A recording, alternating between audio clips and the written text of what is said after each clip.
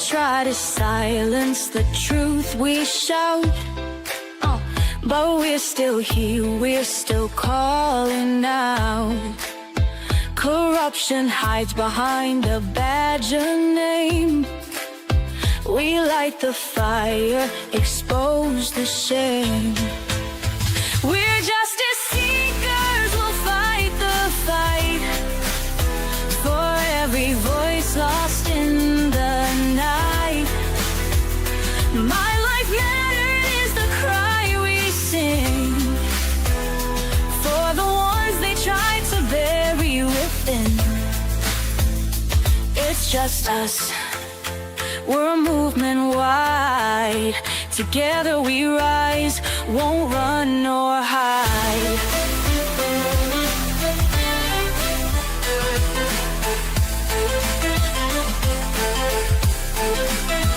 The stories echo, the pain runs deep. For stolen lives we can't just weep. Elected power, but their hearts are cold. We'll bring the truth, let it be told. We're justice seekers, we'll fight the fight for every voice lost in the night. My life mattered is the cry we sing for the ones they tried to bury within. It's just us, we're a movement wide. Together we rise, won't run nor hide.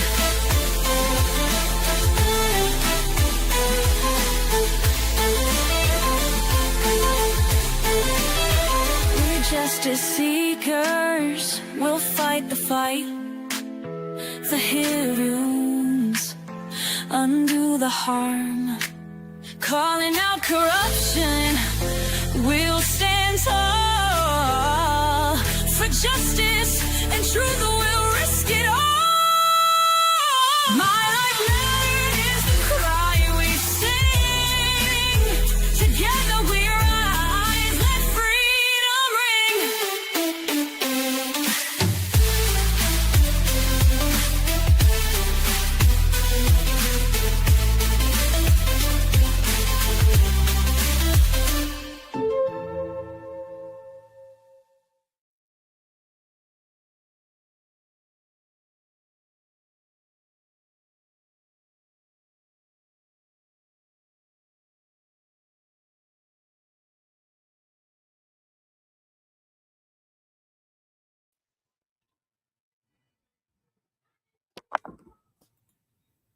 Hi, everyone. Welcome back to Friday Night Lies. I am your host of Social Change Warriors, Catherine Felton Page, and this is our Friday Night Lies episode where we are covering the Karen Read, John O'Keefe tragedy.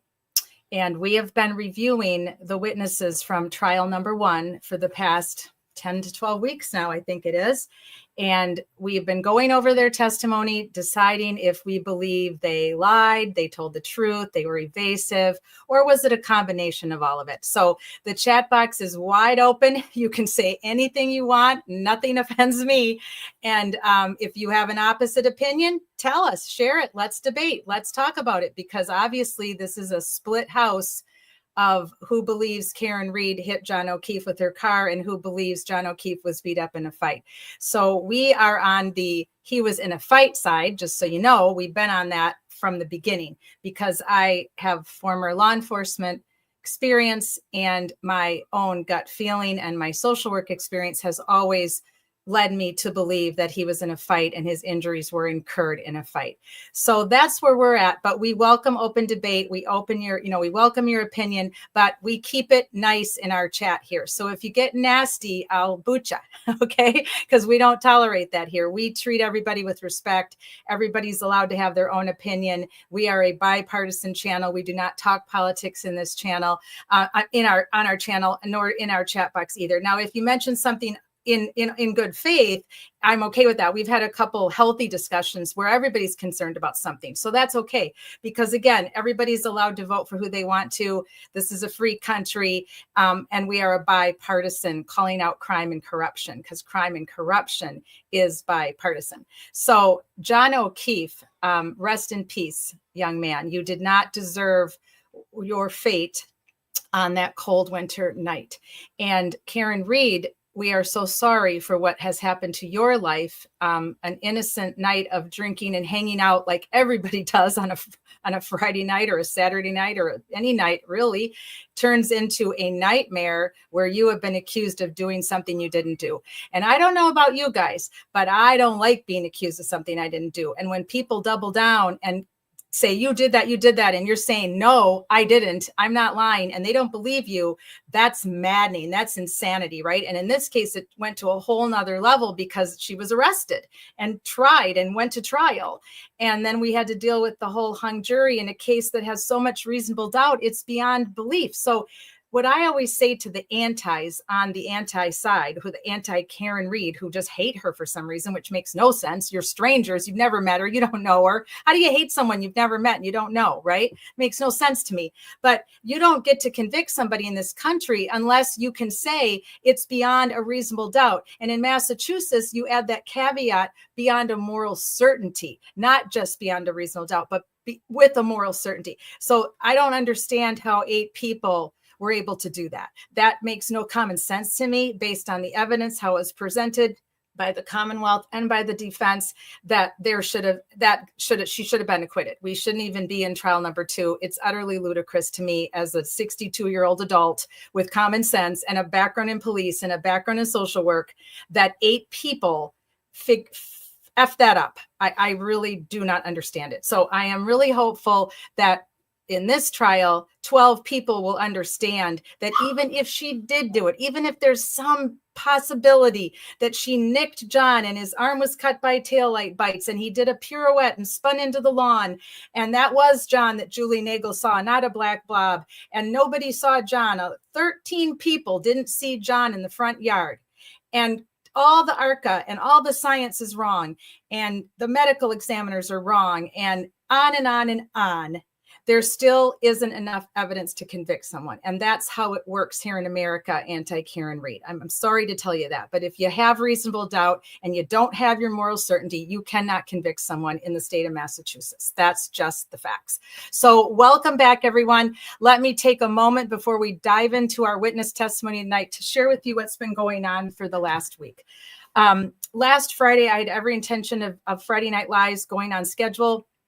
But I was in Orlando with my dear friend from Michigan State, Jeannie, who is a Michigan State grad. And we get together every year during March Madness. And we meet up in Orlando because she stays on the Gulf for 8 weeks. I live over here in the Atlantic.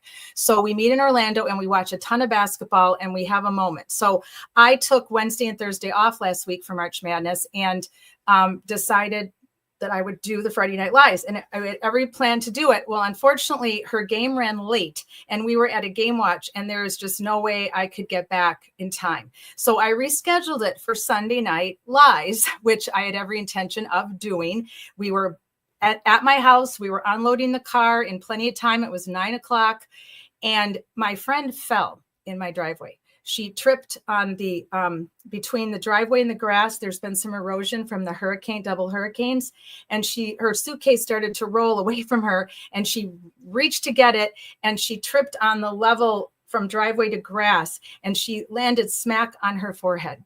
And at first, it just looked like a really bad cut that needed stitches, and I was concerned about a concussion. So I ran her to the ER. I completely forgot to go on and cancel for Sunday Night Lives because I'm obviously feeling trauma and Jeannie's bleeding and she's got a headache. And then her neck started to hurt. So we were in the ER and I was with her till 2:30 a.m. and they ended up admitting her. And then they did a X-ray, CAT scan, the whole 9 yards. And she has cracked C1 and C2. She has been in intensive care. It's been as scary as freaking hell for this entire week. Her husband came over from the Gulf. Her best friend flew down. I picked her up from the airport from Michigan. Everybody in Michigan is praying for her. All of the Social Change Warriors family that I've let know on my Wednesday night, my Thursday night show last night, I really need everyone to pray for her. She's not out of the woods yet. They can't do surgery yet. She's in one of those scary contraptions that goes over your head. It's a halo, and she's still in the hospital. So I apologize for what happened last week, but life is life, right? And I don't get paid to do this. So this is my volunteer gift to America and the world, that I am trying to live stream about crime and corruption in government. And my life mattered for all the domestic violence victims that we are standing for, like we did last night for Sarah Ebersol. And we are doing our best. So I apologize when we can't always go on time. But I typically have a very, very good reason. So thank you for your patience. I appreciate all of you that join me live on Friday nights. I appreciate all of you on the replay that want to come and talk about Karen Read and John O'Keefe with me, because there's so many people live streaming this case. I wish more people were live streaming about Ellen Greenberg and Suzanne Morphew and other people who have no justice right now. That we're standing for 13 people right now. Karen Read and John O'Keefe are two of them. So I have 11 other people I'm standing for on Wednesdays and Thursdays. And I wish their communities would be doing what Massachusetts, Canton, Stoughton, and all of you that have from all over the world that have decided that you need to help Karen Read get justice. I'd love it if you could help a lot of other people get justice if you have the time, because once this case is settled, believe me, there's a lot of people that aren't getting justice right now in this world, and in especially here in the United States that we're covering. So thank you to everyone. Tonight, we're going to jump right in and listen to what Heather has to say, because we finished off 2 weeks ago with Ryan, and Ryan told us what we already basically knew, right? That he didn't see John O'Keefe in the car or in the lawn.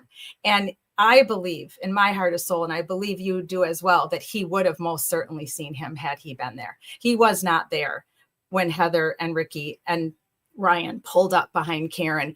And if he wasn't there then, there's no way Karen could have hit him. That, to me, these three are key pivotal witnesses for what happened, that John had already gotten out of the car and ran in the house by the time that the kids pulled up. So let me say hi to everybody who's here live with me right now in the chat, and welcome again to all of you on replay. Thank you for caring about Karen Read and John O'Keefe. Hello, MCAT. Welcome back from my Iowa Hawkeye fan who lives in Illinois. Hello, Patricia White. Welcome back. Great to see you. And I know Julie and Shauna will probably be joining us soon, and others that usually come with us on Friday nights. And don't feel like you have to say anything in the chat. If you don't want to, you don't have to. That's just there for you if you want to bitch and complain and share your piece with me on these Friday night lives. So I'm glad to have all of you. All right, so let me go to my present screen, and let's bring up, let's get right into it with Heather, and let's just see how she compares to Ryan from last week. But I thought, we all agreed at the end that we really thought Ryan was pretty darn truthful. I don't recall anybody saying anything to me on Twitter X or Facebook that they thought he might have lied. There was one person that said that Ryan left something out, but I never heard back. And if you're here tonight, please type it in the chat or email me or DM me or whatever on Twitter. I'd like to know what you meant by that, because I didn't really catch anything. But something interesting today that I was on Twitter X about, they said something to the effect of, in their opinion, that the car pulled up behind Karen, right? And they had their lights shining. And I said to her, I think that's why Karen moved up, because she didn't like those lights right shining on her. And she was trying to do her texting thing right after John got out and went in the house. I think that's why she pulled up. And that makes sense. And so when Jen was saying she pulled up, well, yes, she certainly did pull up. That she did that because the car pulled behind her. And then Julie came out and got rid of them quick.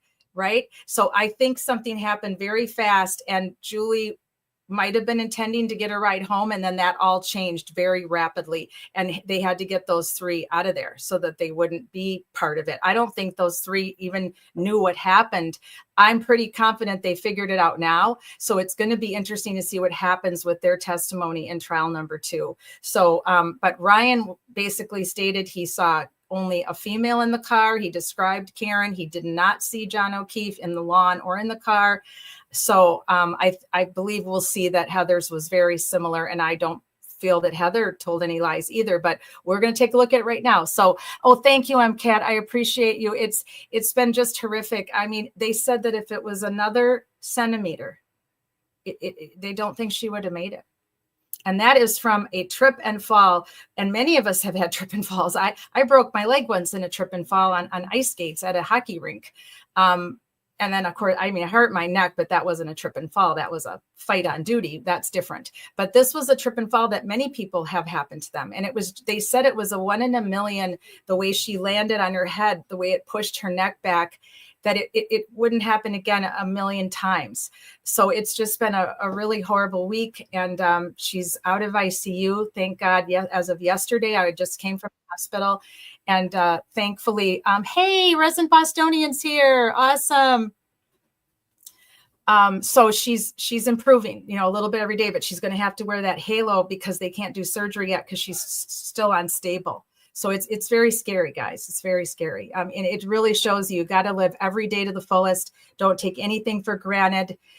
Anything can happen to anybody at any time. And look at John O'Keefe. He's prime example, who I'm sure there's no way he thought by that little peacocking that they were doing at the waterfall, right, that it would ever end, that he wouldn't make it out alive that night. I'm sure that thought never crossed his mind. I think he just thought they were going to get into a fight, maybe have a verbal altercation. Who really knows, but John and they know, but he didn't make it out. So life is very fragile. So, cherish it as much as you can. Welcome, resident Bostonian. Hey, everybody. Hey, Kat. How you doing? I'm hanging in there. I've had some panic attacks the last few days. I had to go buy some Tootsie Pops because that keeps me from wanting to eat everything in sight because I'm a stress eater. So when I get stressed, I want to eat. So I went and got these. I gave some to Jeannie and I kept some for myself. So you want to talk about Tootsie Pops? When Tazzy, my Cocker Spaniel, was younger. Yeah. And every once in a while, I used to give him Tootsie Pops, and he would go into the bag. Little shit, he would learn. He would go into the bag. He would grab the red ones because those are his favorite. He'd grab the red ones. He would literally go in his little crate and he'd hold them between his paws. He would take the wrapper off. He'd do 2 licks and then go grab another one because he wanted the wrapper, just to take the wrapper off. Yeah, and they had to be red. So, talk about spoiled little shit. Oh, absolutely. So thank you, MCAT. I appreciate that so much. And thank you, Patricia White. Nice to see you. And thank you for being a social worker. That we need more of us. There's so many roles that social workers can play now, not just helping with Department of Family and Services or counseling or doing, therapist work. There's social workers are needed in communities and in politics and in government and in advocacy. So many of us. MCAT says, Julie, and you're back. All right. Great. So, all right, let's jump in, right? Let's do it. So I'm going to bring up my screen here and let's see. MCAT says, how many licks did it take to get to the center of the Tootsie Pop asking for a friend? I don't know. I didn't keep track, but I love that one. That's a good one. But I am gonna use this tonight while we're talking because this case really irritates me. I was pretty much on fire last night. If you joined me for my episode on talking about where is Sarah Ebersol and how frustrating that case is. And then we listened to some more audio for Jason Beach because I'm trying to work with my creative department and make a mini doc for Jason's story because it's so bizarre and so strange. And so I was just so upset last night with everything going on with my friend and with everything with these 2 cases here in Florida that I've been working on with the families on the ground, not to mention the holdup with Ellen Greenberg and the holdup with Sandra Birchmore and the absolute nothing that's going on with finding Suzanne Clark Simpson's body and arresting anybody for Suzanne Morphew. I get so frustrated with all this inaction for these lovely souls that deserve justice, and I get so mad. So last night I wasn't my normal self. I was really unhappy. I let all the perpetrators who we think did it to these lovely people know it, that they are on my shit list and on all of our, we're going to get you and you're going to jail one of these days lists. So that's last night was a little bit more intense than normal. So let's tonight we'll kind of wind it down a little bit, and we're just going to go over the testimony because most of us already agree on everything that has to do with this testimony, right? So let me share my screen here, and I will pull up our first person who we actually like, Heather. I think she did not want to be in any of this. I feel bad, actually. I really do feel bad for all of the young adults who had no part in this, did not deserve to have a part in it. And the people that do, that know what happened, they need to just finally fess up and take their punishment. It's just ridiculous that this is going on this long. And I still can't believe it. I thought maybe somebody would have come out by now and told the truth. I really thought that. I was hoping, I guess, a lot more than I thought it would happen. But so just type in the chat, if you would, that you can hear okay, because sometimes, we get audio problems. Everything's not always perfect. So let me know you can hear Judge Bev. Yes, Your Honor. I'll call Ms. Heather Maxon to the stand. Okay. Heather Maxon. Right. You guys can hear. Yeah, MCAT said I felt bad for her. Yeah, me too, MCAT. And thank you for saying you're ready for other cases. I appreciate that a lot. Oh, wait. Why was Jen McCabe asking for the screenshots? I don't know. Is this the ex-girlfriend? Stand by. I got to get this up on this. Are you going to call Ricky? That's a very good point, MCAT. I think that the reason why nobody has said it, shit about this is because there's a lot the cardigan jacket situation. But if she has nothing, to figure out why it's not letting me put it on the screen. Hang on a second. It didn't want to go up to the screen for some reason. So let me stop the screen share and start over because it did not like us for some reason. So hang tight. Let's go back and try it again. Screen share.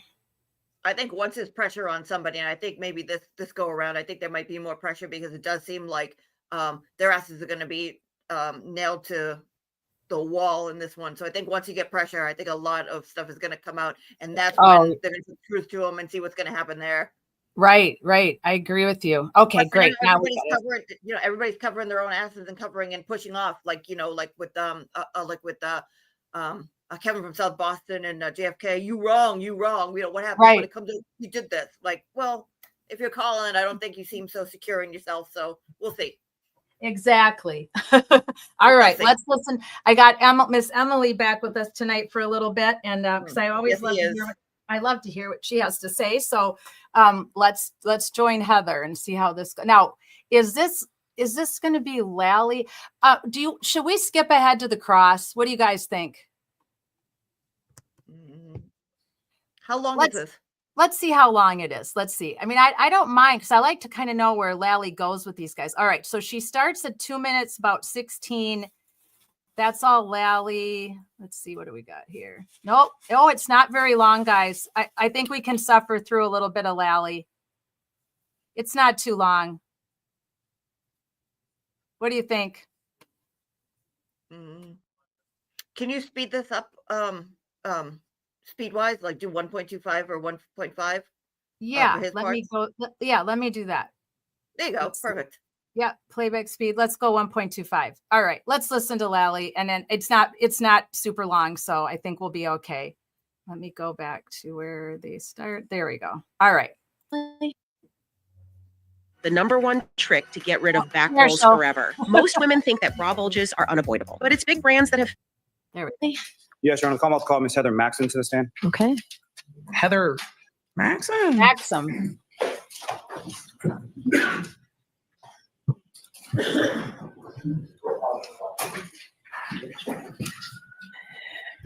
I like Lally too. Jen McCabe asking for the screenshots? I don't know. Huh. Is this the ex-girlfriend?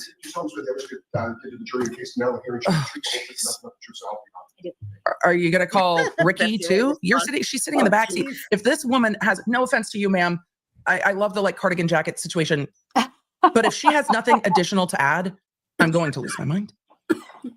Emily's Right, whenever you're ready, Mr. Lally. Thank you, Your Honor. Good morning, ma'am. I'm gonna lose my mind. I can already feel it. I feel it What's your coming name and spell your last name. in the air tonight. Heather Maxon, Maxon. And where you live, ma'am? Plainville, And how long have you lived my whole life. there? So witness 34. Do you work, ma'am? I do. What do you do for? I'm a nanny, And how long have you been doing that? about 4 years. Ma'am, if I could direct your attention to January 20th. You guys, I can't gain Lolly up without the background noise becoming overwhelming. I do. And to call what days of the week? The weekend, Saturday, Friday, Saturday. And as far as the evening of the 28th, what, if any, plans or where were you on that? I was with my boyfriend at the time, Ryan, and we were out in Canton at local bars. It's cute. And your boyfriend, Ryan, his last name is Nagel. Correct. And did he live in Canton at the time? Yes. And do you recall about what time it was that you left to go out to a bar that night? I don't remember. No, sometime in the afternoon. And who, if anyone, did you go with in addition to yourself and Mr. Nagel? Our other friend, Ricky So what's Ricky's last name? Dantano, And how do you know Ricky Dantano? through Ryan. He's friends with your boyfriend at the time, right? Yeah, yes, correct. And She's at like, we that broke time, up and I'm still here. January 2022. How long had you and Ryan been? I'd say about a year. And did you know at that time sort of his parents, his siblings, things like that? Oh I my did, God. yes. And how many siblings did Ryan? 2. Brother and a sister? Correct. And what's the sister's name? Julie, The older or younger than Ryan? younger. Now, Lolly. at some point you said in the afternoon or so, you go out to somewhere in Canton, correct? Correct. And do you recall where is it that you went? We were at C.F. McCarthy's And how did you get to, well, prior to going to see if McCarthy? Oh my God. at Ryan's in Canton. And do you recall how you got from Ryan's house to see if I don't remember. Okay, no. I'll be surprised if he doesn't ask. What I'm asking is, do you recall, did you drive, did Ryan drive, and how did you? Ex-girlfriend. To C.F. McCarthy's? I drove. And do you recall, if you drove, do you recall where you parked? I don't. Dave McCarthy's, is that somewhere that you had been to before? Yes. And do you recall, generally speaking, when you came in to see if McCarthy's, where it was that the three of you went? Can you rephrase the question? Where within the establishment? Yeah, it doesn't make any sense, ma'am. He wants to know if you're at a high top table. The bar. And if you know about how long period of time were you at CF McCarthy's? I don't recall. And was it just sort of the three of you that were there? Yes. And fair to say you went out to a bar and you were drinking? Correct. And do you recall what you were drinking? I don't remember. It was probably a beer of some sort. And same for Ryan and same for Ricky. Do you recall what they were drinking? I don't recall, no. Shane says the alternate jury of the chat has Yeah, determined it I'd say is so, yes. snowing. So at some point, We found you blood. leave CF McCarthy's? Yes. And do you recall where you went following CF McCarthy's? Hillside Pub? And is that in Canton as well? Yes. This is not in controversy. That you had been to before as well? Yes. And do you recall how you got from CF McCarthy's to the Hillside? Ricky drove us. And drove you in what? His truck. And do you recall what kind of truck or how big the truck was or color or anything like that? I don't recall, no. The chat Ford, I has some believe. questions about your ex. And so Ricky's driving, where is it that you and Ryan are within sort of cab area? Ryan was sitting in the passenger seat and I was in the back seat. The back seat that you were seated in, can you describe that as far as what kind of back seat did the back of Ricky's truck have? I'm sorry, I can't hear you. Let me ask you. Ma'am, you are all of us. I'm sorry I can't hear you. Correct. But at least we've zoomed a little bit in time. A little bit better. The back of Ricky's truck, So, yeah. is that sort of one long seat or cabin chairs or One long seat. now you get to the Hillside, you know about what time it What was was. the that you left. suspension No, not on the this? I hillside. don't remember. When did you leave the hillside? And had obviously the Hillside as a bar as well, is that correct? Correct. Do you have more drinks there? Probably, yeah. And at any point in time during the course of, do you recall about how long it was that you were at the Hillside? I don't recall, no. Do you recall about what time it was that you left? Late. And during She's the like, course why of are you the asking me time these you were questions? at, either CF McCarthy's or the Hillside, Same. as far as, was anybody from your group, as far as yourself, Ryan or Ricky, sort of overly intoxicated in any way that you observed? Define overly. When you went to the Hillside, was it just the three of you again, or did you meet, or who, if anyone else, did you speak to or meet up with? We met up with friends, yes. And, Margaret in the chat said, can't wait to hear from Ryan's ex-girlfriend's new Yeah. boyfriend's do you know sister, how many people were in sister's cousin. I Maybe would 2. add, Margaret. there? A couple other people. Correct. And when you left from the Hillside, where did you go? We went to pick Julie up from her friend's house. And the friend's house that you were going to, is that someone that you knew? No. And is that a house that you had ever been to? No. And They're going to have to call Ricky at this point. take Ricky's truck again? Correct. And as far as the seating arrangements that you described earlier, from C.F. McCarthy to the hillside, what, if any, difference was there between hillside and the friend's house? There was no difference. We were sitting in the same seats. And do you recall, or do you know where now, sort of, that you've gone to the location? Do you know where that friend's house was? Could you rephrase? I'm sorry. Following, leaving the hillside, going to the friend's house, you've never been there before, correct? Correct. And having now gone to the friend's house to pick up Julie, do you know where that friend's house is? To this day? Yes. No. Was it still within the town of Kent? Yes. Does it matter? Do you recall anything about the route that you took from the hillside? Does it matter? Julie's friend? No. All I know is that we were taking. I don't know where we were going. We were going to pick up Julie. Julie's Ryan's sister. Ricky's driving. I'm in the back. We had been drinking. And do you know the route you went to get there? No, sir, I don't. I wasn't driving. I wasn't paying attention. Did she notice anything at all, Lolly? I don't know. Is Ricky next? I bet he is. I bet Left Ricky's the onto next witness. street of the house, where the house is located. So as you're approaching the street where the house is located, Ricky's taking left on the street. Correct. And what, if anything, do you recall about that time period when Ricky's taking the left on the street? Could you rephrase the question? She's like, I don't even know why I'm here. Ricky's pulling up to the street. Correct. Is there a blinker or directional that he uses prior to pulling onto the street? I don't recall. And you're making a left-hand turn, is that correct? Correct. And as Ricky is making a left-hand turn, what, if any, other vehicles do you observe in the area at that time? There was another vehicle in front of us on the same road coming from the opposite direction. And can you describe that vehicle in any way, as far as size, shape, color, or anything? Sir, I'm in the back seat, not driving. Not the color, but it was definitely an SUV. And as far as Lori asked real quickly, can the judge review the witnesses for redundancy? It's cumulative at this point, but the defense is not objecting. The judge, it would be really hard if the judge makes that motion on their own and the defense isn't objecting. Sometimes when the other side is burying themselves, you let them just keep pulling on the dirt. So I'm not surprised the defense isn't objecting. So the judge has admonished the prosecution multiple times to keep moving and to move it along. And we don't even know what she said at sidebar to keep it moving and moving along. But it's awful.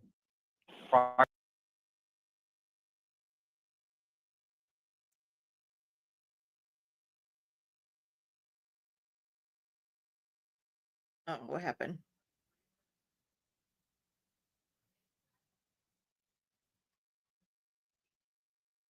Do we have dead air? Do we freeze? What happened?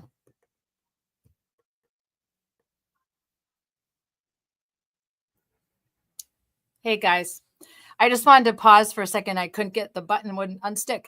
I just wanted to pause a minute and see if you're thinking what I'm thinking. But I always love hearing what Emily has to say because she's an attorney and she's so experienced. And I agreed with that right from the get-go. And I'm sure most of you did too from trial one, that the defense wasn't objecting because most of what Heather is saying right now up till now is helpful because by saying that she saw the car and it just puts Karen literally arriving at the house because she's about to tell us that, they let Karen turn in front of them. So arriving at the house moments before them. So there's no way had she hit John O'Keefe, like the minute that he got out of the car, the minute they got there, that these kids wouldn't have witnessed it or wouldn't have at least seen him laying in the yard. Right. So that's why the defense doesn't object to any of his current line of questioning, in my opinion. And it sounds like Emily agrees with that as well. So alrighty, back we go.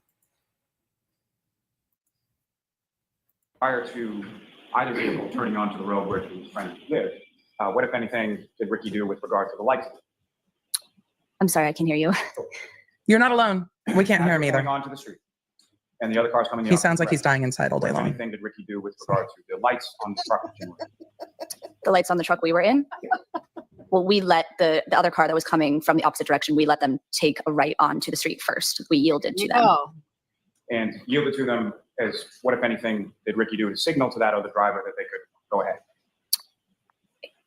He could have flashed his lights or put his blinker on. I don't recall.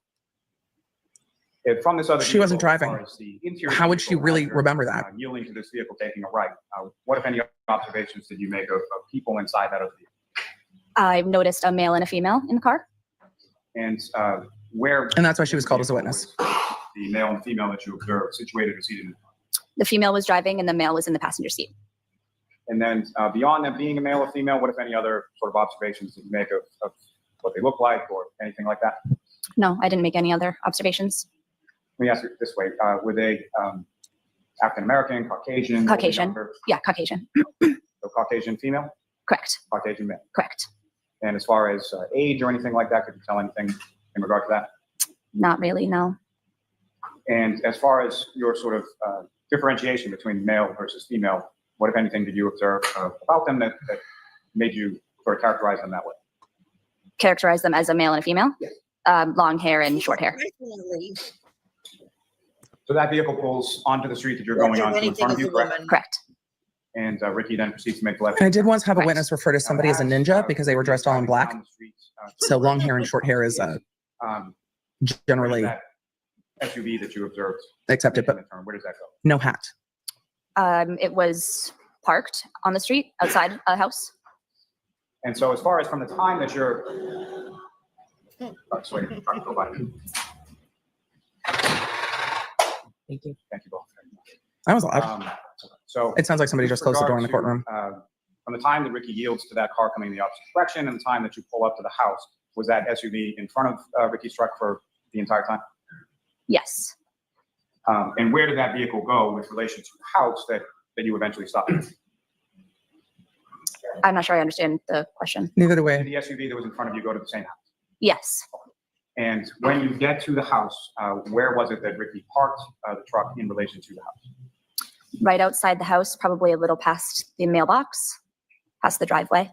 And when you make that turn from whatever street that is, So remember, in order That's for what him Higgins to does. have, right, in order for him to have pulled up and past the mailbox a little bit, he would have run over Higgins' Jeep, right? The one that Jen and Matt McCabe said was parked in front of the mailbox. They would have either seen it or they would have hit it if they did what she's saying that they're doing.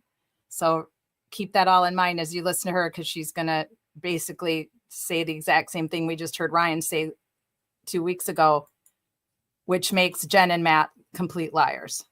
onto the street where the friend's house is, about how long down the street did you go before Ricky pulled over in the area of that mailbox? I don't know. Not sure. And when Ricky comes to a stop in the area of that mailbox, where is, or can you describe the distance sort of between where you are in Ricky's truck and where the vehicle is? We were parked right behind it, just a couple feet, maybe. And during the time that you were outside of that friend's house, did that car stay still or move or something? It just stayed still. So your memory is that the vehicle was essentially in the same place. That's what she just said. The entire time that you were there. Correct. And from that sort of vantage point from behind the vehicle, did you observe anything sort of damage or anything to the rear of the vehicle as it was in front of you? I did not. Well, this is why he had to call this And at any witness. point in time, did you see anybody exit from that vehicle at any point? No. Did you see anybody exit from that vehicle and go toward the house? No. Now, as far as when you were pulling up to the house, what was the weather like at that point, if you recall? It was snowing out. And what, if anything, do you recall as far as sort of accumulation of that snow at that time? It was a light snow, but it was sticking to the ground. It started to stick. And as far as when you're pulling up behind that vehicle, as far as behind that vehicle, did you observe any sort of marks in the snow from that vehicle? People's No. testimony about the snow has been pretty consistent. That Well, at tire that tracks point, on the road, obviously, but other than that, no. it wasn't super heavy snow. Tire tracks on the road in behind that vehicle, coming up to the point where it was parked. Correct. And around that vehicle, did you observe, you never observed anybody exit the vehicle, correct? Correct. You also didn't observe any sort of footprints or anything like that in the snow around them. Correct. Now, following the time that you pull up in that area of the mailbox in front of the house, who, if anyone, came out of it? Julie did. And where did she come when she came out of the house? Where did she She go? walked right over to Ricky's truck. And when she comes over to Ricky's truck, who, if anyone, did she speak with in the truck? She was speaking to all three of us. And at some point, did she get in the truck and she go home with you or no? No. Where did she go after she left? Back inside the house. Did you see her sort of physically go back inside the house? I did. Is that something that your boyfriend at the time, Ryan, sort of specifically waited for her to get back in the house? Ryan wasn't driving. Possibly. I'm not sure. Now, as far as, if you recall, when Julie came down to the truck and when Julie went back to the house, did she leave footprints in the snow or anything that you could see at that time? I couldn't see, but I assume. Nothing specifically that you saw? Nothing specific, no. Now, that time period that Julie was at the side of Ricky's truck talking to all three of you inside, about how long a period of Make time? my computer, sorry, y'all. Not long. That's not I'd you. say 3, maybe 5 minutes. And in general terms, what was the discussion about? just chit chat. She invited us inside the home. And I had told her that I did not want to go inside. I was tired and it was late. Just wanted to get back home. So She's like, I want to go I was like, home. okay. Went back in and we left. I worked 10 hours. All And I want when you left, was that is vehicle Wayne stop. parked in front of you? Was that in the same position as you initially described when you left? Yes. And do you recall, as far as Ricky pulling away from the curb or pulling away from the house to go home, did he have to sort of back out to get around it, or no? I don't recall. Which he just said, I don't understand what she's adding to the case. She has a conflicting testimony to Ryan's testimony. And if they didn't call her, the defense would call her and be like, see, the state is hiding this witness from you. Because she says she saw two people in the car and it differs. Remember, guys, Emily's, this is watching this live. So she hasn't heard the testimony of Jen and Matt yet with the whole Higgins Jeep thing being parked in front of the mailbox. So this Heather's testimony and Ricky's and Ryan's became very crucial to me. And I still don't understand why they didn't circle back on that enough to leave that in the jury's minds before they went to deliberation, because this in of itself is huge reasonable doubt.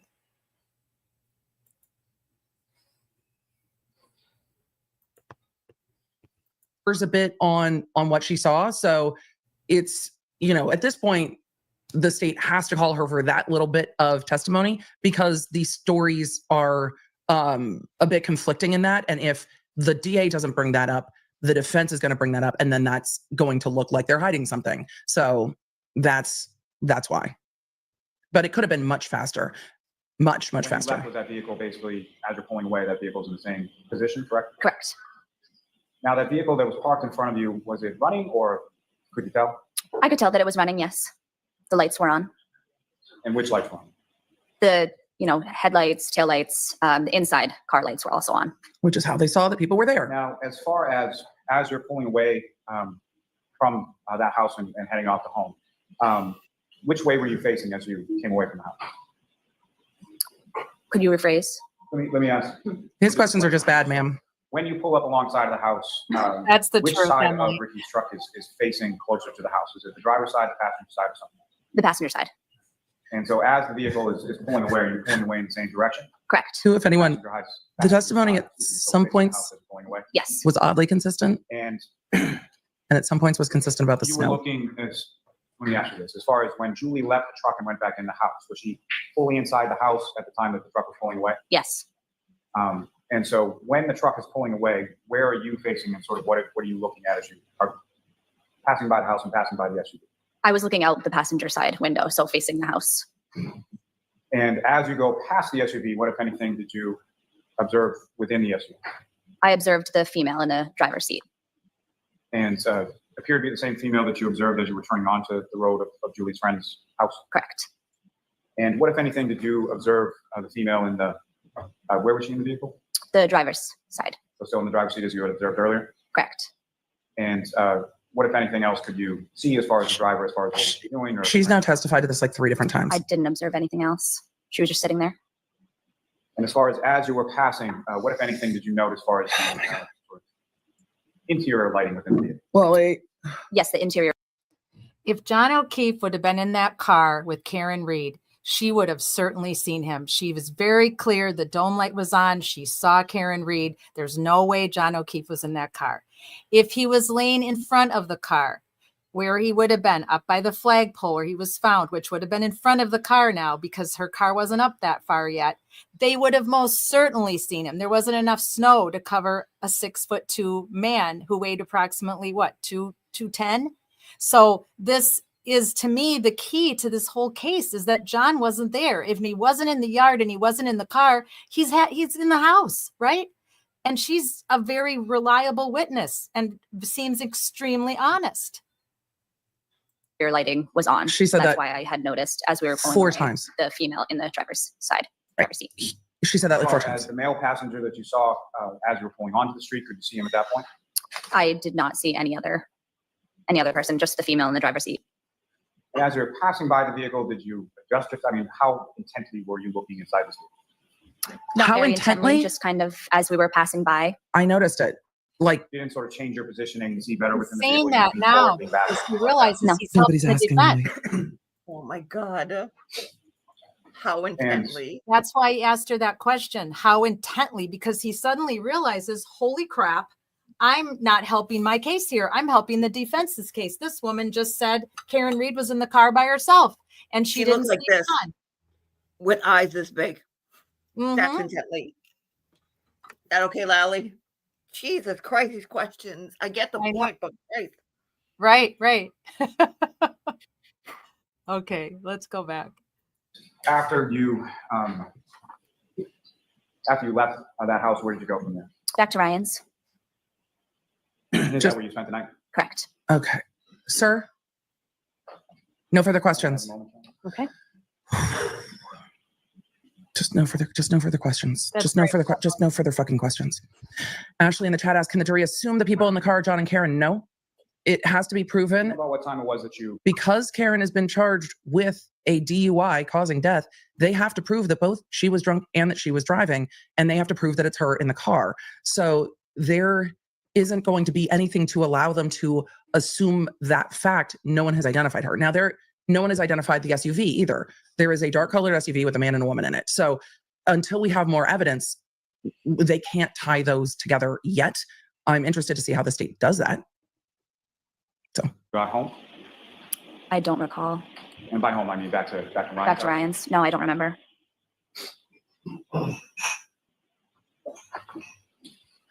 Just one moment, Charlie. Okay. So I really no hope he's time on done. her? Please be done. Thank you, ma'am. I have no further questions for this. Yay. Hey, everybody cheer. Yes. Yes, MCAT. What, Lally? Miss Maxon. Hello. All right. The first time you were ever interviewed about this case by law enforcement was September 1st, 2023. Is that right? Correct. So you were not interviewed at or around February 7th when Ryan was interviewed? No.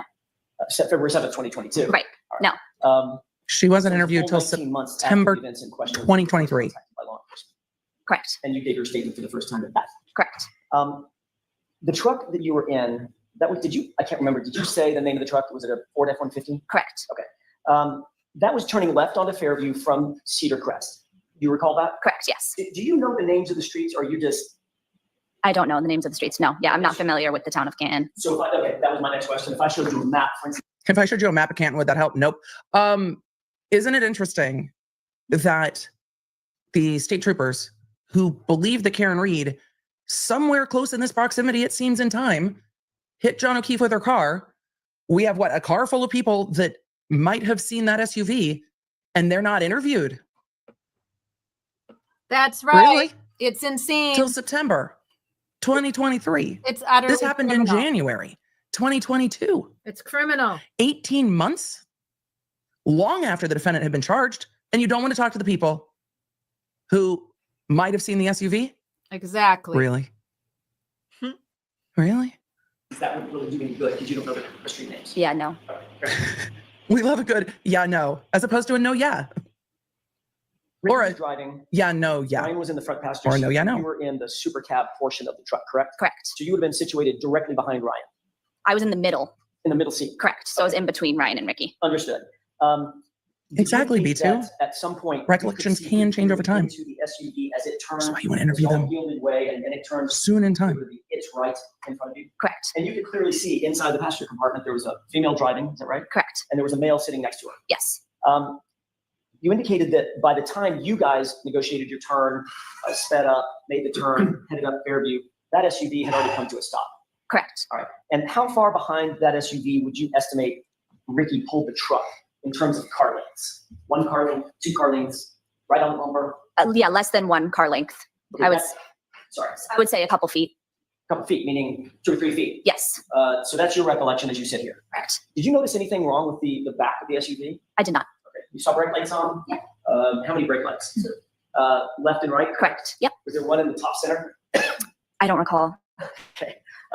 I don't know about you guys, but when I'm like behind a car and I'm at a stoplight, or maybe I am behind a car that I pulled up in front of a friend's house, if they have damage to their car, I notice it. Now, granted, I get it. I'm a former police officer, retired police officer now, but I haven't been one for a while. I've been retired for a hot minute, and I still notice damage to cars in front of me. I think most of us do. Just like we notice bumper stickers. So I think her testimony is very credible. I think if that taillight had been missing 47 pieces of taillight, I think she would have seen it. And I'm pretty sure you all agree with me.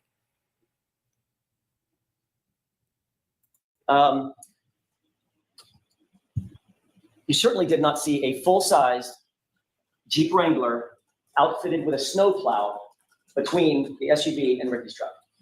I did not. I'm so curious. That's a ridiculous question. You didn't see any other cars. There were no other cars between the two. Correct. I like the way he asked that question. I'm so curious how Is it fair to Brian say that Higgins' when Jeep you is going to play pulled into up, all of this. Behind the SUV, other than noting that it was there, your attention was not necessarily focused on that SUV. Correct. There was nothing extraordinary or out of the ordinary about that car. Correct. You were there to pick up somebody, correct? Yes. Yep. Or at least potentially. Right. So I'm guessing your focus would probably be to the right where the front doors were of that house. Sure. And you knew that Ryan had been communicating with his sister, and so you were sort of expectant in terms of watching Julie Nagel possibly come out of the house. Correct. So during those moments, you weren't necessarily paying attention to what was happening directly in front of you outside. Right. Chat, Brian Higgins had the Jeep with a snow, like, plow You front indicated attachment that thing. You believe that the chit chat. Tristan was driving with Julie Nagel. up to the Caitlin's truck was about Jeep. 5 minutes. Give or take. Okay. And those are different Um, points in time. At that point, was one of the doors opened? I don't believe so. We were I think told we Higgins was rolled our parked on the windows road. down Okay. Did to you communicate. I'm so sorry. We rolled our windows down to communicate with Julie. Okay, so you don't recall one of the doors being opened? and I believe them that Higgins' standing car's in not front of the there. door having this conversation with Ryan? I don't recall. Is that possible? Sure. Possible. Okay, your memory's not necessarily focused on that. Right. But you do know that there was a communication. Yes, for sure. They were talking about whether or not you wanted to go inside the house. All three of us. Okay, you, Ricky, and Ryan, And yes. and y'all were talking about whether or not Julie was going to come with y'all. Is that right? Correct.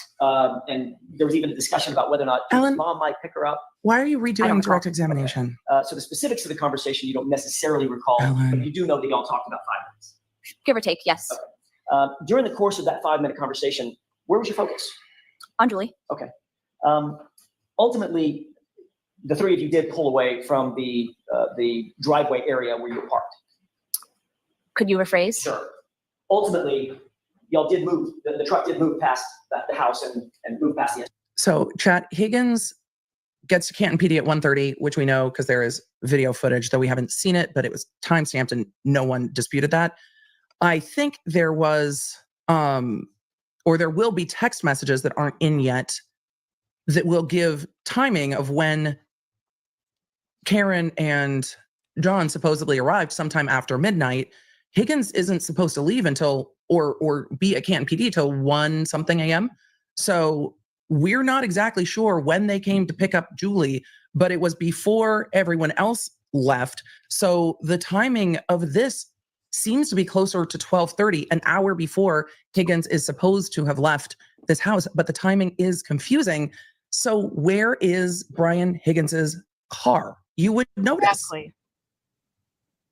Once Very we left. interesting Yes. point. Yeah, it is. As you drove by the SUV, you noticed that the dome light was on. Could you explain the dome? What that Dome means? light, the interior light. Yes. Dome. Yes. Yeah. So you could see it lit up the interior of the car. Correct. It was a late model SUV, probably a pretty bright light. You could see inside the car. Yeah, I I thought he said You around could see, well, you could see a female. 12:30. Thank you, By the Sarah. way, do you recognize the person to my left? This should be I around do, but only 12:30. because of. That was a terrible question. Of course you did. Do you recognize her from that night? Is she the person that was in the driver's seat, or do you know? I don't know. But the person you did see was a Caucasian female with long hair. Correct. Interesting that he asked if she As you recognized drove by, Karen the Reed interior light was on well enough that as you a could see driver. her, but you And she's could like, I see don't the know. Female clearly. Correct. And you could also see that there was no male in the truck as well, correct?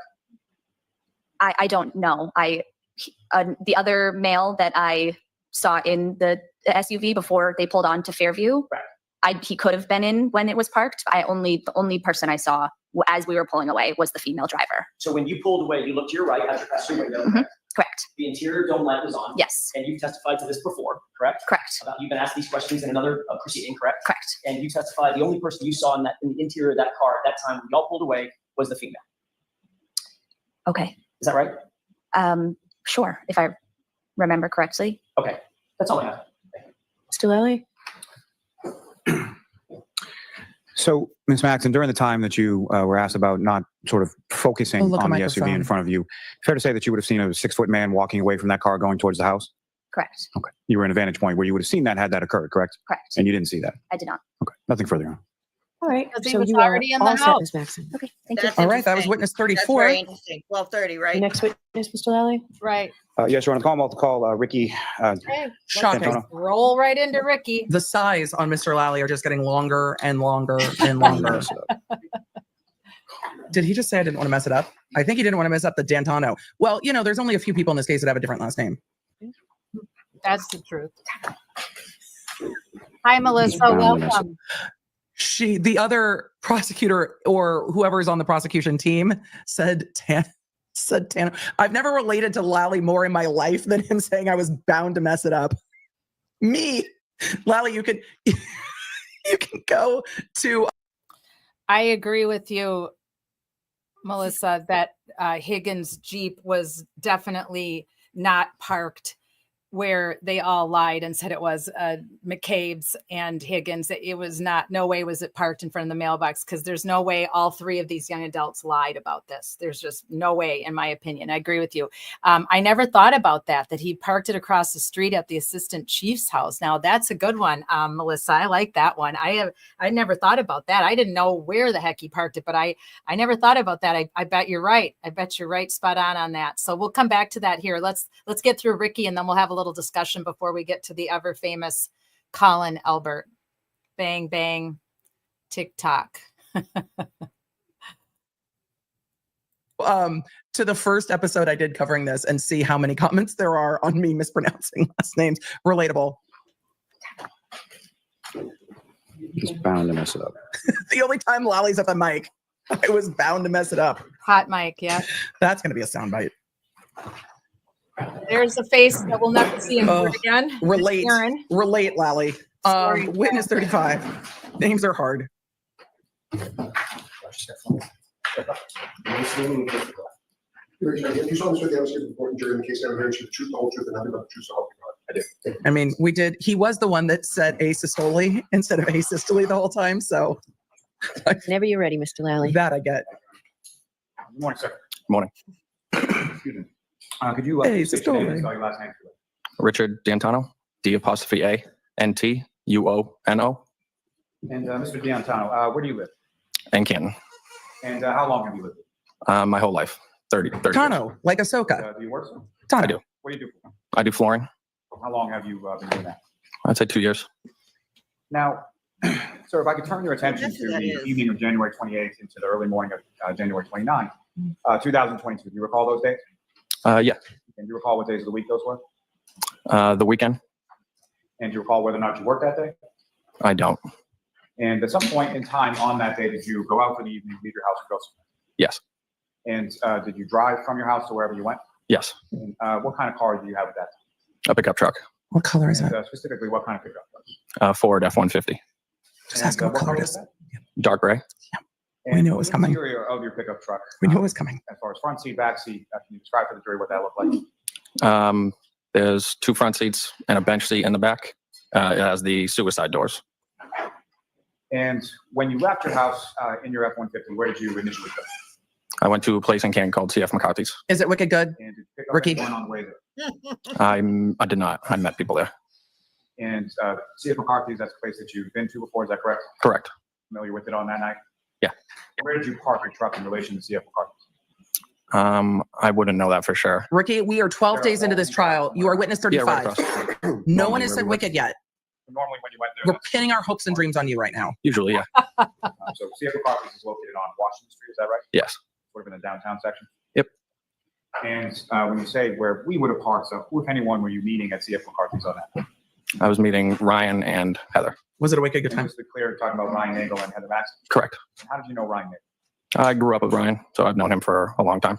And how would you sort of describe your relationship? Who was your teacher in the sixth grade? Best friends. And Heather Maxson, how did you know her? Through Ryan. They were dating. And do you know about how long they have been dating coming into sort of that time frame of that evening? I don't. What do you Not think of the an exact breakup? time. And Did you guys chat about it? Coming to C.F. McCarthy's, and do you recall sort of where within the establishment you went? Probably sat at the bar, I would assume. And when you went there that evening, do you recall, did you meet anybody else there, or was it just you, Mr. Nagel, and Ms. Maxson? I can really only recall us 3. I mean, there might have been people there, but we didn't meet up with them. They might have just been there already. So no one specifically you had plans to meet with while you were there or anything like that? No. Joy, About this what breaks time my of day heart. You got to CF McCarthy. Oh, Not a definite time, but maybe mid-afternoon. Joy said Ricky's too young to say wicked. It's for us Gen X people. I didn't As far as realize. you went out to a bar. I didn't recall, realize that the sort of the what kids aren't saying wicked. you, Ryan, or Ms. Maxon had to drink that evening. I don't give a shit who was drinking Usually what just a few beers at the is all CF we would drink. McCarthy's. Nothing else but that. Is. you got Did you have any drinks that evening? I had a few, yep. And what was it typically? What were you drinking? A beer. Any particular kind of beer? I'm not sure why he asked what kind of beer, but I kind of get why he's asking if they were drinking, because then he can discredit them for being drunk and not really knowing if they saw Karen Reed or John O'Keefe get out of the car in the car or not. So I get that, but I don't get why he wants to know what kind. That's just Lally has these weird ideas of what he needs to know or why he thinks he needs to know something that makes no sense to the most people, to the general public, right? I would assume Bud Lights, I guess. Someone tell him to move You on. know about how long it was that you were at CF McCarthy? Not an exact time again, but a couple hours. And after that couple hours or so, where did you go? We went to another place in Canton called Hillside. And just to be clear, when you say we, you mean yourself, Mr. Nagel, and Ms. Maxon? Yeah, I drove us three. You drove all three of you in your F-150 pickup. Yes. And about how long a ride is that? So you were in the shower I'd say 10. and you didn't And, hear it just to be clear, 10 minutes, is that right? because 10 you minutes. were Yes. in the Is that shower. in Canton too? Yep. Is that somewhere that you had been before, somewhere that you were familiar with? What did you order? And Was it good? similar to CF McCarthy's, when you arrived there. Do you like the food as better far at as, CF McCarthy's when you were Hillside or there, Waterfall? Why did you go there? We met up with our one friend, John. Who's got better drinks? So adding sort of just another person to the group and going to a different location. Who's got better appetizers? Now, as far as over the course of the evening, anybody you're at have CF wings? McCarthy's or the Hillside, as far as yourself, Mr. Nagel and Ms. Maxon, what, if any, observations did you make as far as level of intoxication? Was anybody overly intoxicated? Can you define overly? And if you know, about how long a time period were you at the Hillside? I would say a few hours again. Anything either from CF McCarthy's or the Hillside from that evening that sort of jumps out at you in any particular way? No. So relatively regular sort of weekend night out with you and your friends. Correct. When you left the Hillside, do you know about what time that was? Again, not a definite time. Maybe around midnight. And when you left the Okay. Hillside, where was it that you were going? To pick up Ryan's sister, Julie. And if you know, how did that sort of come about as far as when did you become aware that that was a destination that you would be going to? I would say towards the end of the night, I was told that we would be giving her a ride on our way home. And so you leave the Hillside, you get into your pickup, is that right? Yep. And Mr. Nagel and Ms. Maxon are with you? Correct. And where were they seated within the pickup when you were driving? Ryan was in my passenger seat and Heather was in the back. And do you recall sort of how she was positioned in the back as far as on the passenger side, the middle, or the driver's side? Oh my God. Not specifically. I vaguely remember her maybe laying down. And Oh my God. when you're going from the Hillside to pick up, I vaguely remember her laying down. New Julie Nagel at the time, is that right? Correct. Did you know the location where you were going to pick her up? Not the exact location, but the area. And by area, sort of what was described to you as where to drive? I believe towards the Kennedy School. And Kennedy School is that an elementary school? Yeah. You're familiar with that as growing up in the town of Canton? Yep. And so if you could describe to the jury sort of the route that you would have taken going from the Hillside to Oh my God. in that general area. Yeah, I would have taken 138, which is, I believe, Turnpike Street, a right onto Washington Street, and then a right onto Dedham Street, and then a left onto Cedar Crest, and I believe a left onto Fairview. And those last couple of turns that you took as far as the west, was that something that you knew ahead of time, or was someone within the truck directing you how to go? I knew up until Cedar Crest. And then who was directing you from there? I believe Ryan would be.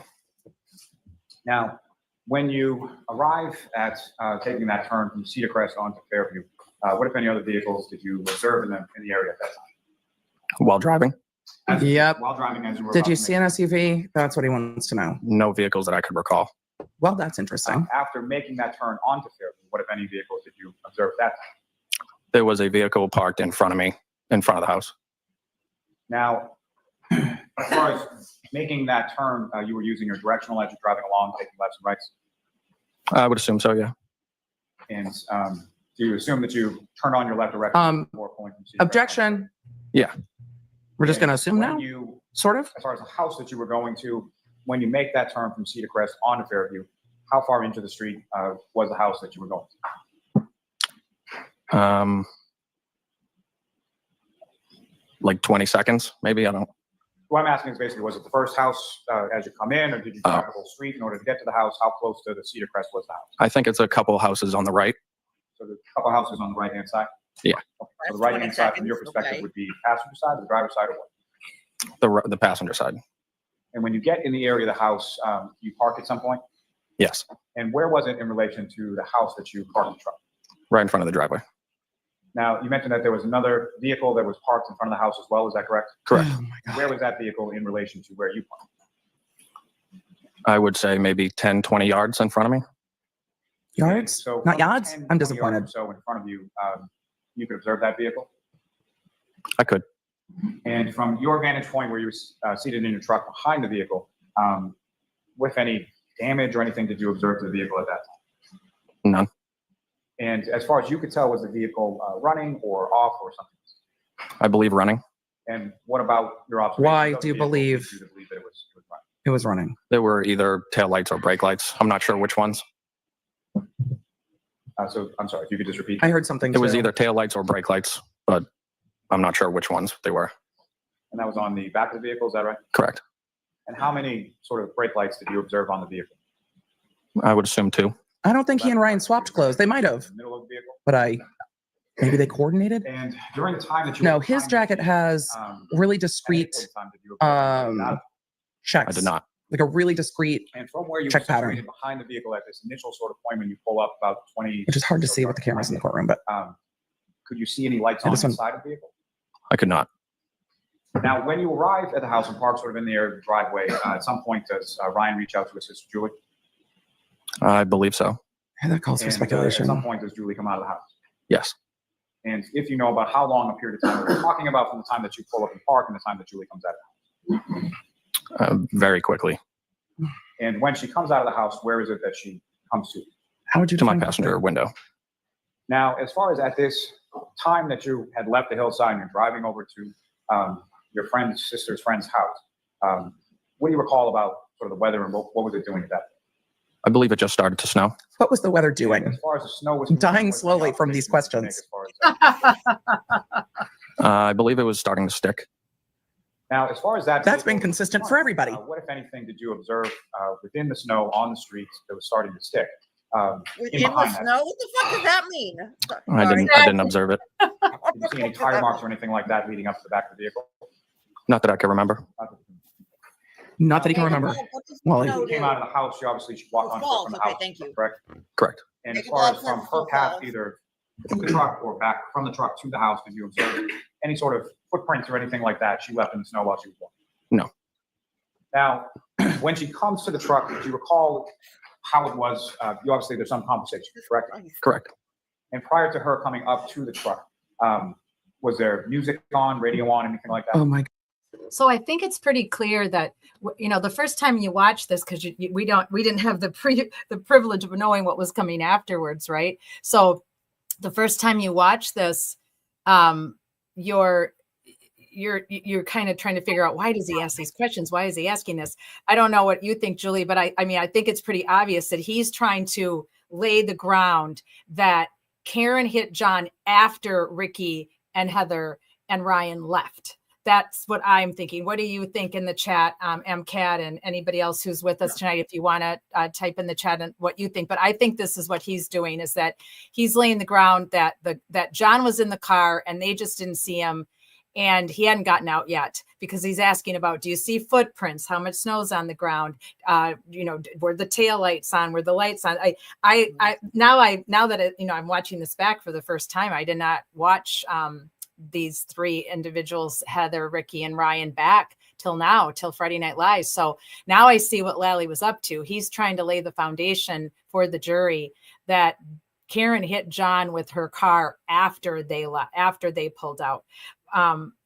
But I don't think, again, that doesn't make sense either, because I don't think the timing would add up, right? Because if she's back at One Meadows by 12:36 on the Wi-Fi, the timing just doesn't add up for her to be, for John to be able to get out of the car and then for her to hit him and leave and get back there by 12:36. That really doesn't add up either. So I get what he's doing though now. I don't think I really figured that out the first time around.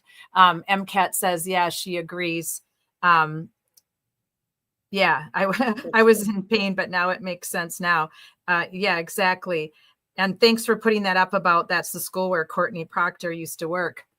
So anyway, let's see what Jackson has to say in his cross. But now this is kind of making sense. But one thing I forgot, I don't know if you guys forgot, I didn't realize that Ricky didn't say anything about letting Karen turn in front of him. Ryan and Heather both said that Ricky let Karen turn in front of him.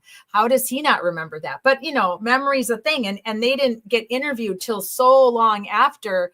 And that it wasn't important to him, right? I mean, do we remember how many people we've let turn in front of us? I found it to be quite spectacular that Ryan and Heather remembered, to be honest with you. So I guess I don't really fault him that much for not remembering that he let Karen Reed turn in front of him, because it wasn't a big deal. It wasn't like you had to worry that a murder was just about to occur, or that you were going to have to testify in court, right?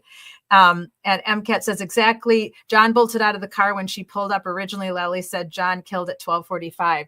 Right, exactly. And now we know there's no way that could have happened, because she was back at One Meadows hooked up on the Bluetooth, right? So, yeah.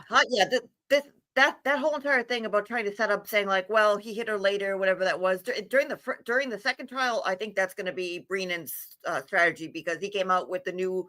Well, again, supposedly, I think it's a big bluff. I think he's full of shit, and I don't think he's pulling anything. I think he's just trying to get everybody's, hot and bothered, and try to get to pull people off of, the free Karen Reed and don't support her, and let's get her scared and whatever it is. I really don't think he has anything, because I mean, based on what came out with text stream data in the first case and whatnot, there's nothing there. But well, and what would they? How much more could they come up with, right, Julie? I mean, seriously, they had so much in the first trial, and they're not going to hold things back thinking that it's going to be a hung jury. That's ludicrous. No.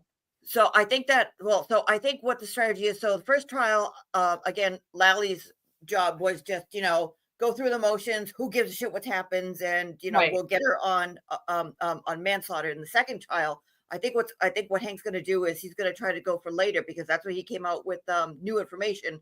And I have a theory. And I think Hank's new theory is going to be that once these three left, that's when everything happened, because people were looking out the window at this time, and even though they said 12:45 this happened, nobody paid attention to that. It actually happened at 12:30. What the hell did he say? He said the door opened at 12:30, and at 12:32 the Bluetooth disconnected. So sometime between 12:30 and 12:32 is when she supposedly struck. But there's so much stuff. Like, I was just looking at the picture of the car again, and yeah, it's definitely dented. Because I know that I forget who it was who questioned, saying, "Are you sure it's pushed in or it's not a reflection?" Nope, there's definitely a dent. But unless he has a 7-foot arm, a 7-foot long arm, there's no way. And again, Hank Breenan saying that, well, the door. And again, we don't know if this is true. They also said that there was video of the whole entire incident, but. We also said that Breenan also said that the passenger side door opened. Okay, great. How do you know that John O'Keefe, which is my theory, didn't go in the house and say, "Hey, my girlfriend is, Karen is, busting my balls. Oh, by the way, fuck you, Higgins," and then goes back to walk back out to the car? How do you know that Higgins doesn't get drunk and say, or get agitated, and then 30 seconds people are gassing him up saying, "Hey, go get him," and Higgins doesn't follow him out back to the car where John O'Keefe and Karen are yelling, because Karen definitely doesn't want to go inside. Higgins doesn't come out and opens the door to say something to Karen. She says, "Fuck yourself," and takes off, and there goes everything else. They need to prove that John O'Keefe opened the passenger side door and Karen plowed into him at 12:31 or whatever time the guy in the attic says. But yeah, there's so much. I think that's what's going to happen. I think that's what Breenan's doing for this one. But there's so many things. That doesn't give her Julie. But that doesn't give her enough time. That doesn't give her enough time to get back to One Meadows by the time they have her on the Wi-Fi there. So technology doesn't lie. No, people do. People are very unreliable. And again, disclaimer. Karen Reed is not a very good not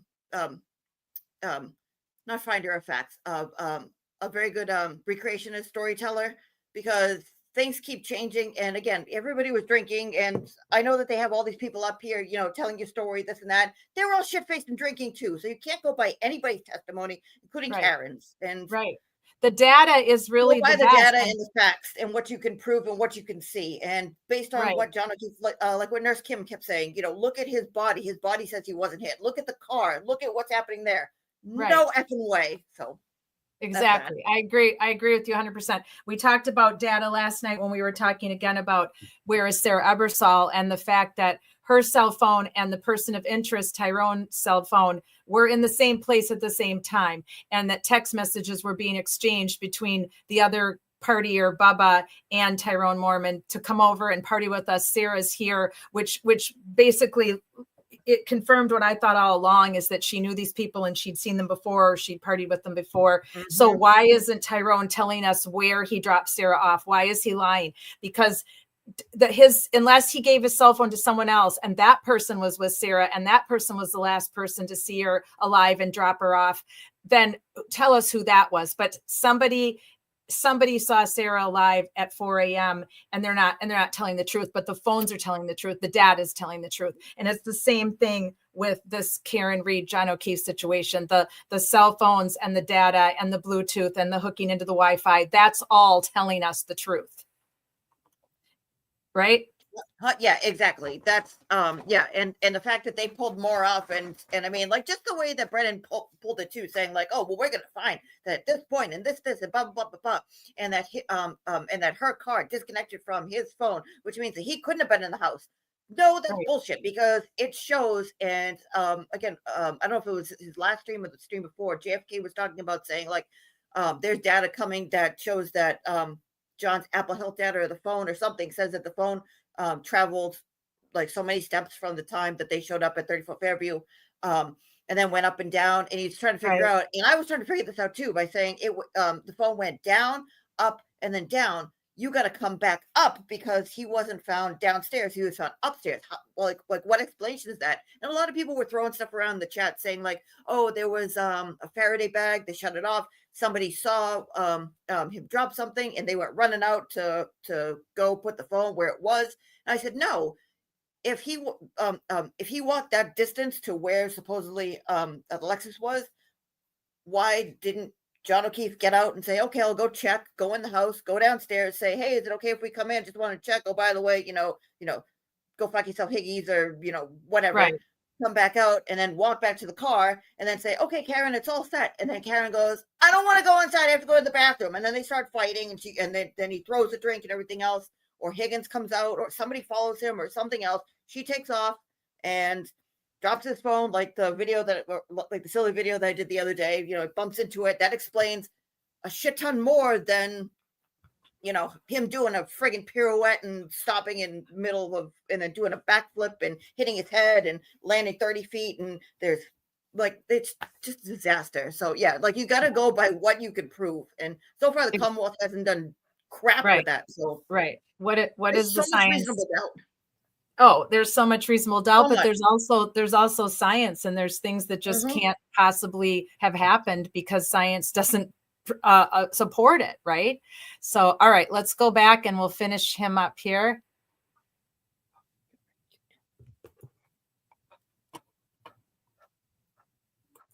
God, maybe while driving there, but I don't believe while we talked. So that would have been something somebody would have turned down in order to have a conversation with Julie when she comes up to the truck. Lolly? And when she comes up to the side of the truck, do you remember how it was that you conversed, or anyone in the vehicle conversed with her? Was it through the door, through the window? Through the open passenger window. Do you recall whether or not the passenger side door of the truck was opened at any time by Ryan or anybody else? Nope. You don't recall where it was? I don't believe it was. And that's just, a variance in their testimony. In your truck, when you open the passenger side door, what, if anything, occurs with regard to the light? Oh my God, Lolly. I believe the interior light would trying to make pop fetch on. happen with a light. And where would that interior light be within relation to sort of the interior? Is that in driver's side, passenger side, center, or something? I think center roof. Now, the conversation with Julie, because Julie's brother said he opened the door to talk with Julie. How long did that go on? I would say maybe 2 minutes. I think it's more likely he rolled down the window given the weather, but That she no longer was going to take the ride and asked if we wanted to come in. 2 witnesses said And did yourself the window or was rolled anybody else down. from your group express any interest in going in this house? No. And as far as you were aware, were there other arrangements that Ms. Nagel and Julie had made for getting home that night? I wasn't aware of her arrangement of getting home now. So she leaves and she goes back. She didn't tell me her whole plans, dude. When, in relation to when you left, had she already gone back inside the house? Did you see her go in the house? I did not watch her go back inside. And He when was you watching the road. are leaving from this house on Fairview, again, your passenger side is what's most directly facing the house. Is that right? Correct. The vehicle that was in front of you, that's facing the same direction. Is that correct? Correct. So I mean, the passenger judge side, seems to have that's moved her also microphone so facing nobody the can hear her same sighing, but I'm Correct. just And filling it when in you for all of pulled you. away from the curb, That's me do sighing. you recall whether or not you had to sort of back up in order to pull around it or not? I did not have to back up. Now, while you were, so you just sort of pull away from the curb, is that correct? Correct. So when you're behind this vehicle, did the vehicle stay sort of stagnant in the same place, or did it move, or what, if anything, did you observe as far as that vehicle in front of you? It might be guessing at the time, but I would believe it stayed where it was. So do you recall anything, so you don't recall anything specific about that vehicle moving? I do not. Okay. And that's two As far witnesses as, who don't vehicle recall the itself, SUV did you moving, observe and like anything 3 about witnesses who recall it into the pulling vehicle or forward. anything like that? I did not. Now, as you're pulling away from the vehicle, where was your attention sort of focused as you were pulling away? On the I believe road. my side view mirror and then on the road. You're looking in your side view mirror to see if there's any other vehicles coming up on your left, correct? He was merging responsibly. Then you're looking at the windshield because you're driving a car. Ask him if he used his Correct. blinker again. And at any point in time that you were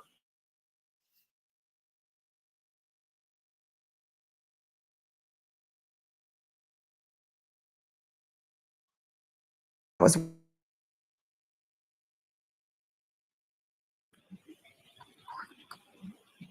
just one moment, John. Okay. Actually, before, let me just ask you a couple questions. John, with the court's permission, if I could publish just a couple of photographs for this witness. Okay. Lolly, can you say directly, look at this photograph? If I could have exhibit number 71. So Ricky, the driver of the Ford F-150, and Ryan Nagel's girlfriend at the time both testified they did not see the SUV move. Ryan Nagel, his sister Julie, and Brian Albert Jr. said that they did.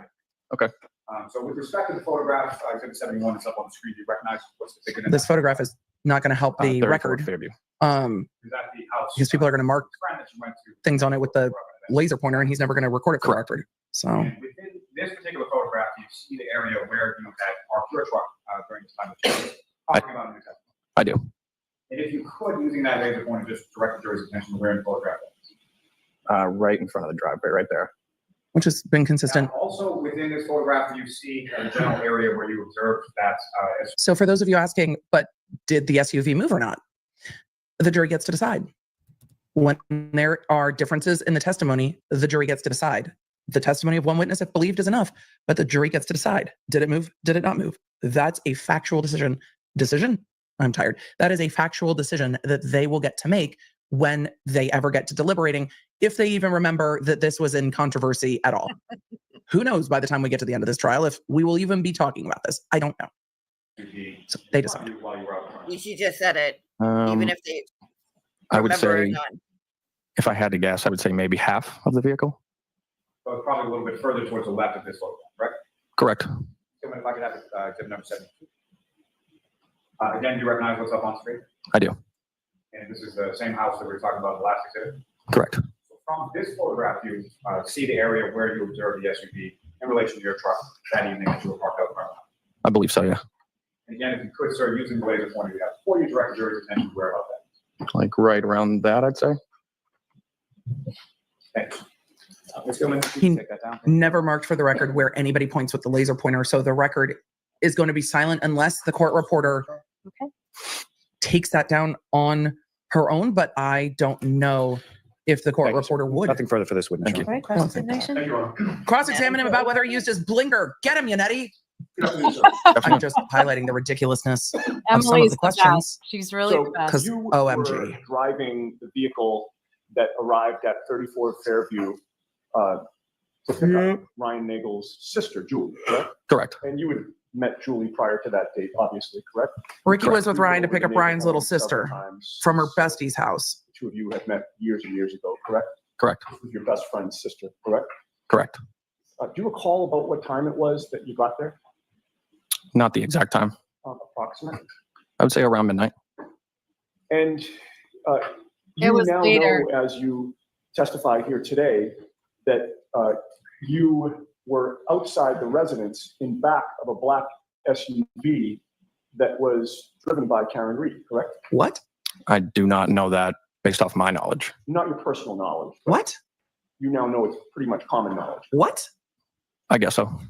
And in fact, that black SUV was parked directly in front of yours, in front of the Interesting. front lawn of 34 Fairview Road, correct? Correct. And while you were there, you never observed that black SUV strike anyone, correct? Correct. You never heard any arguing outside of the residence of 34 Fairview, correct? Correct. And possessing that information. I wasn't expecting that from the defense. On January 29th, were you interviewed by any state police investigator regarding this case on January 29th? On that day? Right. No. What about the next day or the rest of January or any day in February of 2022? Did the state police come to interview you about? When, if ever, were you interviewed by state police? It's the real question. Not for a really In long fact, isn't it time. true that no investigator from the state police or the district attorney's office interviewed you anytime during the entire year of 2022? Correct. And that the first time you spoke to any official, it was not from the district attorney's office and not from the defense in this case, correct? Objection. Sustained. You can word this differently, Mr. Yanagi. Okay. Huh. The first time you gave a statement to anyone, it was not Mr. Lally or the state police, and it was not the defense in this case, correct? Correct. And that was on May 16th of 2023? Which time would that be? First time you gave a statement, sir. We May almost had 16th it. of 2023, does that sound correct? Around that time it would be. Okay, and you know, today is May 15th of 2024, right? Yeah. So just about a year ago was the first time that you gave any statement. So they would have known that Ricky and Julie Nagel's brother and everyone else rolled up to the house, and state police never, ever interviewed them. Yep. Any of them until the feds got involved. It's insane. Even though they're supposedly at the house, it seems right around the same time. And I say supposedly because the state hasn't really made clear when they think that John O'Keefe was struck by Karen Reed. But this is the closest point in time, it seems, that we have on the record yet. And no one interviews them until the feds get involved in investigating the investigation. I shouldn't be surprised anymore, but I still am. Yep. About your It's memory just of what occurred shocking. on January 29th of 2022, correct? Correct. And you would agree with me that your memory of what occurred on January 29th was the freshest when you got up that day, later that morning, correct? The next morning after the 29th? Yes. Correct. Right, it would have been you better to agree talk to you with me that, your memory would have remained fresh for a period of time, correct? Correct. And you would agree with me that over time, your memory becomes less fresh, right? I would agree. And it's not just you, it's everybody, correct? Correct. Objection. Yeah, but let's move on from this. Sure. And you were first asked. Doesn't it just absolutely make you want to scream that a Boston police officer is found dead in the front yard of another Boston police officer, and they don't even care enough to do a proper police investigation? It blows my mind so badly that I get so mad about this case, and I have from day one when I first started following it, way before even Turtle Boy started following it. I mean, I follow true crime. I'm intrigued by when people pass away and there's no justice for them. It's always bothered me. So this case has been, in my brain since it first happened, and the things that we would learn, the little bits and pieces that we would learn in the media wasn't much. And then when Aiden started covering it and started blowing it up, I would constantly have my jaw on the ground because I just couldn't believe that you could mess up a police investigation this badly. So it has to be on purpose, guys, because police are trained. They're trained to do their jobs. That is their job. Their job is to investigate homicides or to investigate manslaughter, investigate car accidents, investigate motor vehicle pedestrian accidents, investigate domestic violence, investigate theft, burglary. That's what they do. So for them to mess this up so horrifically, it had to have been on purpose. There's no other explanation for this. Have you heard anything about the police audit that came back from Canton? I haven't had a chance because I've been at the hospital so much. That's right. Yeah. Oh boy, holy shit. Oh boy. Oh yeah. Well, okay. We can talk about that afterwards.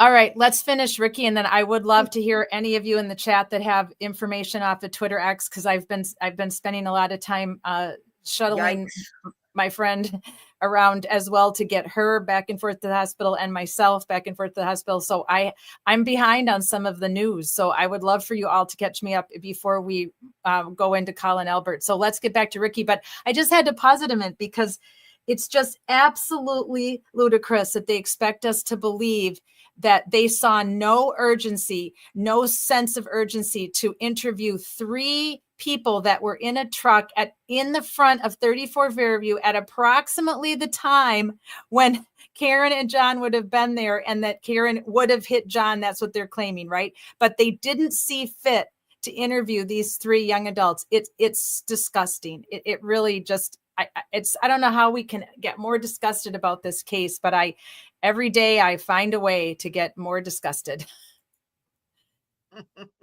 A human's human. Memory, about what was clearly over a year after January 29th, I suppose, February, March, April, I can hear you, Nettie, doing this, which is exactly what I would do. You're asked to describe, right? Correct. And then it was only after you talked to someone else, again, not the prosecution or the defense. Objection, Your Honor. Christina, why don't I see it sidebar just so we don't keep getting interrupted? Yeah. He's like, please don't say the feds again. Yeah. I know it was close. It was close. He almost said it. I hate that we can't see the sidebars. Can we just zoom out a little bit and do a wider view of the courtroom? Also, this is not a quick sidebar. Oh, there we go. We're almost at the end of the sidebar. I don't know why the entire defense team came back from that sidebar laughing. Interesting. So I was just going to ask you, the first time that you were approached by the state police regarding this case was September 2nd of 2023, correct? Around that time, correct? Yeah. Right. So even after he testifies at the federal grand jury in May of 2023, the state does not question him until that information is disclosed to them. Wow. After the first time you were approached. Wow. And it would have been about 21 months after January 29th of 2022? Correct. Right. Not until the grand jury is disclosed, because that happened around. You drove your own Ford. I think that happened around then. 34 Fairview, correct? Correct. And the plan was to pick up Ryan's sister, Julie, correct? Correct. And the entire time you were in the car, from when you left to go to 34 Fairview until you're now leaving 34 Fairview to go home, that driving arrangement was the same. In other words, you in the driver's seat, Ryan in the front passenger seat, and Heather in the back, correct? Correct. Do you recall whether Heather was behind the passenger, Ryan, when she was sitting in the back? I do not recall. So you don't recall where she was in that back cab? No.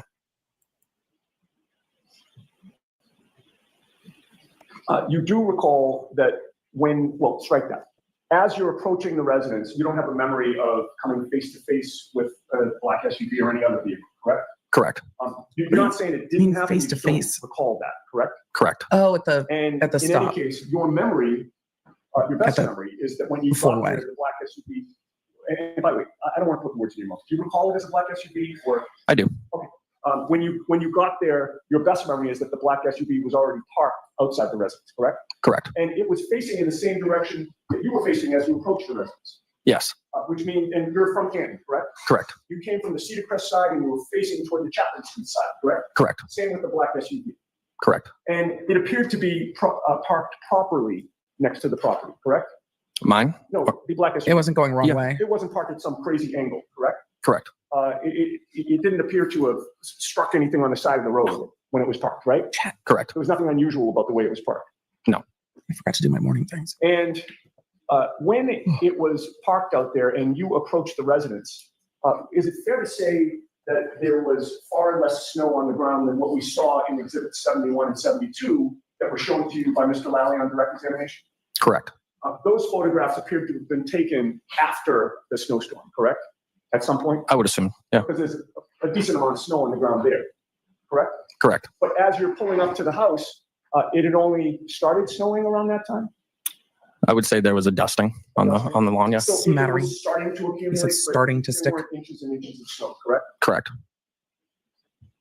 And your best memory is that It's actually really relevant how much snow there was at this point in time, because this seems to be getting close in time from the prosecution's opening to when the prosecution believes John O'Keefe was hit.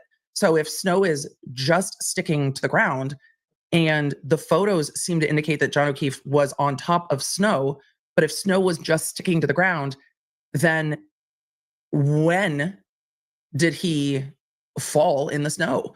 At what point in time is it? Because snow's not going to accumulate under him throughout the night as the night goes on. So this is actually the point in time when knowing how much snow is on the ground is very, very relevant. the SUV was about 20 yards in front of you. Give or take. Yeah. In terms of, just to get your estimation of what 20 yards is, would it have been farther than where you are now to where the court officer is standing behind the jury box, or is that a good approximation? To the best of my knowledge, I would say maybe a little farther. A little further. Maybe. And there was nothing that was obstructing your view as you sat in the driver's seat of your Ford F-150 of the back of that black SUV, correct? Correct. You did not see, for instance, a Jeep with a snowplow on the front parked in between you. I did not. And in fact, you didn't see a Jeep with a snowplow parked anywhere on the property that you recall, correct? To the best of my knowledge, no. And you didn't see any other vehicles parked along the property line other than yourself and the black SUV, correct? Correct. Right. When you first pulled up, do you recall if, and I know these questions are somewhat unfair because we're talking about 2.5 years later, but when you first I appreciate that Yanetti's like, this isn't your fault. Nobody asked you earlier. Tail lights of the black SUV were lit up. I would say to signal that the car was on, yes. I don't know if they were brake light or just normal tail light. Gotcha. Okay. And so you're surmising running lights versus brake lights. Beyond, because your memory is that car was mine. Correct. And with regard to the lighting in that area, did you have your headlights on when you were out there? I believe so. I don't think I would have shut them off. Right. I appreciate that Yanetti's line of questioning and the way he's approaching this witness is like, this isn't fair to you. If only someone had done their job. That is that's the impression that the way he's questioning matters. Like, this isn't fair because it's so many years later and no one asked you closer in time. I appreciate that. You would have been driving with your headlights on as you were going down City Crest. Me too. The audacity Correct. of you two. Your car was still running when you pulled up to the house and parked, correct? Correct. And you would have left it running because your intention was, or your expectation was, and it's cold, that Julie Nagel was going to get in your car, correct? Correct. That was the whole reason you were there. Correct. And your expectation was that there didn't need to be a tremendously long discussion when Julie came out of the house, right? You expected her to just jump in the vehicle, correct? Correct. So that's why you say that there would have been no reason to turn your headlights off, correct? Correct. Right. So your headlights being on, they would have been focused really right on the rear of that black SUV that was in front of you, correct? I would assume so, yeah. Because there was nothing to block your view of the black SUV, right? Correct. And you did not notice any broken taillight to that SUV, correct? To the best of my knowledge, but I did analyze it. Sure. It didn't stand out to you to say or to make a mental note, hey, that taillight's broken, correct? Correct. And you didn't see any damage at all to the vehicle that you noticed, correct? To the best of my knowledge.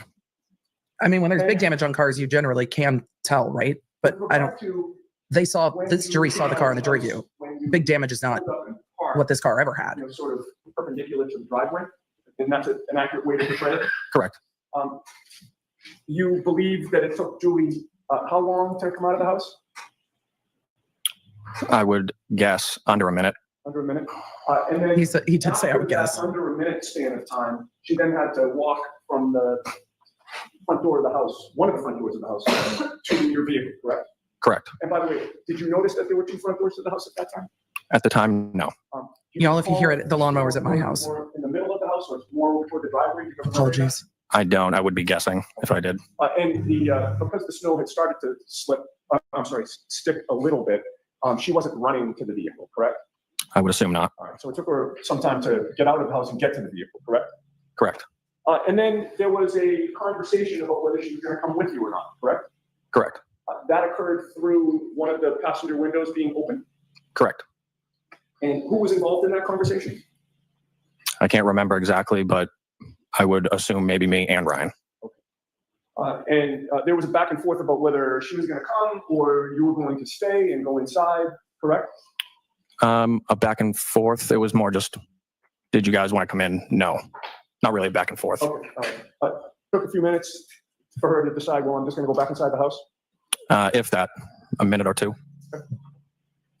And from the moment that you parked the vehicle outside that residence, your initial attention, it's fair to say, would have been on the front of the residence to see when Julie was going to come up, correct? I don't believe I was looking. Okay. Where were you looking when you were waiting for her? Did you have a phone? I don't remember exactly, but I had my phone. I looked at it. Okay, you could have been like, as many people do, when you're waiting for somebody, you just take out your phone and start scrolling on something. Objection. Do you know if you were doing that, sir? Katie can't Henderson recall, in the but chat said, I how do I wouldn't rule it explain to out. my accountant the big dip in productivity output for my business for the month of March? And by March, I mean May. Jury duty. You're on jury duty, Katie. Alternate jury. You're the alternate jury investigation. Lucy Lou Jones says, does the Commonwealth decide which order to call their witnesses? And if so, what's the best strategy? Oh, I'm going to get to that About the damage after to he's the done rear of the questioning. vehicle, that your attention wasn't just focused on studying that vehicle, correct?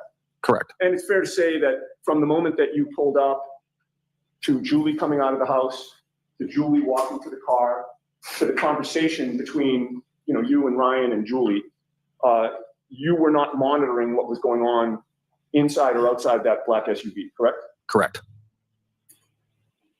And during that span of time, again, while you showed up there waiting for Julie, she comes out eventually, she walks to the car, you talk to her, you were not paying attention to who, if anybody, was inside the black SUV at that time, correct? Correct. And you were not paying attention to whether anybody got out of the vehicle during that time, correct? Correct. And then ultimately, you were going home. The night was over, correct? Correct. And in order to go home, your plan was to keep going up Fairview Road toward Chapman Street, correct? Correct. And in order to do that, that would have meant that you passed the black SUV that had been in front of you, correct? Correct. And at that time, as you're passing the black SUV, do you recall whether or not there was an interior light on within the cab of that SUV? I do not. Were you curious at all who was inside that SUV, given that it pulled up to the same house that you pulled up to? Not at all. No. You were concentrated more on the road. Well, they were, I mean, As far as you they were all concerned, asked to go the inside. night was over, time to go home. People were there. Correct. But it's fair to say that at no point in time, from the first time you saw that SUV until you're leaving it, did you see anybody in the front passenger seat of the SUV, correct?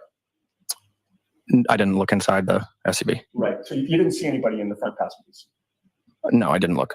He's like, I You didn't see also anybody didn't inside. notice at any SUV. point anybody standing outside that SUV, Not to my knowledge. and you never saw anybody sitting in the snow or in the street or on the lawn No. outside the SUV, Not to my knowledge. and you No. never saw anybody lying outside that SUV. Is that fair to say?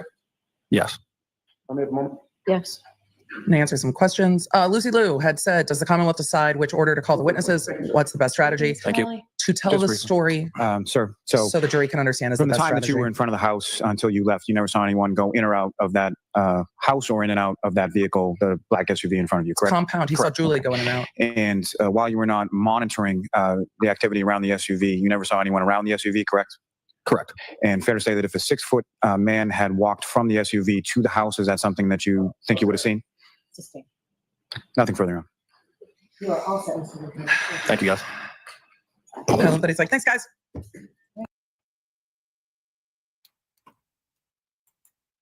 All right. So what do you guys think?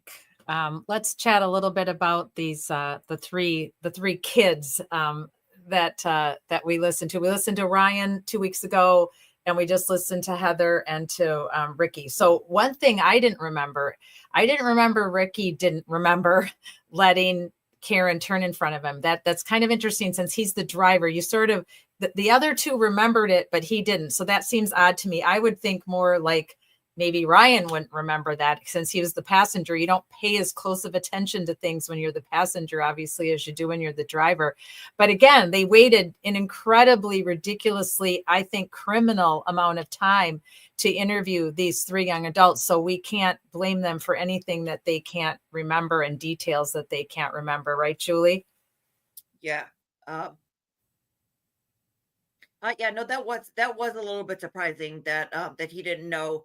I mean, it seemed kind of specific, like, oh, did you notice anybody there? Or when he turned and was like, no, I didn't notice. And we just pulled up. Like, it seemed like he was paying more attention to, oh, it took 20 seconds from the time we turned to get to the house.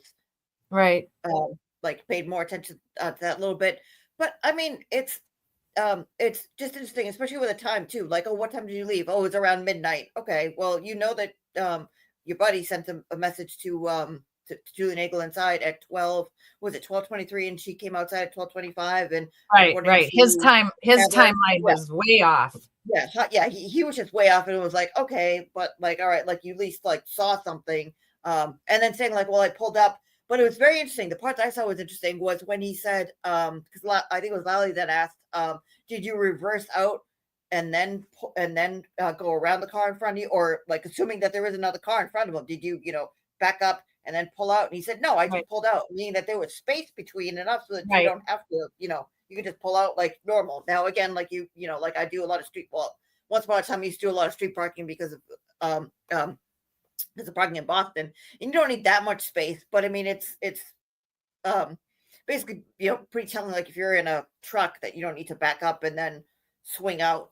So I just thought that was interesting. That if there was, like, let's say a Jeep Wrangler, basically like bumper to bumper, because that's where the measurements would be, they would have to reverse and swing out, which I think is the point he was getting at. But like, aside from like setting any type of like strategy or anything, I think that all went out the friggin' window with and his strategy was just kill the clock.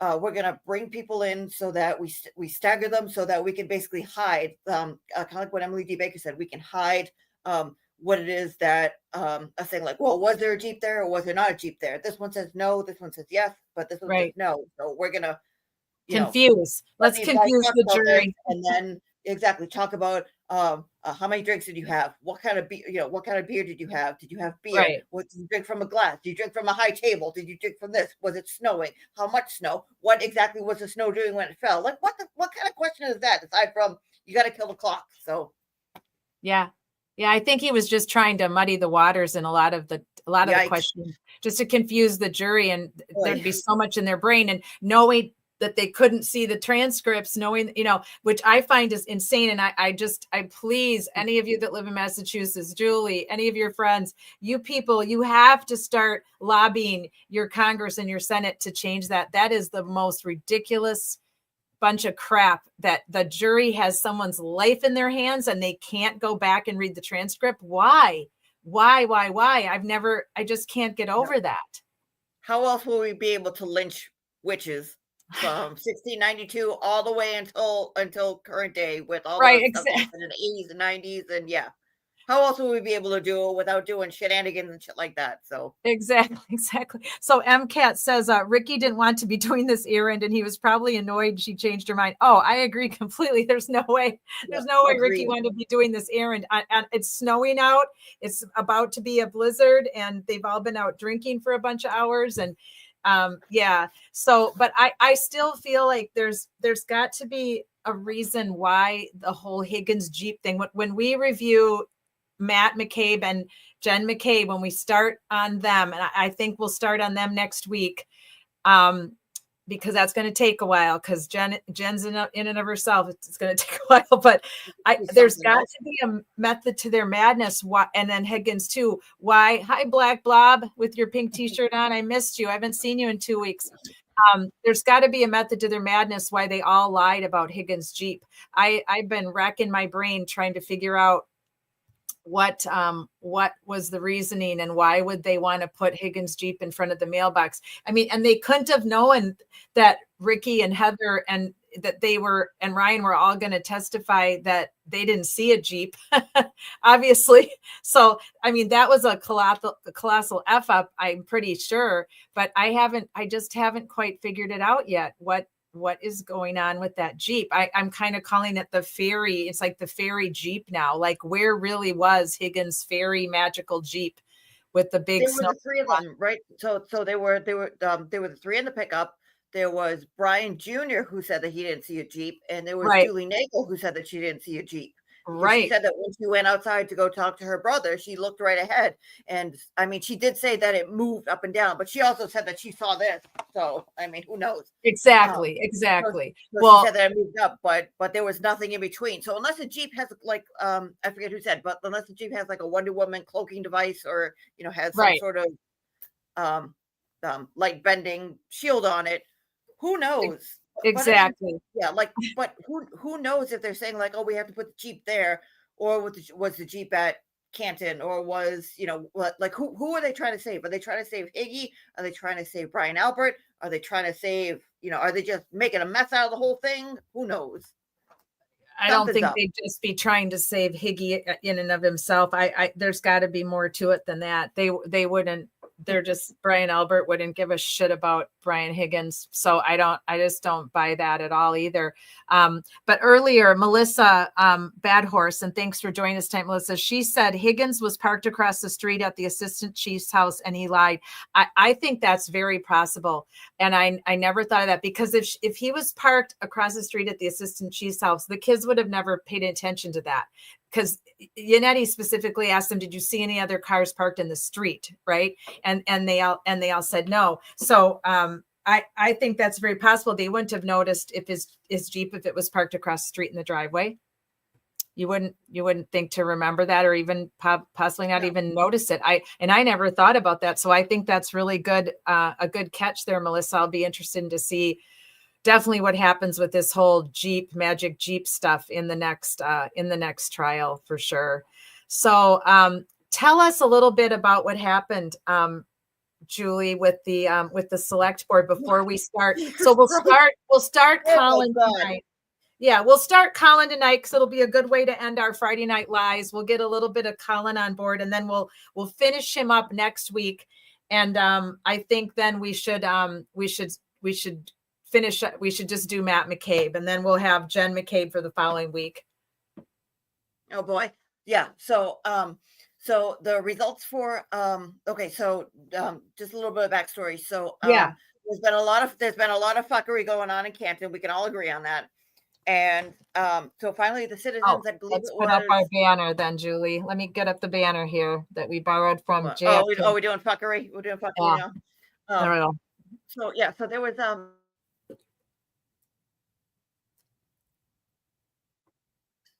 it was last spring. Citizens of Canton brought a motion to do an audit of the police, which is very, very, very needed and very overdue, and it passed. And so the people that didn't want it bitched and threw a scene, made a scene, and they wouldn't do any of the research to get anybody or anything else. So everybody wanted it, pushed and you go to meetings and they make scenes and they say no. So finally, I forget who it was. I know Rita was involved. It's Rita and I can't remember who else, but they pushed through and made an audit committee. The audit committee is, I think there are five people, and I think they wanted to get Rita and somebody else on board, but people bitched, and they put this guy in charge who's called Selectman Bob. He is the head of the audit select. Oh shit! No, I'm still here. Okay. So he is still so he is in charge. He has his two friends with him because I guess that they were forced onto the board. Anyways, they went through a whole entire rigmarole, and everything that they could possibly do, they tried to pull out. They ended up with five candidates in audit, and they gave them one number, which was I think $250,000. Then there were shenanigans. They lowered the price. Nobody would take it. This one place would. Then I guess Chief Rafferty stepped in and was like, guess what? We're closing the audit board. We're going with these guys. Everybody shut up. And it was quiet for a little bit. And I guess now all of a sudden the results came back. The results came back, I think, on Monday or Tuesday. Yeah, I saw that on Twitter X. Yeah. So so the results came out. I think it was the Glare and Melanie Little. I think one of those guys read through it, but it was interesting. So about like a quarter of the whole entire audit basically says, hey, specifically when it comes to what happened with Officer John O'Keefe, what happened with Sandra Birchmore, and what happened with the other murder, I forget, it was the Michael Chestnut, I believe. Yeah. They said that there were protocols that they basically said that they didn't find anyone doing anything deliberate. So there was no deliberate fuckery, meaning that no one inverted the Sally port, no one used the leaf blower to hide the crime scene, no one called Chief Rafferty for specific favors. They did say that nobody, that it wasn't, what did they say? They said that they believe that, especially when it comes to Officer John O'Keefe, that it wasn't corruption, it was inexperience. It's because they don't have murders as often that they didn't know to put up crime scene tape, that they didn't know to secure the crime scene itself, that they didn't know to separate the witnesses, that they didn't know to take a picture. Now, what they did include in this mess of I don't even know what was a bunch of letters from officers saying how hurt they were as officers of Canton PD that they cannot no longer go in and be officers of Canton PD because they love Canton so much. But people make faces at them now and they say things to them that aren't, yay, you're the best, woo, go you. They say things to them like, why aren't you doing a good job? And you did a bad job. And that makes them sad. And so they wrote all about that in their little blurb. About a third of it was just it made them very sad. And they didn't like that. So there was there was an audit board meeting that they had last night, and there's going to be one tomorrow, which based on what happened last night, holy shit, it's going to be fireworks. They're having one on Saturday? They're having a meeting on a Saturday? Yes. No, not a meeting. It's a town meeting where it's open to the town. I guess like the audit committee originally, where it's going to be at the high school in the auditorium in big space. And townspeople can ask questions of the guys that ran the audit committee. Now, last night they had a meeting where the two guys that did the audit spoke to the audit committee. And that got interesting. And they did ask them questions like, hey, do you think it's innovative to use this stuff and remove it from crime scenes and not do the right stuff? And if you're saying that that this is not that putting up crime scene tape and notifying and like just checking on people and doing like wellness checks, if that's considered like extreme advanced or and not considered basic, then what is it that you're looking for us to do? And they said, oh, no. We're saying that. And for some reason, they kept using the example of if somebody's giving you a hard time when you're at Shaw's, which is a local supermarket, kept saying, well, if somebody's giving you a hard time at Shaw's and you call the police and you talk to Helena Rafferty, wouldn't you want to have like a chain of command? Because they were trying to say like, hey, Chris Albert, there's a problem with Chris Albert's kids. And he called I guess Chief Rafferty directly, and there was the issue, but they couldn't say that directly, and said, no, they need to recuse. And like, it was just a huge shit show. But the one point that they did say was about the leaf blower part. They said, you know what, even though you didn't take a picture of his body, even though there was video of one officer, I forget the officer's name, just standing there when he could have just taken his phone and boop, taken a picture to show the orientation and everything of Officer John O'Keefe. Even though you didn't do that, and even though you didn't, secure the crime scene, you basically abandoned it for 8 hours. The most innovative part was when you used the leaf blower to blow all of the snow all around. That was innovative. So good job from the audit committee for. So the audit committee loved that. They just ate that right up, huh?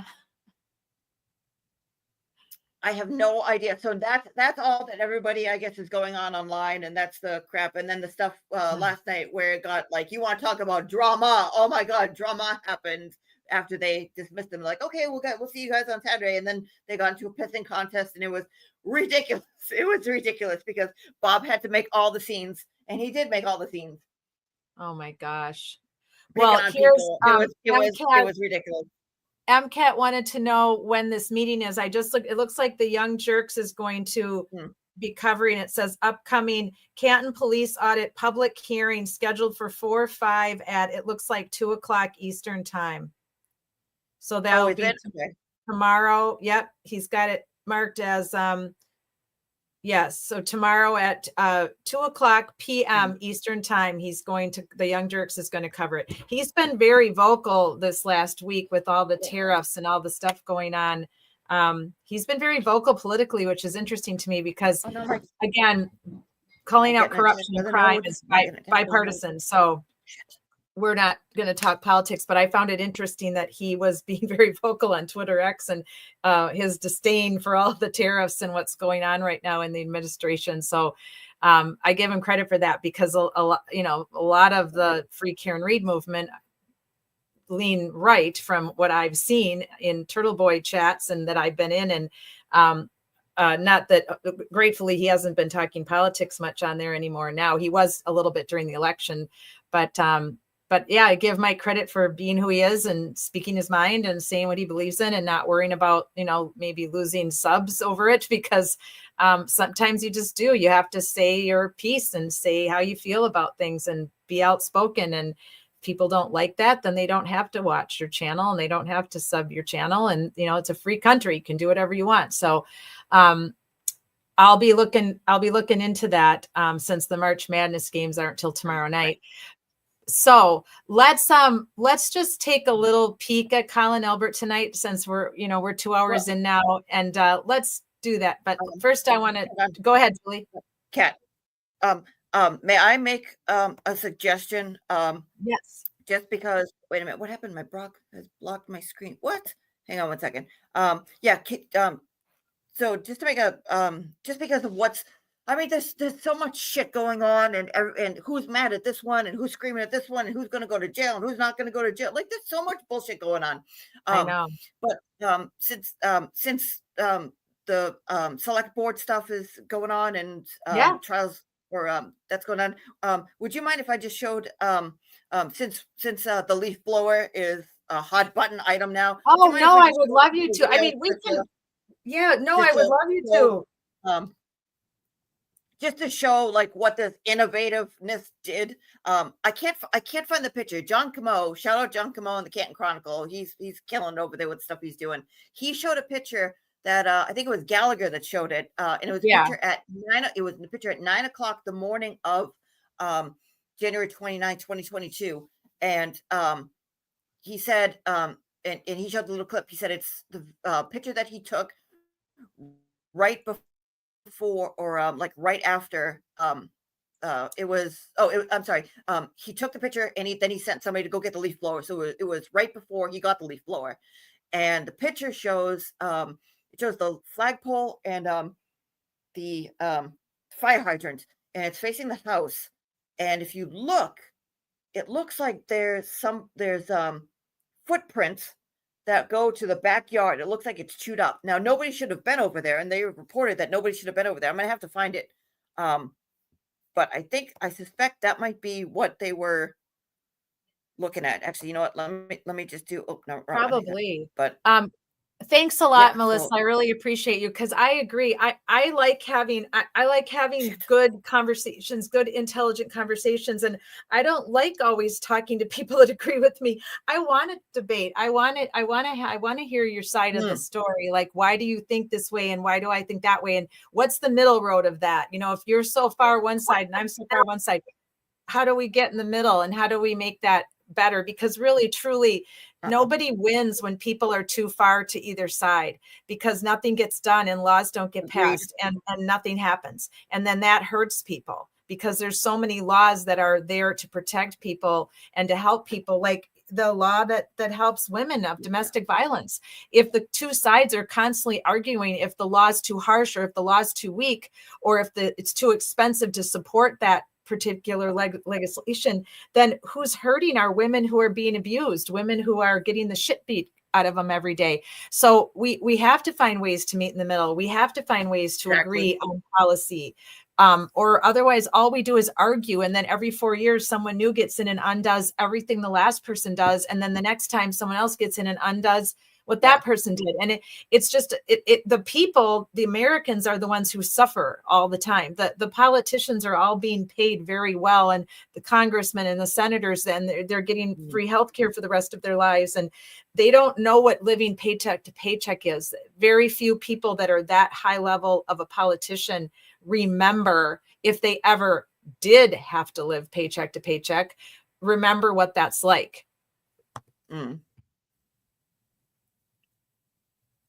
Exactly. Oh, MCAT says, wow, there's a gate to the backyard. Yep. Yeah. So, so on that side, I'm gonna have to take a look. It was, I think it was when Gallagher came on, because, like I said, it was Gallagher. He was the lieutenant that morning. Right. So he was the officer in charge. And he basically said, let me take a picture before we blow all the shit around with the leaf blower and fuck everything up. Or I'm sorry, be innovative. Be innovative with the leaf blower. He took a picture and it looked like there were like, you know how you could tell, like if you're walking back and forth while it's snowing and it's chopped up. That's what it looked like. Because I looked at that and said, wait a minute, I don't think EMTs and rescue would have been that far. So I'm gonna have to take a look at it again. But I think that might have been why they brought the leaf blower on. But anyways, okay, all right. So I have this. Speaking of leaf blower, so I did, and once the trial, once the jury's picked, and we could figure out what's going on. Saturday, February 15th. Is that let me remove this? You guys see? Hang on a second. 200 hours. Hang on, I got to get rid of the other stuff. There we go. No worries. Are you good? Yep. Quickly. Is this good? Okay. All right. There we go. Yeah. All right. Is there any way to make this bigger or? Well, it's interesting because you've got it in the side view. Let me try something once. Hang on. Let me get rid of us.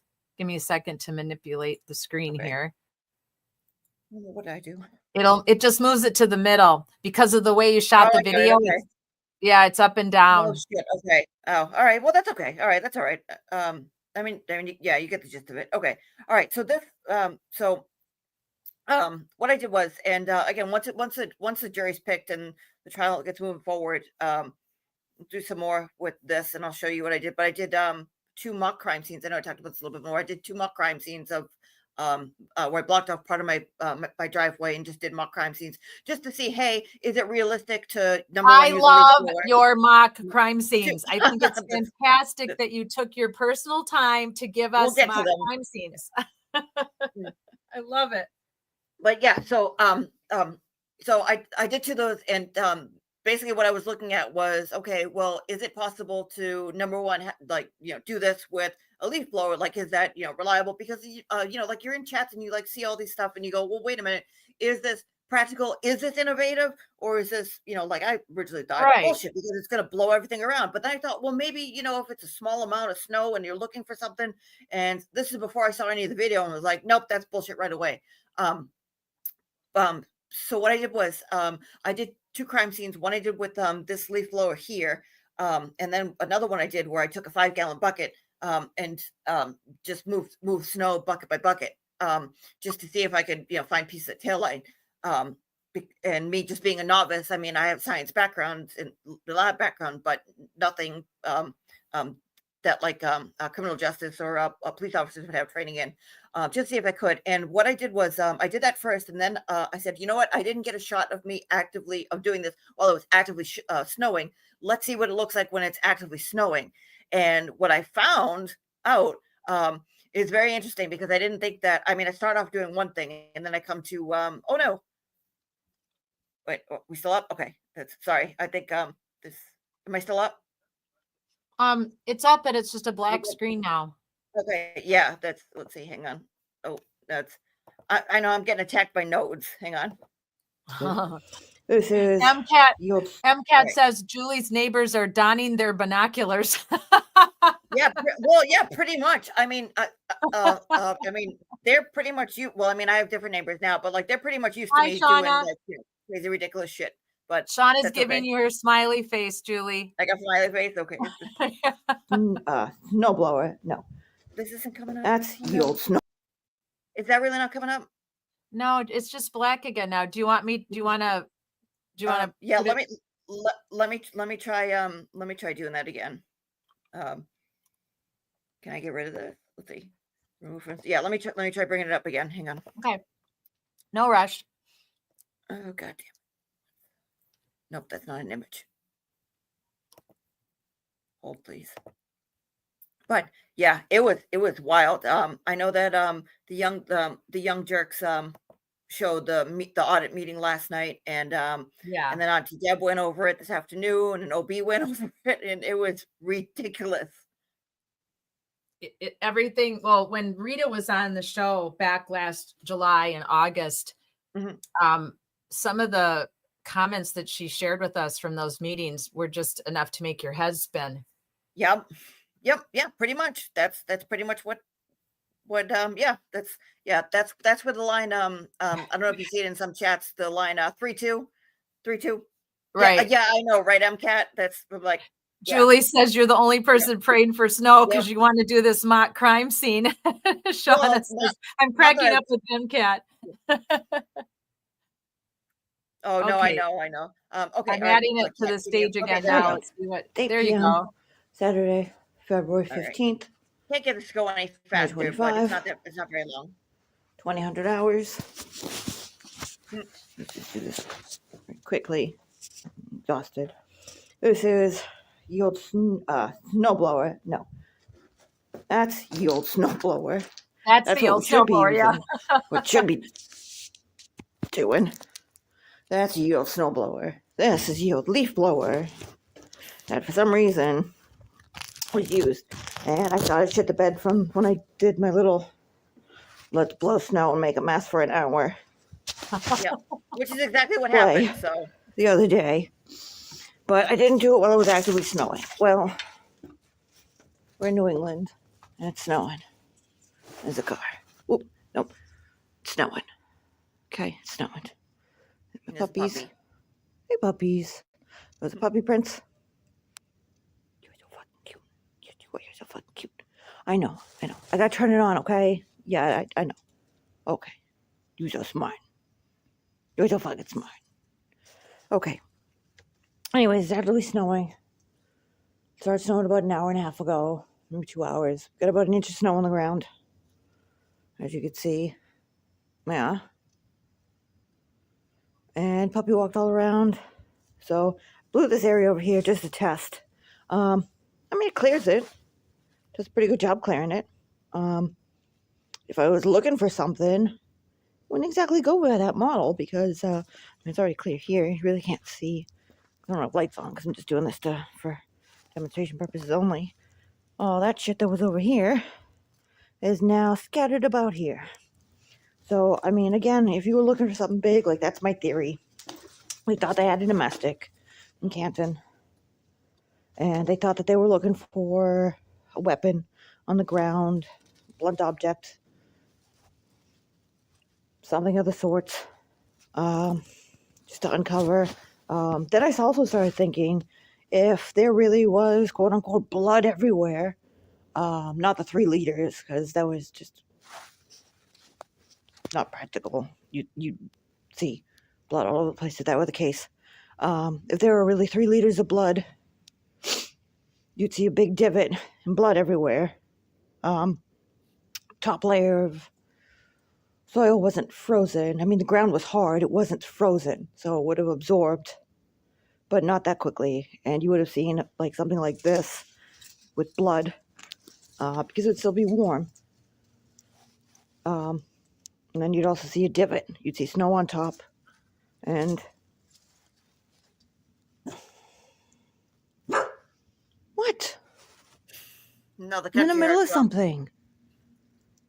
You know, shut up when you want to go inside. I know. You're so needy. We have to start this over. You know we can't use this, right? Gotta do take 2. Yaw. My little snowman. You my little snowman. Yeah. Yeah. So anyways, if there was blood, but what I'm thinking is that if there was blood strewn about and nobody can figure out what was going on as far as was there 1/2 inch of snow? Was there 6 inches of snow?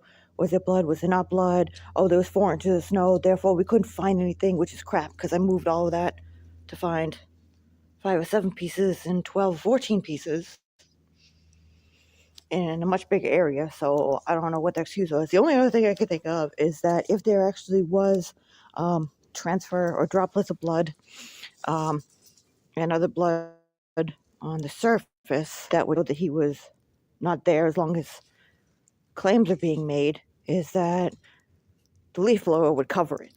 And you can see that here. All right, I'm going to turn it on, okay? Back up. Back up. Come on, back up.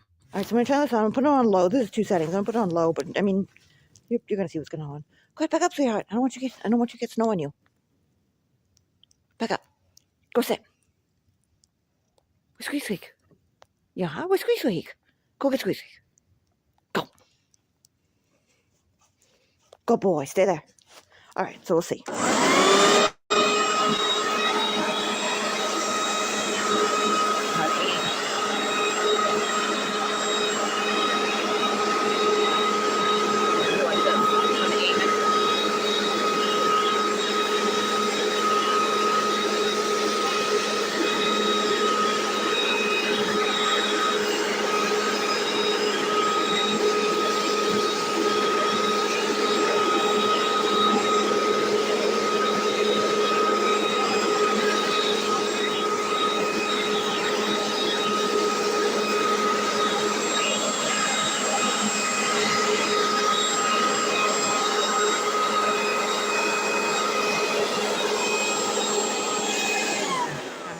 That's the lowest setting.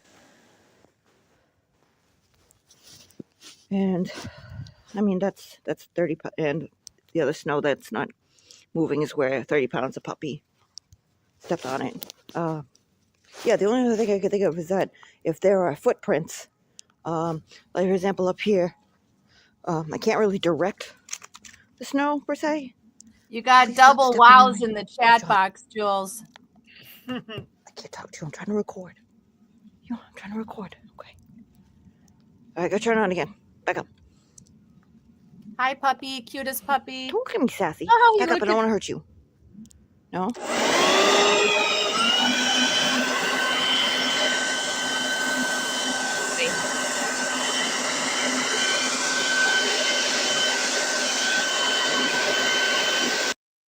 All right, let me pause this for 1 second. All right, can everybody see that there were paw prints that were just freshly made? I can't point because I can't get this to share screen. But if you look at like the top left-hand corner, there were paw prints there that are no longer there.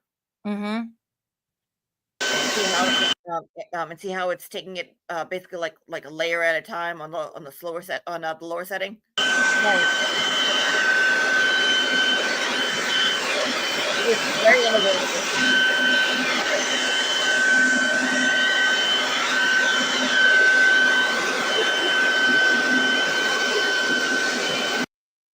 Yeah, that's all right. I mean, this is asphalt. That's grass over there, but there's snow and ice already over there. There's snow and ice already over there. Yeah, okay. All right, let me get the other one. Okay, yes. All right. So basically that's just the introduction to show how very, very, very, very innovative using a leaf blower during a winter storm would work. Right. Wait a second. Yeah, let's see. All right, let me grab this one. Let's see. And the other thing too is we've talked about this before, but how is it that other assistant chief guy, right, is across the street and never comes out, and it just doesn't make any sense. There's some common sense comes into play so much when you're trying to solve crimes, because criminals aren't always very smart, because a lot of crimes are heat of the moment, decisions made in a second. Very few crimes are premeditated. So common sense is always going to come into play, guys, when you're trying to put A and B, C, D, E, F, G together, right? And none of that has ever made any sense in this case from the very second that they rolled up, and everything that happened after is completely against police protocol in almost everything they did. That's why I've always been leaning towards it was purposeful, that they were ordered to, they weren't inexperienced doesn't cause you to screw up that bad, because even people that have never gone to the police academy or never been a police officer know what you do when you roll up on a crime scene, right? You don't have to go to the police academy to know a lot of this stuff. A lot of crime solving is common sense. And that's why it's important that police officers know how to use discretion and know how to use their common sense. Well, common sense seemed to have left the building, especially when you roll up, you grab a leaf blower, and then you abandon the crime scene for 8 hours. But exactly. Right. And Okay, MCAT, before we start with the new one, MCAT says Tom Kelleher wanted no involvement. Absolutely, she says he was afraid of Albert. I think so too. I think a lot of people are afraid of him. And Shauna says MCAT Tom K. Yeah, he was the officer, right, that lived across the street. Who was I don't remember what his title now was, but up above somebody said he was assistant chief, right? Yeah, he was deputy chief or something like that for So how did they not go across the street and wake him up? Like, it doesn't make any sense. Like, you just want to scream, make this make sense, right? They're in the report it said that because again, for like 6 to 8 months it was, oh yeah, we have ring cam, and I guess that when allegedly that when they went to go ask him for ring cam footage, he supposedly checked it and said, oh, it's unremarkable, there's nothing there, and then deleted it, and they said, okay, we'll take your word on it. Right. And the fact that he supplied the red Solo cups, if indeed he even did, if they didn't lie about that too, who knows, then that's even more egregious, right? Then why didn't he get in his car and drive to the police department, which is literally minutes away, and get an evidence kit, right? That's what I say too. Yeah. None of what they did makes everything they did makes zero sense. None of what they did makes any sense. It's just all despicable. That was the other part too, which is I guess that the audit committee said, what happened was the reason why it was so innovative is because it was in the middle of a blizzard and it was really coming down. It was dangerous, and so there was crime scene there, and so they had to preserve organic material. They had to preserve organic material because it was so bad, and they couldn't go down. Saturday, February 15th. I didn't realize it started talking right away. Sorry. No. And so they couldn't, and so they had to preserve organic material like blood and another body fluid and everything else. So that's why they grabbed the Stop and Shop bag and the red Solo cups, because it was so bad, and they were in a remote location that was 400 miles away from any type of civilization, and they had a crime, and they said, let's preserve this. Oh, wait a minute, I'm sorry, they were in the middle of Kansas when there was 3 inches of snow on the ground. I apologize, I had that confused. Yeah, that's why it was so innovative that they did that. Right. Not to mention that they removed stuff from a crime scene and gave it back to them, I guess, days afterwards. And then they said that they couldn't test it because the blood had broken down, and then they couldn't get a sample out of it, I guess, or I don't know, they made something up, I guess. Right. Allegedly. MCAT said 31 Fairview, yes, he has a sworn oath and should have gone outside. Yeah, absolutely. Like, no discussion. I mean, I've done many things. It's too much to even talk about off duty, because things happen and you're there and you see it and you're not about to walk away. Oh, I'm off duty, or I'm on vacation. I mean, hell no. I've known many police officers who have had to save people's lives off duty, because you're sort of always on duty when you're a police officer, even on your days off. If you see a crime being committed, or if someone's in need or hurt or needs CPR, or you need to help out, you just do. That's just what you do. So none of this ever made any sense to me ever from the start. Right, exactly, Shauna. And then with CPT, just literally a mile away or a mile and a half away or whatever it was. There was no excuse for any of their behavior. It made zero sense right from the start. And most people that watch the trial completely agree that none of this case makes any sense. There's way too much reasonable doubt to be even trying her in the first place. All right, you want me to bring it up? Yes. Oh, yes, please. All righty. More mock of this. Yeah. So okay. So this is so this is the same day. This is about 20 minutes afterwards. I did a little bit more and then had a revelation, and this is basically the revelation. 8:30 at night, 20, 30, 100 hours. It was just continuation. I came back in the house, tried a couple things. I thought I had like staged blood, fake blood.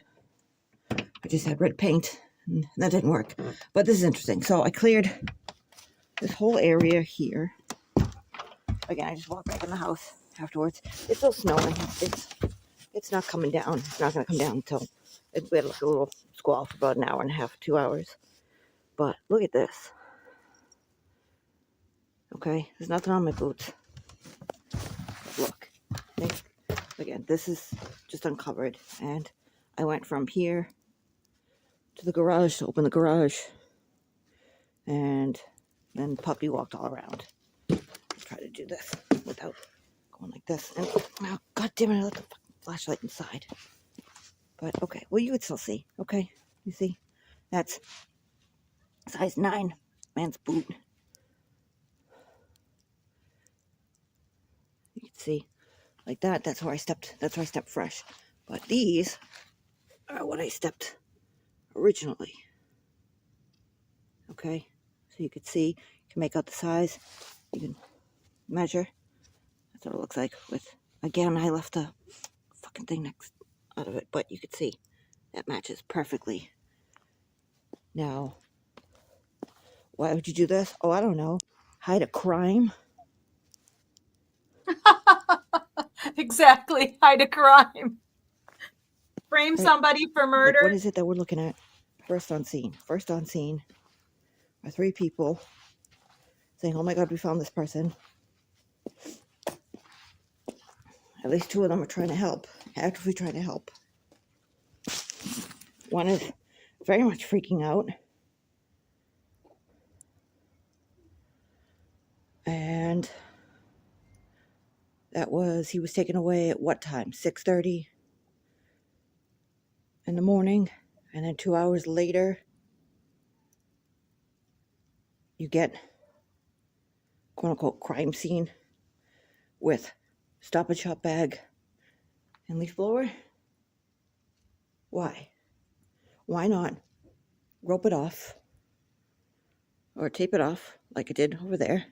Exactly. Caution tape or crime scene tape and say, this is the area we found them. Unless you're trying to hide it. And what do you do to hide it? You hide footprints. Now this is again on asphalt. There was grass, but you still should be able to find footprints in grass, snow compressed on grass. That's compressed on grass, or dirt, like a lawn or something.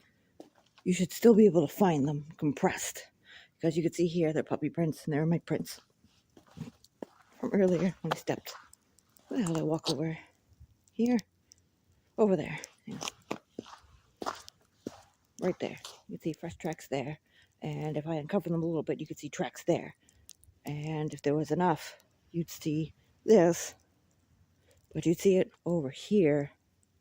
And I wonder if that's what they were hiding. Because if you look over here, see, the dog also walked over here. You see the tracks. Let me go. See the tracks going over here. But look, surface, you'd never know that they were there unless they were preserved. But if you dump a foot of snow on top of it, see? Look at this. Let's see if we get closer. Forever. See? Puppy didn't walk from the stairs and then float and then jump over there. No, he walked, but you don't see him. Look at that. Look at that. Yep. Now, if you're looking and saying, oh, let's see if there's anything over here, you would look over here and go, nope, nothing over there. Nobody walked. Let's move over here. And nobody would be the wiser. until it melted. What, a week later? What happened? Just walked to my crime scene. Well, I'm done with this. I'm gonna go inside and go watch a hockey game. But see, that's a fresh Good for you, Julie. that I just made. She has her priorities. She's gonna go watch a hockey This is the game. one that I made 30 minutes ago. Found a good one.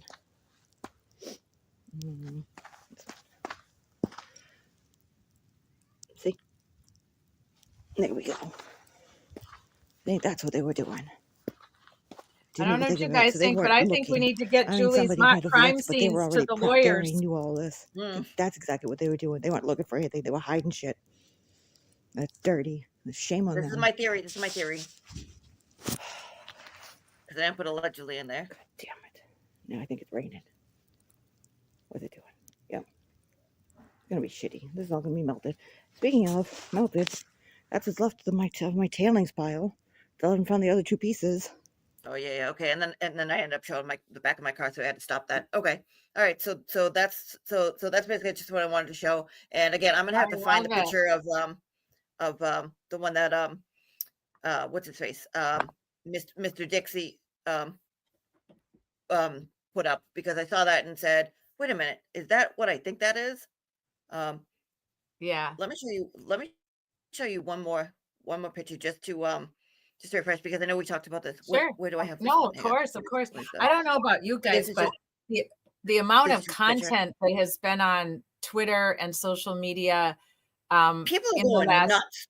2 weeks is like, it's like I can't even do it. Like my head wants to explode. Like I can't really, I can only watch little pieces here and there, or it just overwhelms me and consumes me. I can't, it's just too much. Like I'd literally have to sit on there from 7 a.m. to 7 a.m. the next day, right?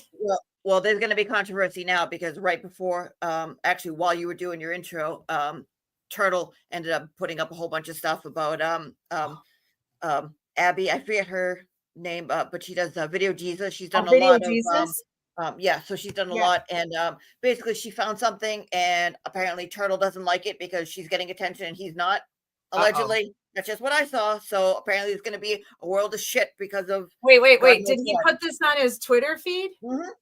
Okay. Well, you show your next picture. I'll go pull up. Well, this is just a picture. Yeah. I'll go pull up his Twitter feed while we show your next picture. Well, no, it's just a whole bunch of like pissing contests, like, oh, who the hell are you? Who are your qualifications? Blah blah blah blah blah. Oh my God. Let me go. It's just bullshit. Like that's all that this is. Like that's why I said let's do science and let's do stuff that we can actually look at, not do bullshit and tear people apart. I love science. I love science. And the time science is going to tell you. Yeah.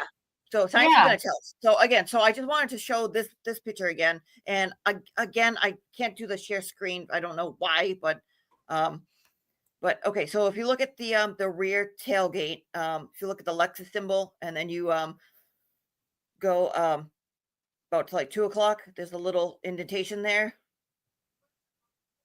I don't know if you could see this. Well, okay, there's an indentation there. There's a couple on the bumper underneath the LX570 mark. Yeah. I don't know if those are marked, and it's hard to tell, or it's hard to tell if that's just like a reflection. Yeah. So that little piece that looked like it was gray, that's a reflection. That's a solid. I thought that was a mark. But there are 2 marks, 1 mark above it. I don't know if that's from taillight being taken out or whatever that is. But if you look at the side, the passenger side rear door, if you look at the window, there's squiggly lines that go from the bottom up. It looks like something got dragged. And if you looked at the middle of the door, you can see that the light is bent. That means that it's pushed in. It's not pushed in a whole bunch so that it looks like it's dented, but it's pushed in enough so that if you look at it from the side, you'd say, oh, it looks like somebody fell into it, kind of sort of like what I was saying. But there's a squiggly line that kind of does one of these. But it makes you wonder, though, did that happen when it was in the Sally port? Did that happen when they towed it? So this is what I am saying. This is what the Commonwealth needs to prove, because Karen hasn't said shit about it. The Commonwealth hasn't said shit about this either. They looked and they said, well, there's a mark back here and there's a mark back here. They haven't said shit about what's on the door. And you're going to have to look at this and say, was it like that? No, because as far as I remember, I thought I remember somebody mentioning that Karen's car was pristine. It was new. This was new to her. Now, I guess that she didn't know that this was here, but again, she hasn't mentioned it, and no one has brought it up. The only person that I heard about it was up in the attic. He has a guy who's a former police officer say, "Oh, well, if you got hit in the arm, you would spin and be pulled, and you would crash into the car." And he looked right there and said, "Yep, that's where you would have crashed." And I think that's what the Commonwealth is going to use as theory. And if they do, oh my God, I hope that they get torn apart for it, because that's not how physics work. If that right, was exactly. There's no way he's gonna if he gets hit back here and then it crashes into the side of the car, his body would have landed right somewhere right near the car, not all the way over by the flagpole. The closest thing, and this is what Trooper Paul did while he was on the stand, while Jackson was questioning him, where he said, "Well, what happens if your arm?" Because, and I don't know if he said this, but this is what I'm saying. The way forces work is if his arm was anywhere near that taillight, because it's linear force, it's doing like this. Like, let me see if I can find something. So it's linear force. Now you could turn around and say, well, how does Tommy Brady throw a spiral? You throw a spiral or a fastball or a knuckleball by holding on and applying force with your fingers so that it pushes and spins and rotates. What the car is doing is just pushing you, like if you're pushing a shot put or throwing a knuckleball, where it's just pushing. So what the car is going to do is the car is going to just push linearly. It's not going to turn you, which is what he was describing, saying, well, it's going to turn and your arm's going to do this and pirouette and you're going to spin. No, what the car is going to do is, let me see if I can get this. What the car is going to do is it's going to hit you like this, and it's going to take your forearm. I mean, even if it's like this, it's going to take your forearm and it's going to push it and separate it from your wrist and your elbow, and from your elbow and your shoulder. And if it was still attached to your body, which it was, every single one of those points would be dislocated, and you would be slammed into the rear back quarter panel, and you would see a man-sized dent in the rear quarter panel, which is missing. Now it's up further, which doesn't correspond. Also, the glass would be at the very least cracked.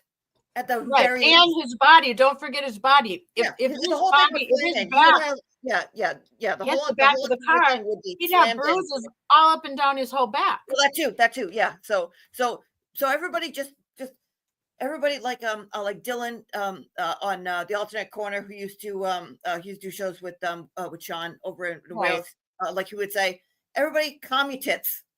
Everybody take a breath.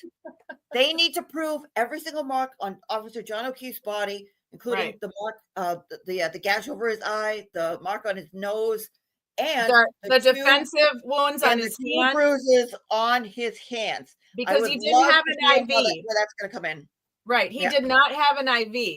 They did not do an IV. So all those bruises they had it in his leg. That's what Nurse Kim did as well. And God bless Nurse Kim for going over his head wounds and all the other wounds. I forget what it was. She did a stream with nurses, and she said that the heating mechanism, because it looked like he had like less than a 10% chance of surviving, they drilled into his tibia to receive fluids, and that he didn't get anything in his hands. So those are defensive wounds, not IV wounds. Right. I mean, let me catch up to the chat box here just a second. So let's see here. So MCAT says, Shauna, I think Chloe was long gone with Tristan, Timex, and Caitlin. I agree. I think almost all of us agree that they took Chloe out of there.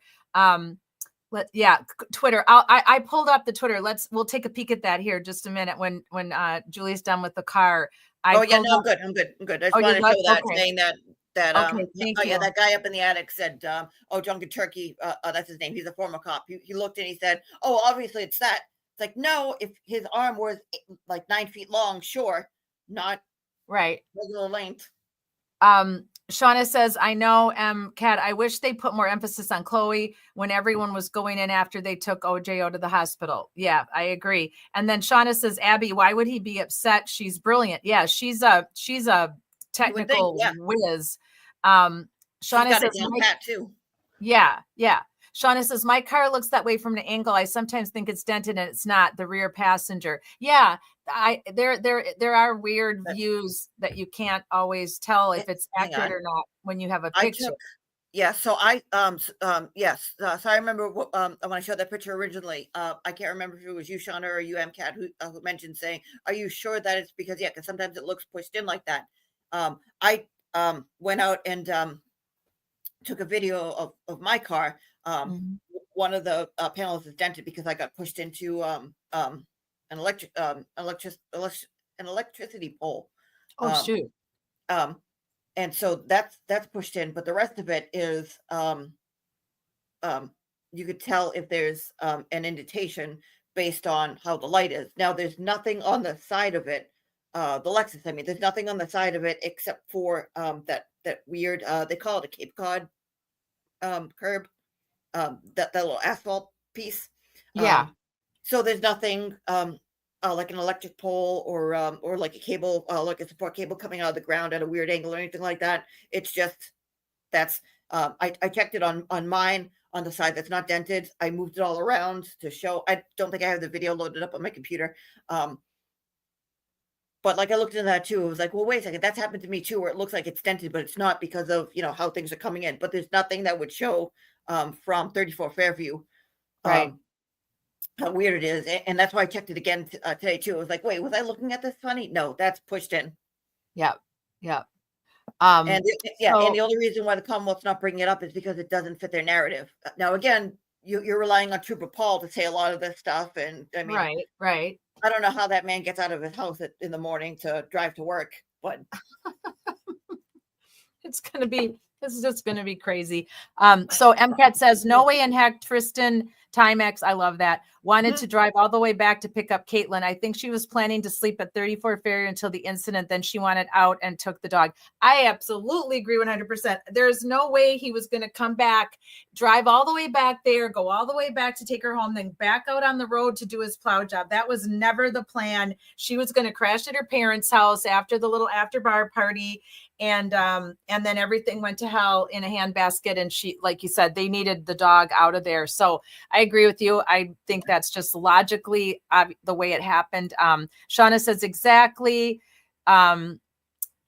Exactly. She knew at the bar they were having a blizzard. All of a sudden, she doesn't want to sleep at her parents. Yeah, that again, 1 + 1 = 2. No, her testimony made no sense. Oh yeah, I just wanted to go home. No, you didn't. You really didn't. But she's high maintenance. Remember, she's high maintenance. Yeah.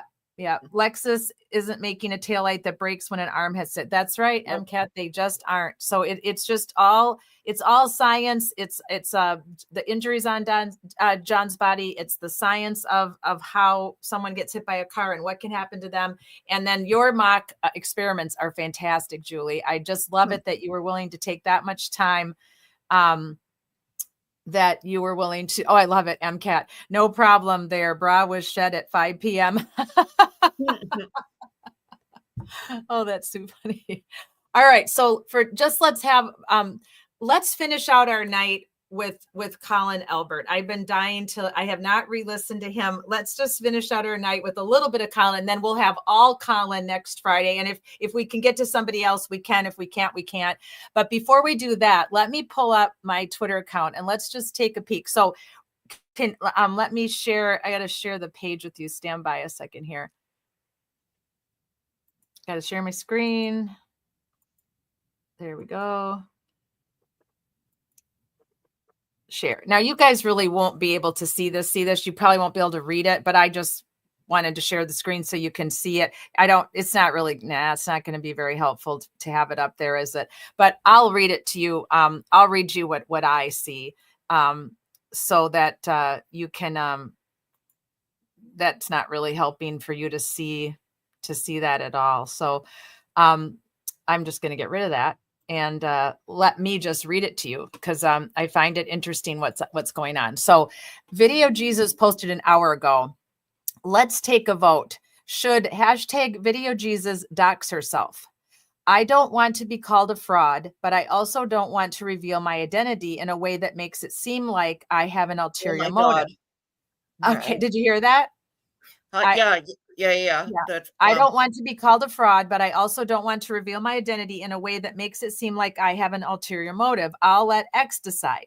Well, I never thought she had an ulterior motive. I mean, she's been donating hours and hours of her time doing her own mock experiments, right, Julie? Yes. Oh yeah, absolutely. She has been going to town. She's been killing it with Yeah. the Sally Port video. I mean she went as far to find this specific model year and the software that was loaded onto the cameras in the Sally Port, and Right. then basically ripped them apart and said, "Oh, I know exactly how this went from this point to this point to this point." And what she just posted, and what a lot of other people posted, basically sending it to Turtle, Right. was, "Hey, look at what these people are doing. They managed to pull this apart to show that this is what happened in Sally Port, to show that Higgins talked to this guy, and it was Higgins and another person. Again, this is all alleged, and another cop who did all of this, which does jive along with the storyline of like, okay, who helped and all the stuff, and like the crime scene stuff and the taillight and all the other stuff." Uh-huh. And Turtle basically threw a hissy fit and was like, "I don't know who this person is, and oh, by the way, she's screwing up the algorithm." Now, this is the same type of stuff that happened with Oblivious Julie, Benson is this all and is this Shorty all stuff. on Yeah, it's the same shit. It Julie? was oh my god, you're screwing up the algorithm. My feed. I don't get the feed. I don't know who these people are. You need to shut the fuck up and stop this. You stop. Oh, so boring. Like, he just Wait a pulled the same second. I bullshit, had to so. ask you a question, Julie. Was this all on Twitter he was doing this, or did he do Yeah. this in a live show? No, this was literally like while your intro was playing. I was out I was out with the dog and just happened to be checking the Boomer way that I check, and it was, what the hell was it? I think it was like an hour, and I saw it, and I was like, it's like, video, Jesus, what the Christ is he going after her for? And I was like, oh my god, this sounds like pure jealousy, because then it's like, who are Right. you? What are your credentials? I don't believe you. I don't care who you are. You got to Right. come to me with this and that. Yeah, All what do right, you so think? I'm going to vote no, that she shouldn't dox herself. She says, Absolutely let's not. Yeah, take so a that's vote. new. That I didn't Yes. see. I didn't see the doxing her part, but I This mean, is if she's, just an I mean, hour ago. She yeah, says, she's let's getting take called a out. vote. Yeah, Should video Jesus dox herself? I say no. no, She absolutely doesn't have not. to do that. No, yeah, That's ridiculous. So luckily, 71.3% so far said good, no. And good. and I'll make a comment later. I've actually gotten a chance to speak with her. Oh, We've did you? I shouldn't say speak, DM. We've DM'd back and Yeah. forth a little bit here and there. So now bear with me, because I'm going through here to look for what Turtle had to say. Let me Oh, go. so Turtle, so 3 hours ago. So he was doing his live show tonight because I don't know, he didn't do it last night. His private show 3 hours ago. Oh, He the says to private her, one. Yeah. he says to her, "Do you have a resume? What companies have you worked for?" Another one. Is that supposed to mean something to me? Meaning that she showed the resume saying like, "Hey, this is what I do. This is the type of work that I do."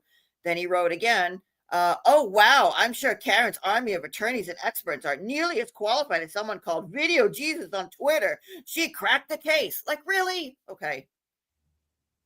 This is weird. So You someone have to just see her wrote, on Young Jerks. What makes her an authority of anything? Who is she beside purporting to be an expert who clearly enjoys attention? Yeah, he sounds like a jealous asshole. No, again, I'm not a turtle rider. He sounds like a jealous asshole, and I don't like the way he's going after her.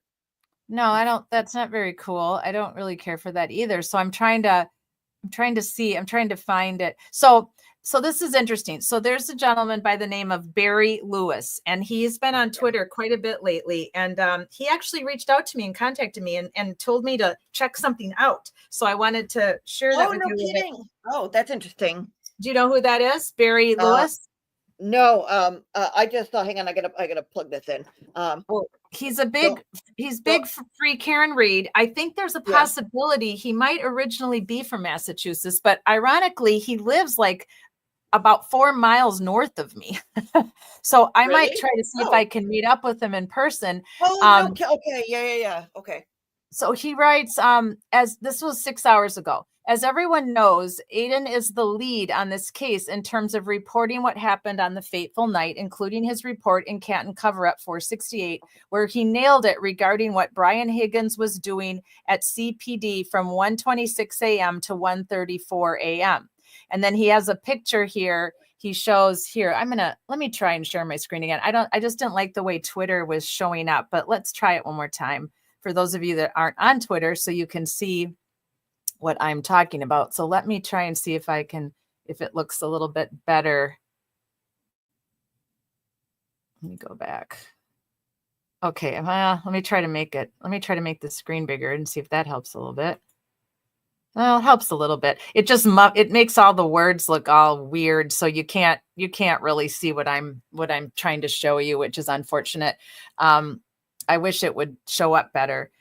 But what he says is that this is what he posted. This is what I wanted to tell you guys tonight, because he wrote this to me in a DM. He had a 5-hour conversation, supposedly, allegedly. I haven't met him yet. Allegedly, everything's allegedly. Everything's allegedly, because I haven't met him in person yet. I haven't even spoken to him, but he did reach out to me. He might even be listening now. Barry, if you're listening now, you should totally come on the platform with us.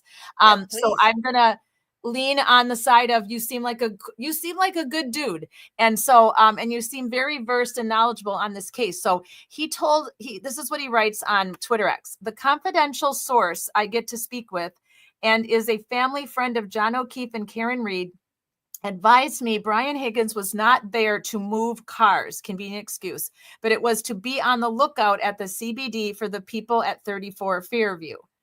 The confidential source knows who physically assaulted John as well, and it was not Brian Higgins. I've never thought it was Brian Higgins. I have argued with so many people and debated with so many people.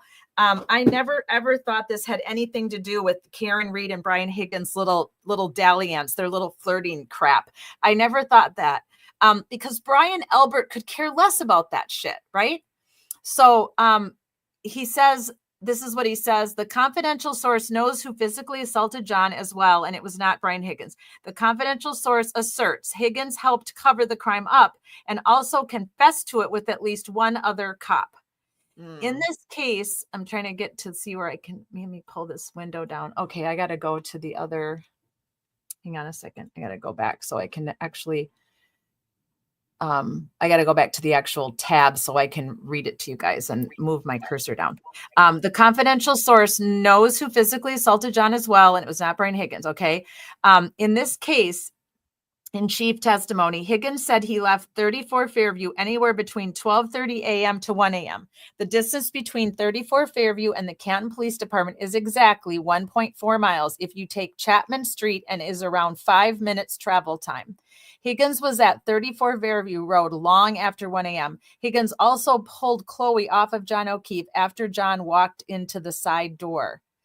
I know what the confidential source has advised regarding Higgins confessing to the cover-up with another police officer. Do the right thing, Mr. Higgins. Tell the truth. So that's a big deal post. And then he has a map, and he shows exactly where, I don't know if that's showing up any better either. Oh yeah, that's showing up pretty good. So there's the house, there's 34 Fairview, and there's the route you take to get to the PD. And then he's got an overview on his Twitter feed there of the PD. So, I mean, to me, this is pretty big stuff that he put that on Twitter. He also sent me some stuff in a DM that had to do with Brian Albert and his LLC, and that he used to show it as an address of his 34 Fairview. And then when they sold 34 Fairview, his address suddenly became the same address as that attorney that everybody's been talking about. Do you know who that is, Julie? The attorney. So I heard the story that it's I forget the name of the attorney, but it's yeah, that he's using that as he's his, in the same building as. Yes. He's and several other businesses, but he was already running that business. And so we listened to Brian Albert like 4 or 5 weeks ago already. And he told me to re-listen to Brian Albert's testimony when he asked him, what does he do for a living? And Brian Higgins he says, are you retired or are you working? And then he goes, he starts to say like, almost like, yes. And then he says retired. So it was like he slipped up. And why is it such a big secret? Why can't anybody know about this LLC, right? Wait, was that Higgins or Brian Albert? Brian Albert. Brian Albert is he showed the paperwork of this LLC. Yeah. So I know that Brian Albert was allegedly working with a private investigator, a former Boston cop called Marty Kraft. Mm-hmm. Supposedly the one who the hell's his name? Trooper Proctor was doing some work with, allegedly. But I mean, it definitely sounded like Brian Albert was doing more work with the private investigation. But I also thought that he had some other business. Like, this whole thing is so friggin' shady and so. Oh yeah, it's Like, it's who knows crazy. this one and who knows that one and who has a, like. So here's what Auntie Bev's Sidebar and Grill. That's the name of this Twitter handle. Auntie Bev's Sidebar, BAH and Grill. I follow the Auntie Sidebar. on. There goes sidebar. Yeah. She says, can't wait to watch the video of Higgins at CPD at 01:34. And if he's wearing the same clothes leaving the waterfall as he's wearing when leaving CPD. And then Barry says, and now you know why Abby, and that's Abby, and that's Video Jesus, and I are adamant about the CBD video as well. I want to see Higgins moving cars. So he's got like 5,000 views on that. And then someone else says, amen. Same here, Barry Lewis. But I think Berkowitz assured Higgins that he would try to sweep any incriminating video under the rug. I have a feeling that Higgins never moved any cars. Yeah, there's no way.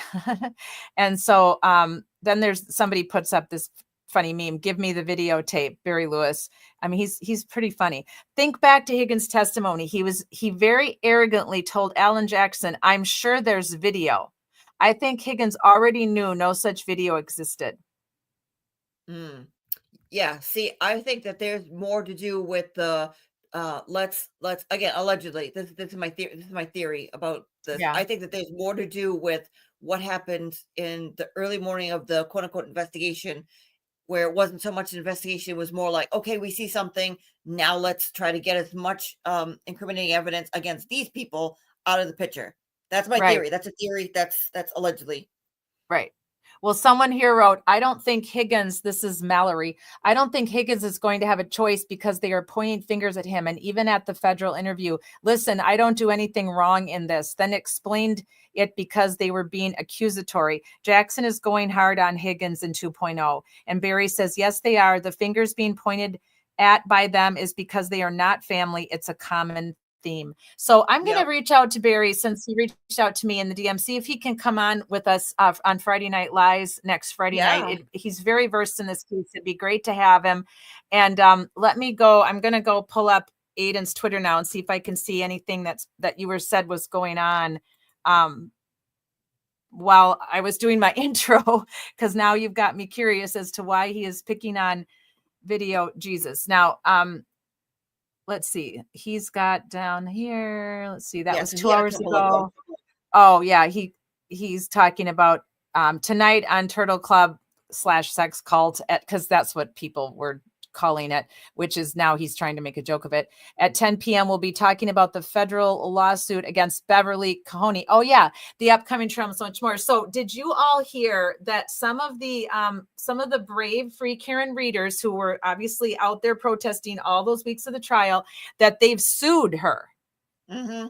So there's a lawsuit. I mean, could this case get any wackier, right?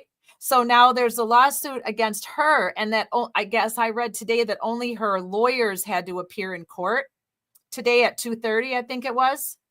Oh yeah. So the First Amendment guy, Mark Randazza, he did this, the first one with the first buffer zone last year, I guess. He brought the case, and they said, yeah, no way, because I can't remember the reason that they used it. But I guess with this one, he has four people who have gone out to just protest Judge Bev. And so they're making the argument saying, hey, listen, they shouldn't, like we shouldn't have a buffer zone, because we just want, like, we're not here as part of like Free Karen Read, because they want to use the argument saying, well, Free Karen Read is like a terrorist group, and they're trying to go out to mess with the jury, and they shout at people, and it's violent, and this and that. So they want to use that argument, but this guy's using these other four people by saying, no, they're just here to they're here independent of Free Karen Read, where they're just going after Bev, saying that we're here to protest Bev during this trial, the other trials, and so that's kind of like their like runaround to try to avoid it by saying, well, if these guys are here just to protest Bev and they're independent of Free Karen Read, why do we have this? Why are you doing one and not the other? Right. I And don't he know did where it's say, gonna go. And then they've had another one with Tom CPU and another guy saying, "Hey, I guess they call themselves journalists by saying, hey, they're journalists." And they walk by to try to get a video, and now they can't because they got yelled at and they were going to get threatened with arrest. It's just a lot. It's just so much. It's Yeah, really so. it's a lot. So I see that he did. I don't see anything. I don't see anything about Video Jesus on here. I don't know. Maybe he put it Oh, on his it was, like it happened. So he did a sex cult thing at hang on one second. He did his sex cult thing at 3 hours ago, and then 3 Yeah, hours I ago, see that.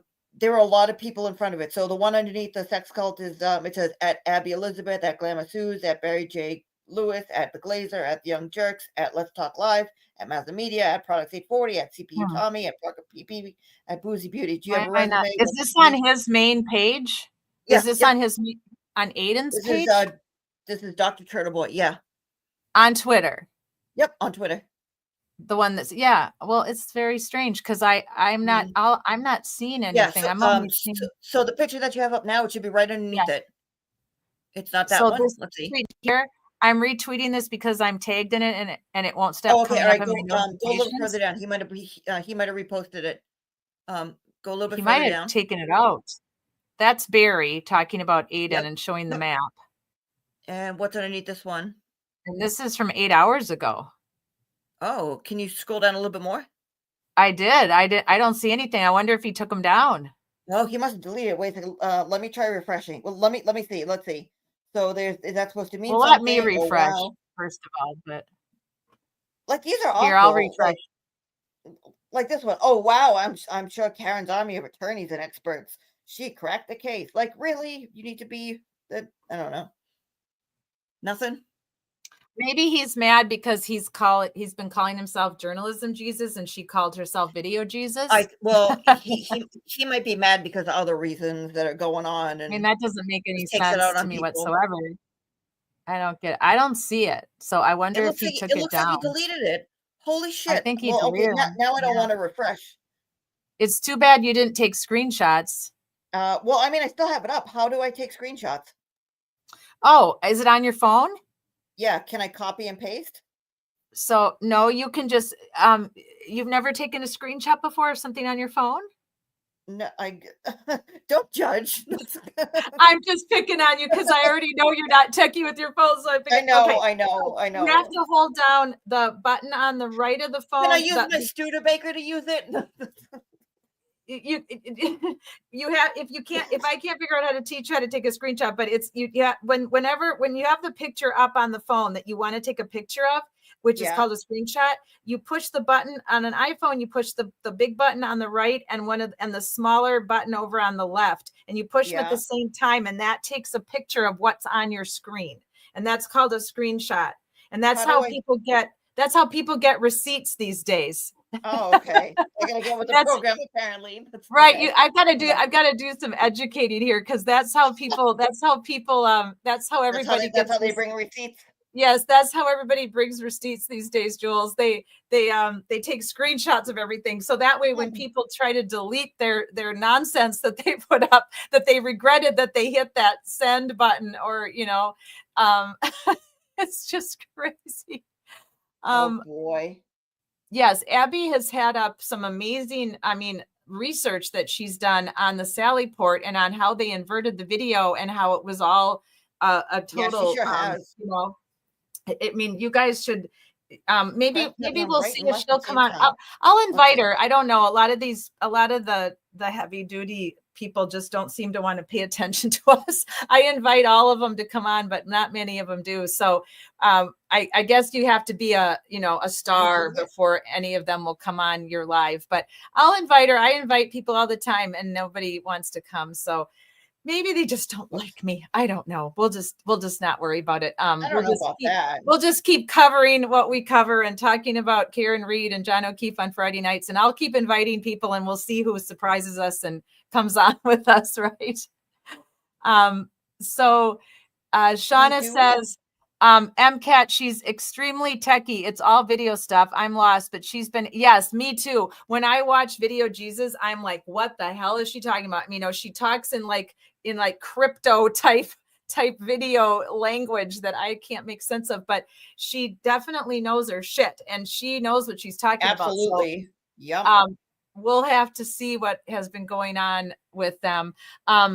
So let's see here. I'm just going to show something, play something for you guys just for fun because I get a kick out of this. So I am going to play this intro because it kind of jazzes me up a little bit for us to show a few minutes of Colin's testimony. So hang on a second here. Let me. Is this the witness advocate? The witness advocate? No, this is a Turtle Boy's intro because I get a kick out of it and it always reminds me of Colin Albert. So yeah, it always reminds me of Colin whenever I hear it. So stand by and I'll play a little bit of it for us. Thank you, Dr. Turtle Boy, to whoever your band is or whoever put this together for you because I love this song. Is it Eminem? Whose song is it? Which one? The Bang Bang? No. The other one they use. I'll think of it in a second. Yeah. Who's Tick Tick Boom? I have no idea. I can't remember. I know, but it's just not coming to me. If someone knows, type in the chat box for me. Okay, let's play a little of it. Invite Jen McCabe. See if I can get it to play. There it goes.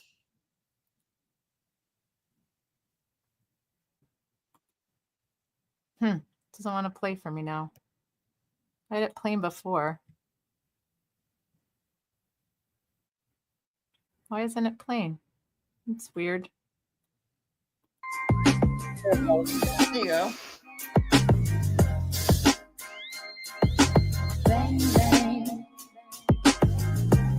This is kind of a newer version, apparently.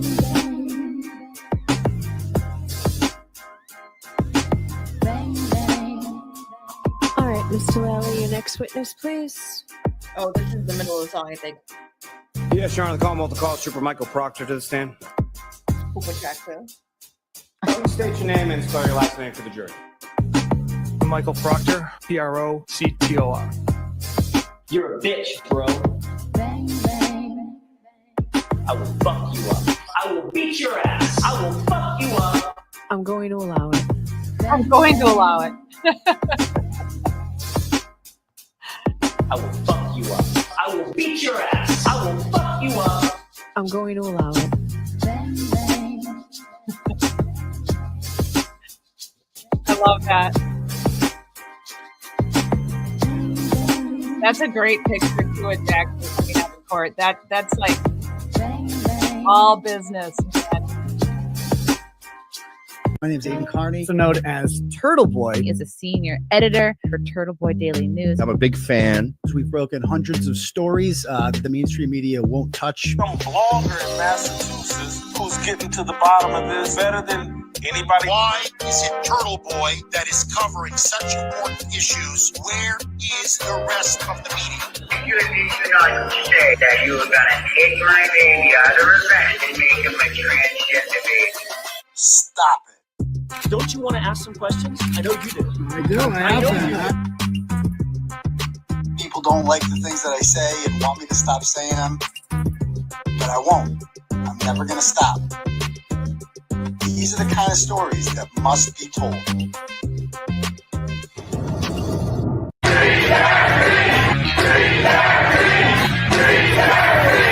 And I will not be intimidated. I will not be silenced. And we will continue on our journey for justice for John O'Keefe and for Karen Reed. Tick, tick, boom. Boys, go baby, we bringing our toys. Boys, chop up the fingers, should be on the boards. Bang, bang, we gon' ride out. Gang, gang, we don't die out. Want it like this, ain't no timeouts. Tell me who really gon' find out.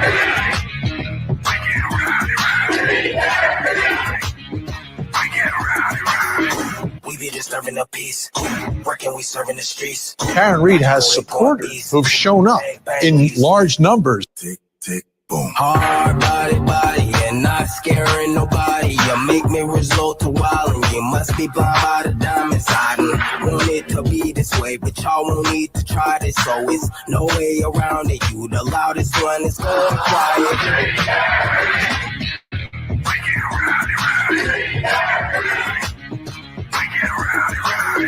We be disturbing the peace, working, we serving the streets. About to go ape, going beast. Bang, bang, leave you sleep. This is the first time I think I've ever seen this. An outpouring of support for someone accused of murdering a Boston police officer. Unbelievable situation. Never seen anything like it. Tick, tick, boom. You can't stop me, so who gon' stop me? You can't stop me, so who gon' stop me? You can't stop me, so who gon' stop me?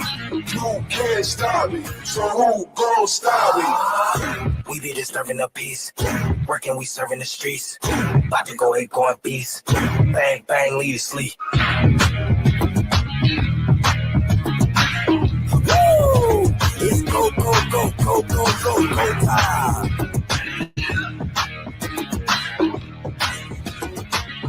Tick, tick, boom.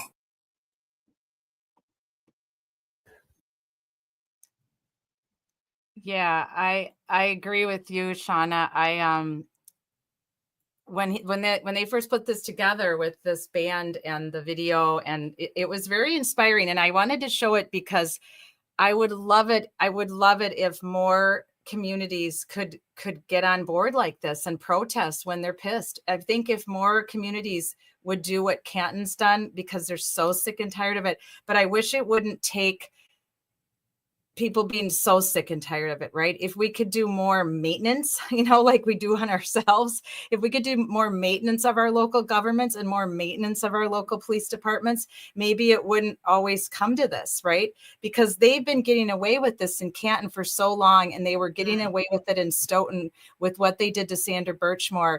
And if we were monitoring our own police departments and our own local governments better, because we are the citizens, we are the people, right? We the people, then maybe it wouldn't come to all this crime and corruption at this high level that it's come to.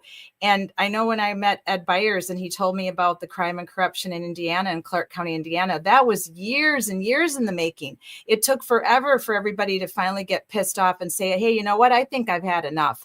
So when he first put that song together, and I don't always agree with everything that Aiden does and says, that's for sure. We have totally bipolar opposite ways of doing things. And politically, we don't align either. But I completely do respect the journalism that he's done on this case. And I respect how so many people have rallied behind this movement to free a woman who's been wrongfully accused. And we all agree on that. Whether we disagree on other things, we can all agree that she was framed and that this is a travesty of epic proportions, that all these police officers and government officials are involved. But this is exactly what happened to Ellen Greenberg. I want to tell all of you that Ellen Greenberg did not unalive herself. She did not stab herself 20 times. The government in that area, Philadelphia, covered it up. The police helped her fiance get away with murder. He's been getting away with the M word, sorry, YouTube, all these years since 2011. So I really feel that this case, her parents have been the ones that have pushed the case to try to get the new medical examiner to reverse it. And all the media attention it has gotten is because of her parents and everything they've done. They need to stand out. They need people to come out and stand in the streets. And how can we serve in the streets? That should be something we should all be asking ourselves and asking all communities. How can we serve in the streets? And I'm glad they're doing it for Karen Reed and for Justice for John O'Keefe, but we have to do it for every community, for all the people that their crimes aren't being solved, that there's police corruption involved, and that favors are being given and crimes are being forgiven and people are getting away with the M word all the time. It's despicable and it's sad. Yeah, no, absolutely. So one thing that came out yesterday, I think it was yesterday, Sue O'Connell, she's the one who does the Canton Confidential. She's a local, she doesn't call herself a reporter. She calls herself a contributor or something like that. Like she just watches or whatever it is. Yeah, with the with short hair and the glasses. Right. So she came out with a couple of tweets. She was going back and forth with the Glare because I don't know. I guess he likes to pick on her for some reason. They were going back and forth, and who doesn't the Glare like to pick on? He just has different people. Yeah, I that know. He just wants to poke just cause the poke. Oh, he called me stupid. So I.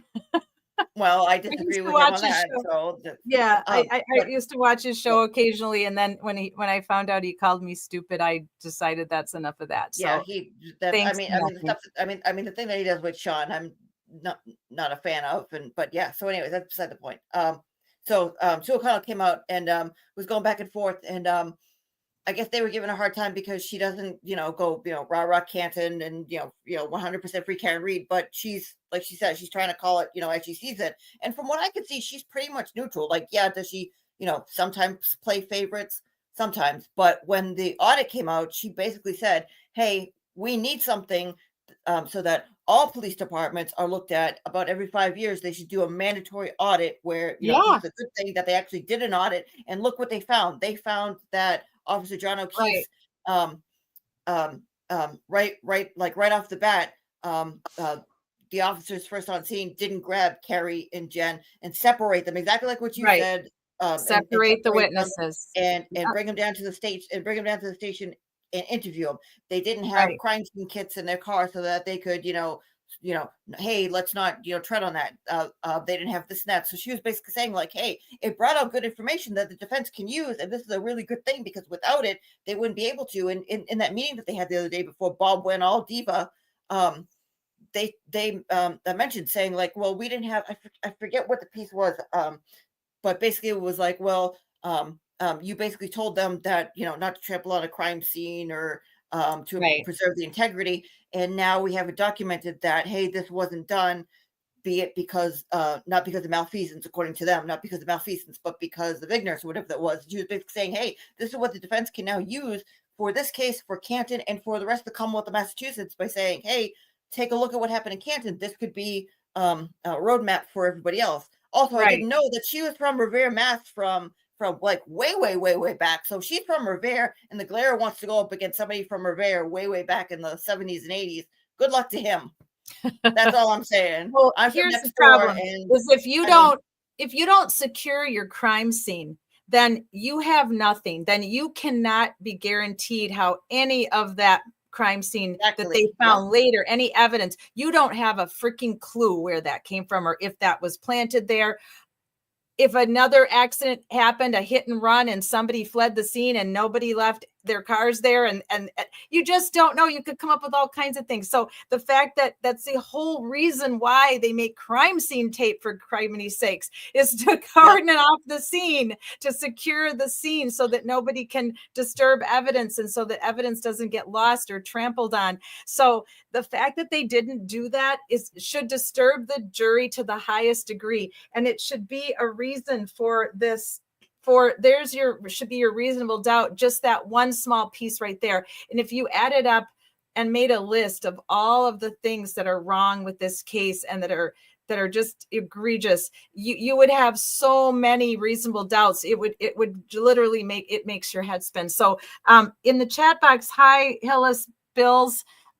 He says here, let's see here. Let me go back up. Sorry, go back up where I was. I have been listening for a while. Great. Welcome. I didn't realize that had been Twitter issue. Oh, that there had been Twitter issues. I often just listen. Great. You're happy to listen. We're happy to have you. Aiden has reasons. Karen H. So let's hope he finishes up. So then MCAT says, I'm thinking of coming out to Boston during the trial. I have a cousin in Wesley and a friend in Shrewsbury. Yep. Hey, I've been thinking of it myself. I have a great aunt near Foxborough, and now we have our Julie, resident Bostonian, that we can visit and meet in person, not to mention others that we've become trial friends with. So, MCAT, you and I might have to coordinate that and go at the same time. She says, Hills, finish. Aiden has reasons. Hi, Southeast Sally. Nice to see you again. CPD blaming lack of basic guidelines for murder investigations has as a concern. That's to defect the most piss poor crime scene maintenance ever. That's rich. Bunch of animals. Yeah, for sure. I mean, that's just a bunch of lies anyway, because again, you're trained how to do all this in the police academy. You're retrained in service every 3 to 4 months. Police officers go through in service. Even if you don't have that many homicides or that many M words in your community, you're still trained what to do. And so that's a completely ridiculous. And again, it's not that difficult. A lot of police work isn't rocket science. It's 1 + 1 = 2. It's common sense. Somebody was killed here at point A. We need to surround point A with crime scene tape or a barrier of humans or whatever it takes. If we can't put up crime scene tape, then we call in more officers from other municipalities and we surround the area with human bodies. Whatever we have to do to protect a crime scene where someone's life has been taken. That's the least we can do for that person and their family, is to protect the scene so we can investigate properly. So everything that they did was not proper police procedure. And then for their police audit to say that and to bring that out like that is just innovative. It's just it's despicable, and it's insulting to those of us who have intelligence, which is most people. So it's insulting to Officer John O'Keefe as well. Very insulting to him. So Hills Bill says has reasons whether Abby others are coming up with things that hasn't been in court yet. This could prejudice the trial. Oh, I see what you're trying to say, is that if she puts out too much information about what she's finding, about her findings, and that they may want to be keeping that close to the vest. I'm getting that's what you're saying, Hills, right? So I understand what you're saying. I'm very cautious now with the 2 cases I'm covering here in Florida. The missing mom, Sarah Ebersol, and Jason Veach, who was killed by asphyxiation in a bar fight, because we're trying to get coverage now for the families on those 2 cases because they've been so stalled. They're over 2 years old. There's no justice. Jason Veach's case is closed. Sarah's been missing for over 2 years. Her daughter is in the custody of the bio dad, who we believe was committing domestic violence on Sarah for years and years and years. And so he has custody of the daughters, and we're very concerned for her. So we're doing a lot in the public, because what else is there to do now? How in these 2 particular cases, how long can you continue to wait for the police to do their jobs? And so we don't want to compromise either. Well, there is no investigation in Jason Veach. They've closed the case. So everything we're doing now is to get the case reopened. In the case of missing Sarah, everything we're doing now is to get the community involved and to rally, like Michelle, her sister's been having standouts, because that's what we're left with now. So we still have to be careful. But again, when is it that you have to get the public involved and you have to scream at the top of the rooftops, the top of the mountains, I want justice for my family member of this person, my life mattered, which is one of our hashtags for Social Change Warriors. These people are missing or they're passed away, and they're screaming at us, my life mattered. Why don't you arrest this person? Why aren't they in jail? So I get what you're saying, though. Hills, is it Hills? Yeah, Hills Billis.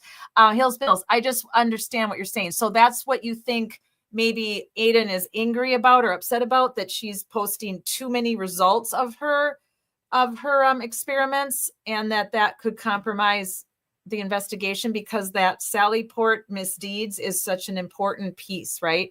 So I'm guessing that's what you're saying, but let me get down to the bottom here and I'll catch up. There were loads of stuff last trial Aiden knew and kept some the same now.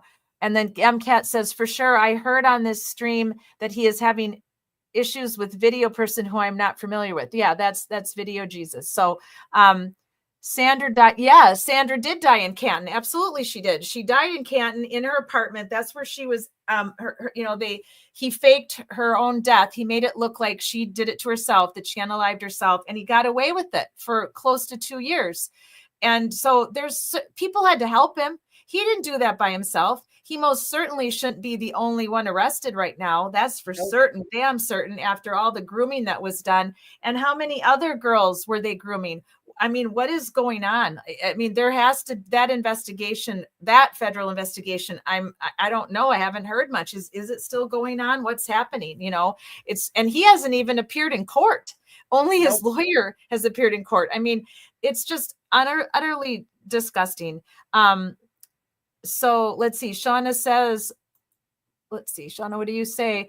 Oh, I see Hills Bills. I'm not on Twitter. It was a little confusing for me. I have seen Abby as guest, but not on her channel. Yeah, she's been guest on quite a few shows with this video information that she has been doing all these experiments and spending hours and hours on this case. Let's see here. Yeah, MCAT says, wow, I'm going to read up and say, yeah, you should definitely. So go back. I've done lives with Michelle since October. If you just go back in our library, MCAT, you can see all the lives I've done on Where is Sarah Ebersol. I've also made a ton of posts on my Facebook page and on my Twitter page. So if you just type in hashtag where, capital W, capital I, capital S, capital E. So where is Sarah Ebersol? All the first words I have capitalized, and I've used that hashtag a lot. That is a case with so many twists and turns with the bio dad and with the last person that they believe based on cell phone records that she was with, which is this gentleman named Tyrone Mormon, who is refusing to cooperate with the police, and he's not telling them where he dropped her off. But we know that he had to have dropped her off somewhere because that was the last time her phone was moving. I think Joe's involved. If he turns out not to be involved, I'll apologize to him publicly, but he stalked her and domestic violence over her and coercive behavior over her, manipulation for years and years since she was 15, and she went missing at 26. So I do believe he's involved, and I still, every day I get madder and madder about this case. So same with the Karen Reed case and Sandra Birchmore. There's just so much corruption going on and so many people getting away with unaliving other people. It's just really pathetic. Yeah, Sean, I've been on Twitter, so it's hard to follow. Trust me, Twitter can give you a major brain ache. So, all right, well, let's finish our night with just a little bit of Colin, just to give us a spark of how ridiculous this testimony is. We'll listen to a little bit of the cross, and then we'll finish him up next week, and we'll branch into Jen McCabe. So she'll take up a good 2 weeks would be my guess. We'll let Matt come after Jen. We'll do Jen first. I'm ready for some Jen. I don't know about you guys, but I'm ready for some Jen. So, and then of course, next Friday, we can also catch up on what else is going to go on this week, because there will be something. There's always something with this case. It's never quiet. And there's just so much all over Twitter. It's hard to keep up with it all. But definitely all of the main things, the waterfall footage that Microdots put up, that the kangaroo originally was the one to notice that they were arguing, or that that Chris Albert was holding, Brian Higgins back. And so then Microdots made all of their, I find, very eerie videos of the entire, scene. Those are huge. And then you've got, Aiden's reporting and all of the constant things he keeps digging up. How he manages to do it, I don't know, but he certainly truly is a journalism Jesus for this case. There's no doubt about it. And then you have these new theories that people are coming up with about what exactly did happen and who was the one that punched him and maybe made that final blow. And then you've got all the other, just the Twitter people. There's so many people on this case and interested in this case, constantly posting, constantly adding new theories and discussing. And it's just a lot. It's a lot for any of us to keep up with. Yep. So we'll try to recap all that again next week, and whatever new videos that Julie wants to show. So, that's what we'll do next week. We'll recap, and we'll talk about, we'll see what Jen McCabe has to say and listen to some of her testimony again. I don't know if we'll listen to all of it, but we'll listen to some of it. So let me pull up just a little bit of Colin. Yeah. I was thinking of Kevin Albert. Let me pull up a little bit of him to end our evening for tonight. So let me go grab that. Stand by.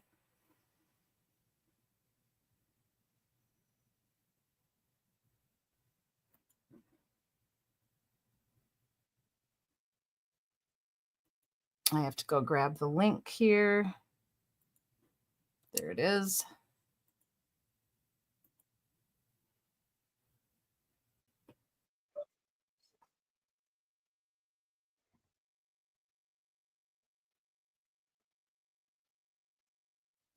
Okay, now I got to share my screen. So just give me a second here. Stand by.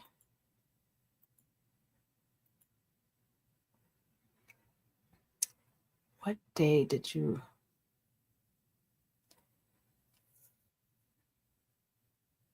They both have, the YouTube has this number before it for all the Karen Reads, and it says 464, but it doesn't tell you which one it is. So I'm going to have to guess. I'm going to have to guess which one that I want. So stand by a second. I think that's the one I want. Okay. They all look the same. All right. Good morning, counsel. Good morning, Ms. Reed. Good morning, jurors. So I have to ask you those same 3 questions. Were you all able to follow the instructions and refrain from discussing? Everybody get a good night's sleep? We left yesterday. Yes. Those are the questions she asked. So nodded affirmatively. Were you also able to follow the instructions and refrain from doing any independent research or investigation into this case? Yes. Everyone said yes or nodded affirmatively. Did anyone happen to see, hear, or read anything about this case since we left the other day? Yesterday.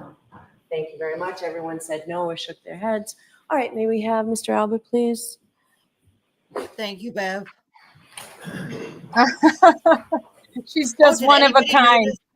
Did anybody notice that she has a new sippy cup for jury selection? It's black. It looks like it's wearing a black robe, just like her. Oh no, I didn't see that.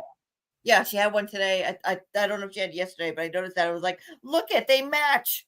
Bev and a For sippy God's cup sake. match.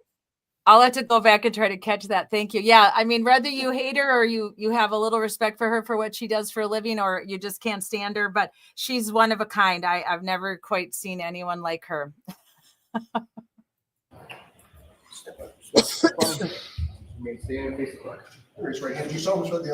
comes the choir boy in his choir boy outfit. I do. Knuckles Albert.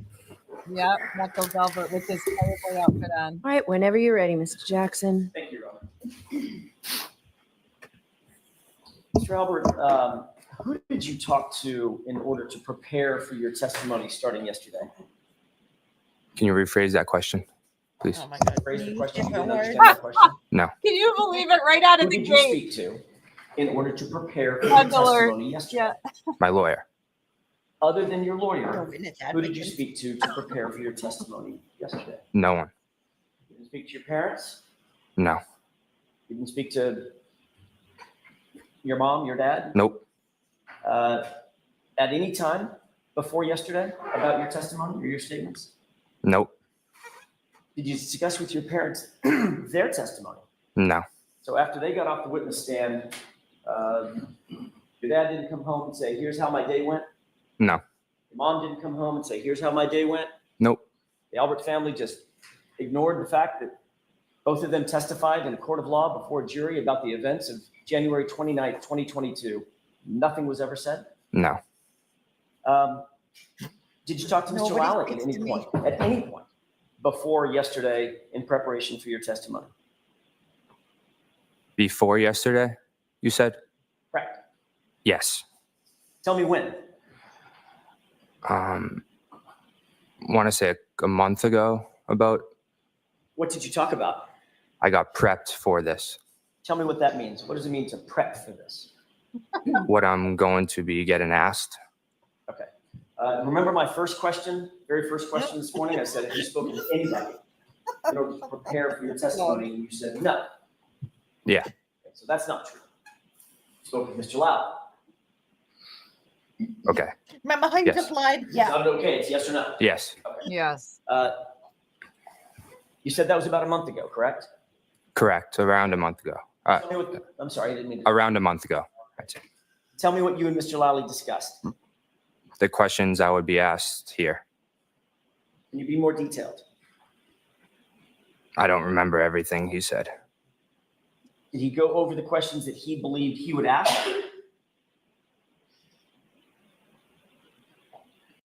MCAT, this entire trial has been like a Saturday Night Live skit. You are so on point with that. And that's why when Auntie Deb started doing her parody, I was just taken with it because I needed to laugh because there's so much wrong with this case, and it's so despicable and disgusting that people think they can just commit crimes and get away with whatever they can get away with because someone will always cover for me, that I needed that parody that Auntie Deb gave us, that these characters are, they're you can't make this shit up. You could not write a screenplay. You could not write a book.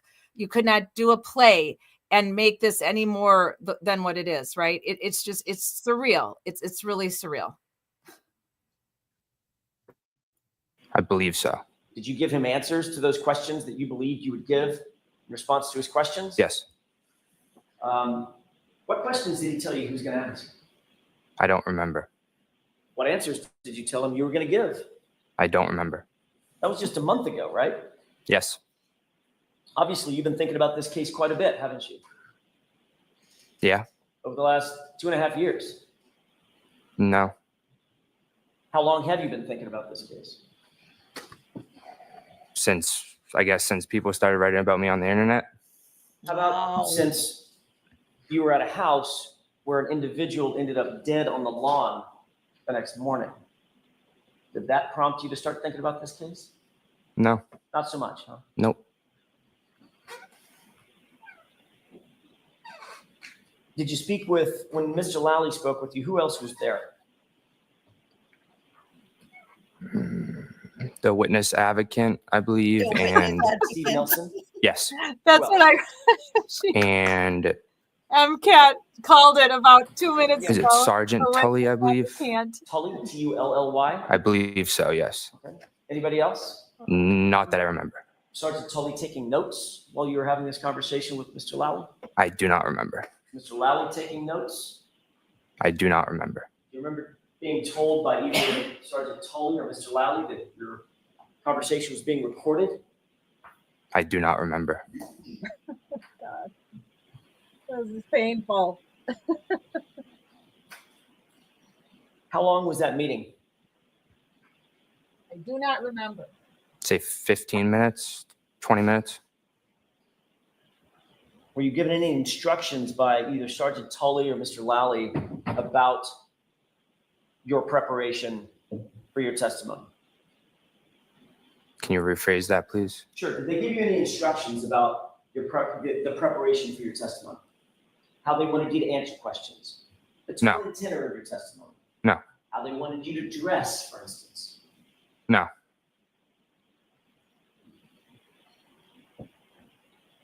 Other than that time a month ago, have you spoken with Mr. Lally or anybody from the DA's office since then, before yesterday? No.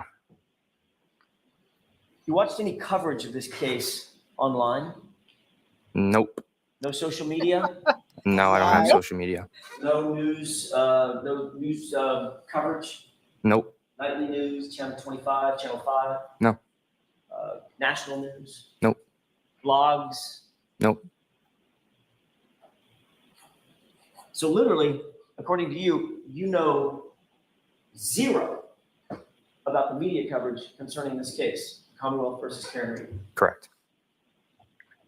But he just cried about it, right? Did you talk to Allie before her testimony? No.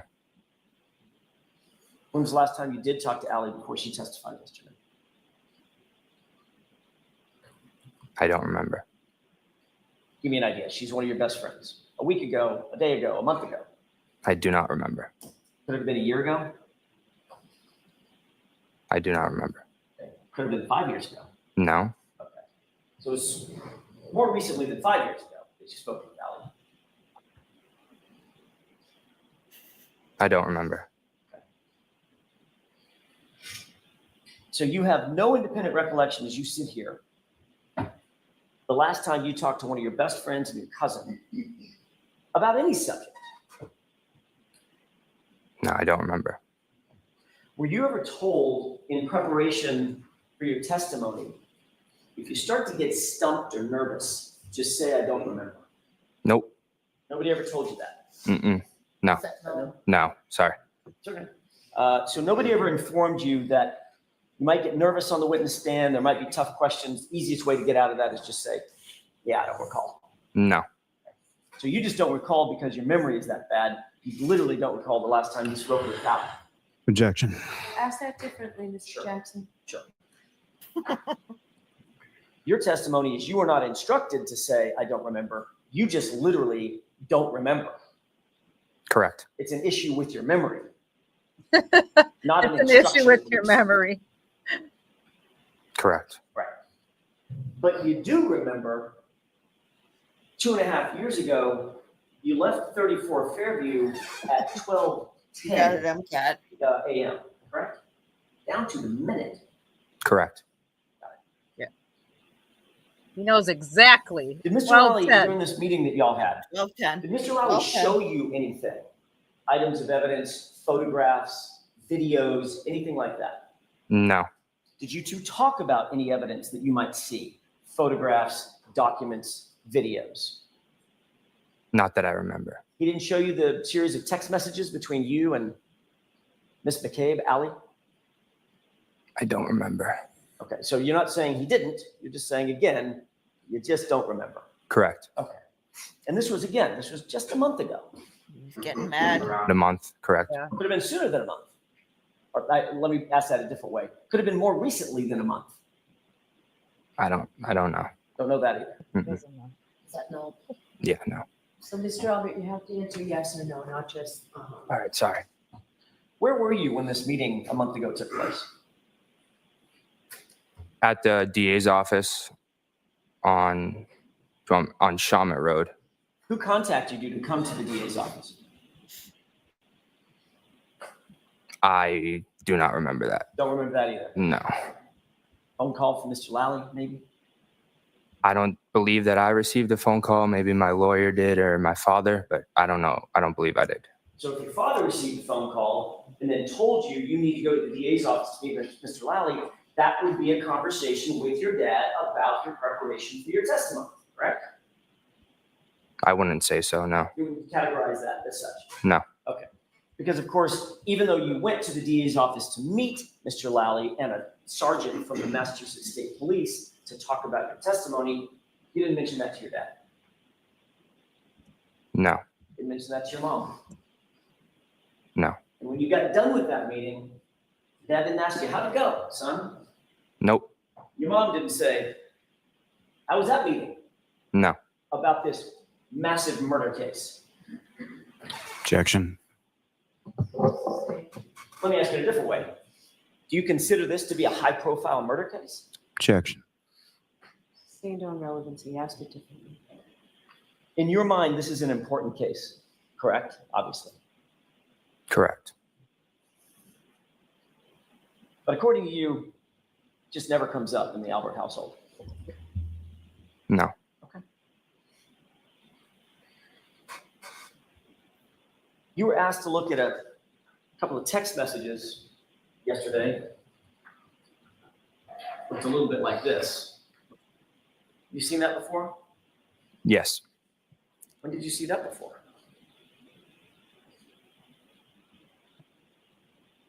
Yesterday. Before yesterday? Had you ever seen that before? On my phone, yeah. Okay. Other than on your phone when you made the screenshot, did you ever seen that before? Mr. Lally ever show it to you? Not that I remember, no. So you two didn't discuss that in your meeting a month or less ago? We could have. I don't remember. But again, you don't remember. Mm-mm. Is that no? No. Did Mr. Lally tell you why he wanted to question you about those text messages? I don't remember. Did Mr. Lally tell you anything about what you might be asked on cross-examination? No. Did he ask you about any videos that you've ever posted? No. Did he ask you about any comments you've ever made online? Nope. Any photos you've ever been in? No. Any fights you've ever been in? Nope. Who's Courtney Proctor?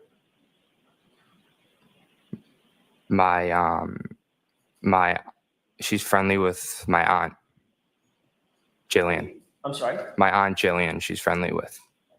When you say friendly with, describe that. What do you mean by friendly with? I know that they're pretty friendly. Have you ever been to Courtney Proctor's home? Yes. How many times would you say over the years? 4 or 5, maybe. Her family is close to your family, it's fair to say. Not that close. Close though. When you say not that close, but close though, what does that mean? I'd say we were more close when I was younger, not when I got older. Okay. How old are you now? You're 20? Correct. Oh, how did you do that? May I approach? Okay.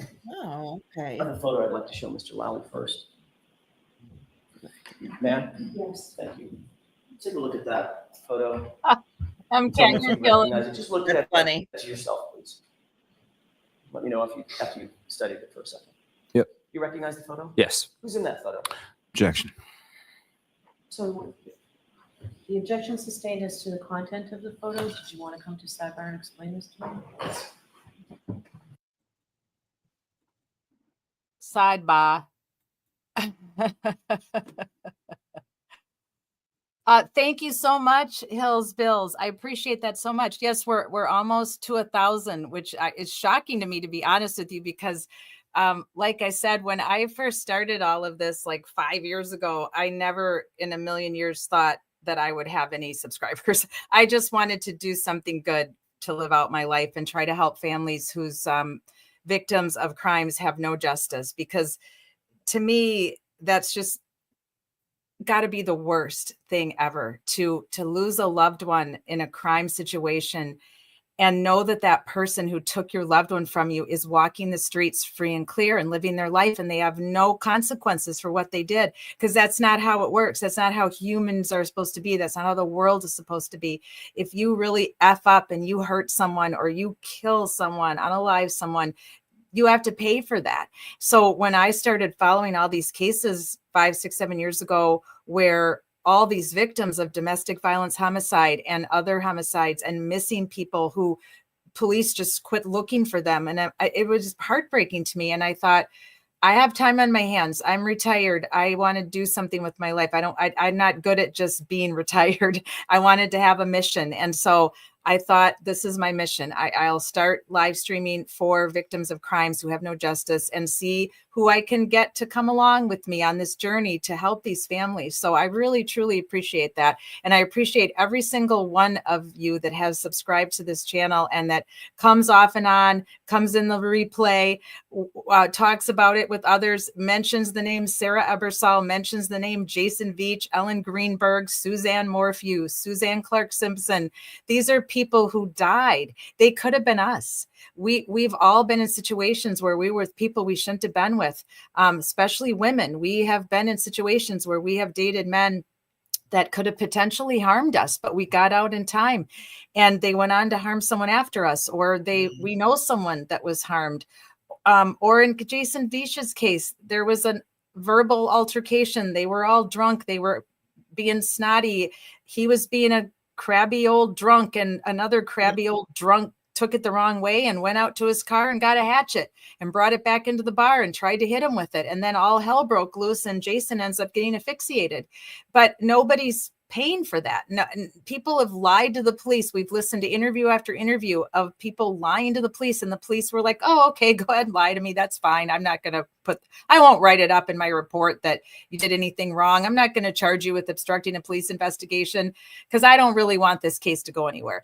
To actually see the blatant police misconduct right in front of my face it's alarming to me. It's shocking to me. And that's why I say to all of you, it takes a village, and it truly does. We can't just all sit home anymore. And I want you all to have lives. I want you all to have social lives and hobbies, but we all have to participate in our communities. We have to keep an eye on our police. We have to keep an eye on our local government. Who else is going to do it?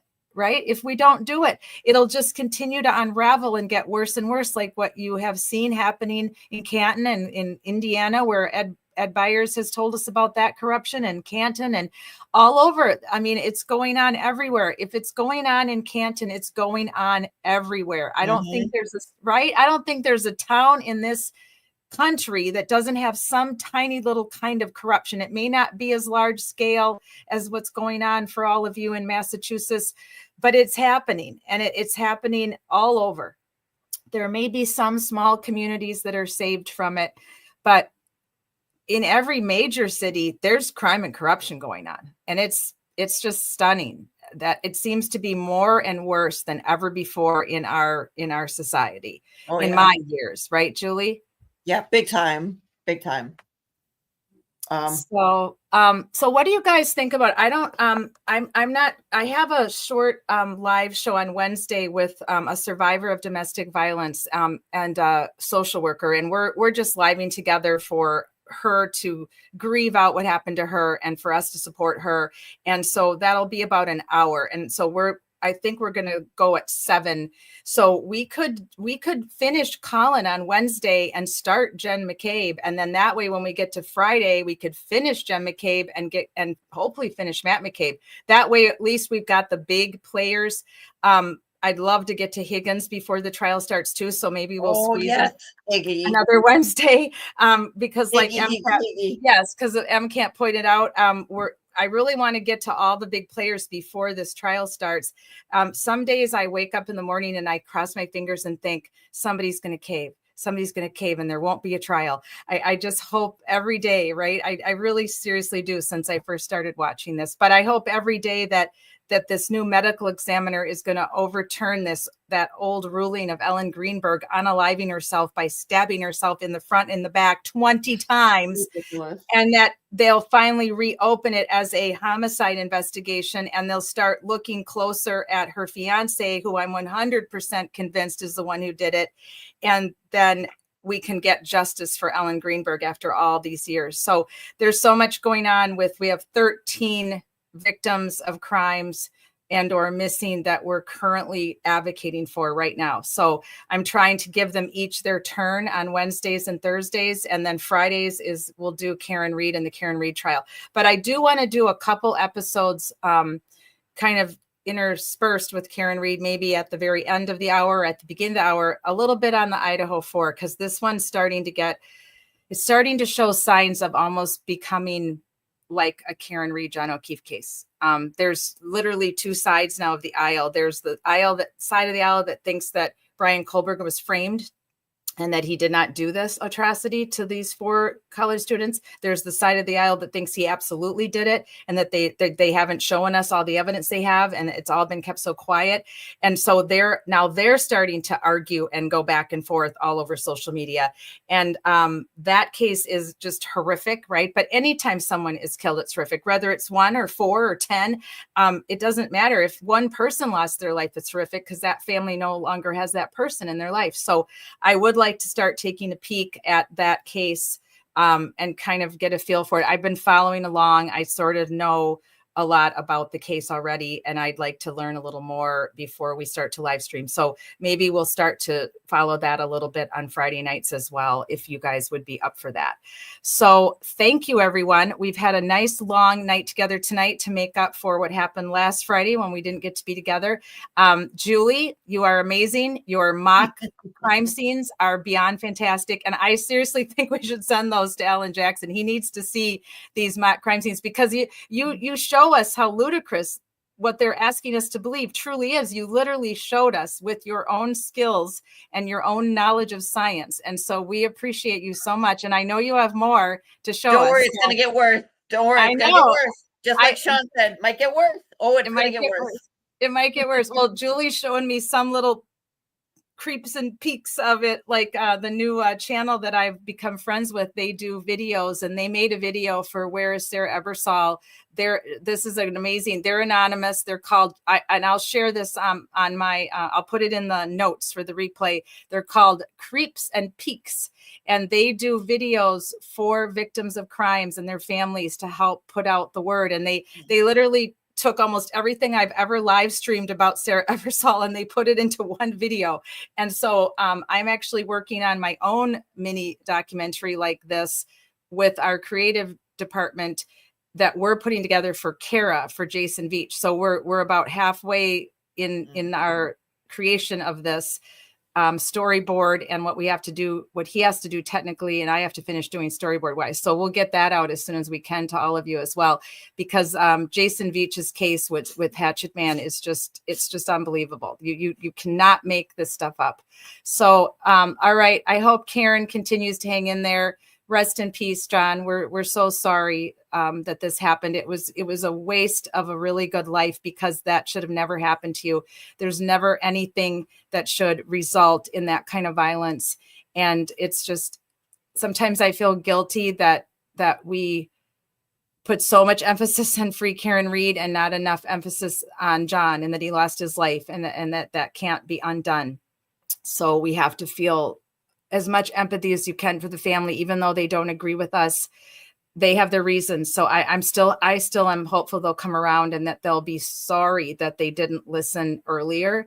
That's my hope, because, but I can never, ever put down, I will never say a bad word against the family, because they lost their child and they'd already lost their daughter and their son-in-law. They've been through unspeakable tragedy. I lost my dad. My grandpa got hit by a car. My dad to cancer. My grandpa got hit by a car. And then my grandma had a massive heart attack 3 months later.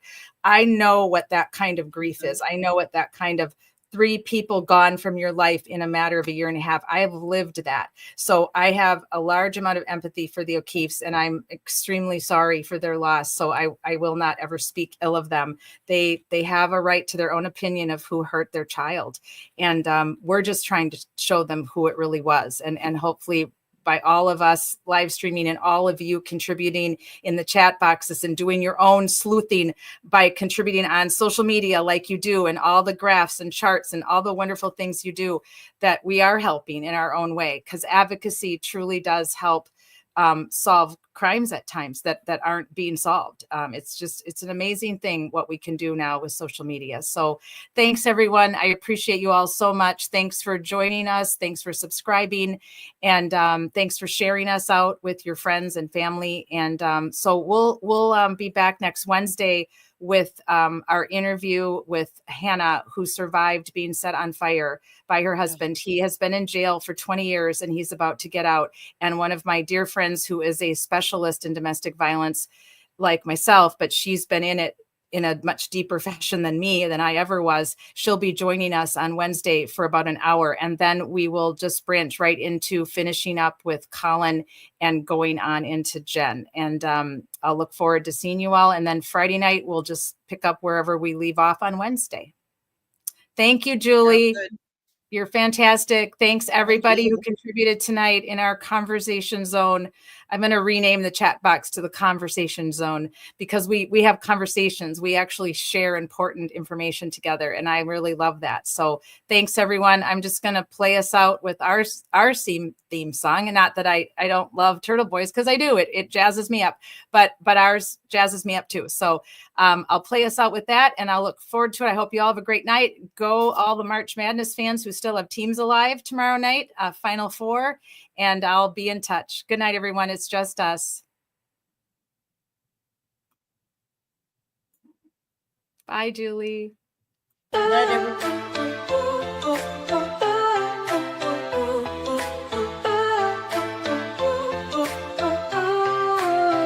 They try to silence the truth we shout, but we're still here, we're still calling out. Corruption hides behind a badge of name. We light the fire, expose the shame. We're justice seekers, we'll fight the fight for every voice lost in the night. My life mattered is the cry we sing for the ones they tried to bury within. It's just us, we're a movement wide. Together we rise, won't run nor hide.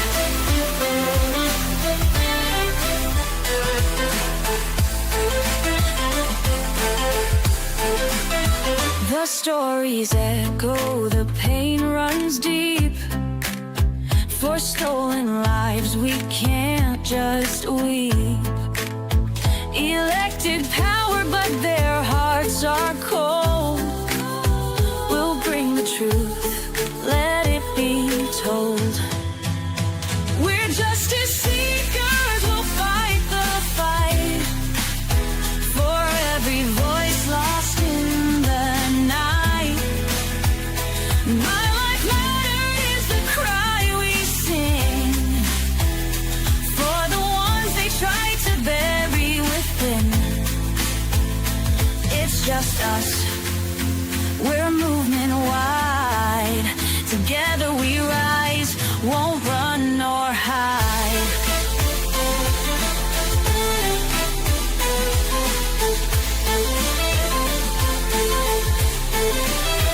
We're justice seekers, we'll fight the fight.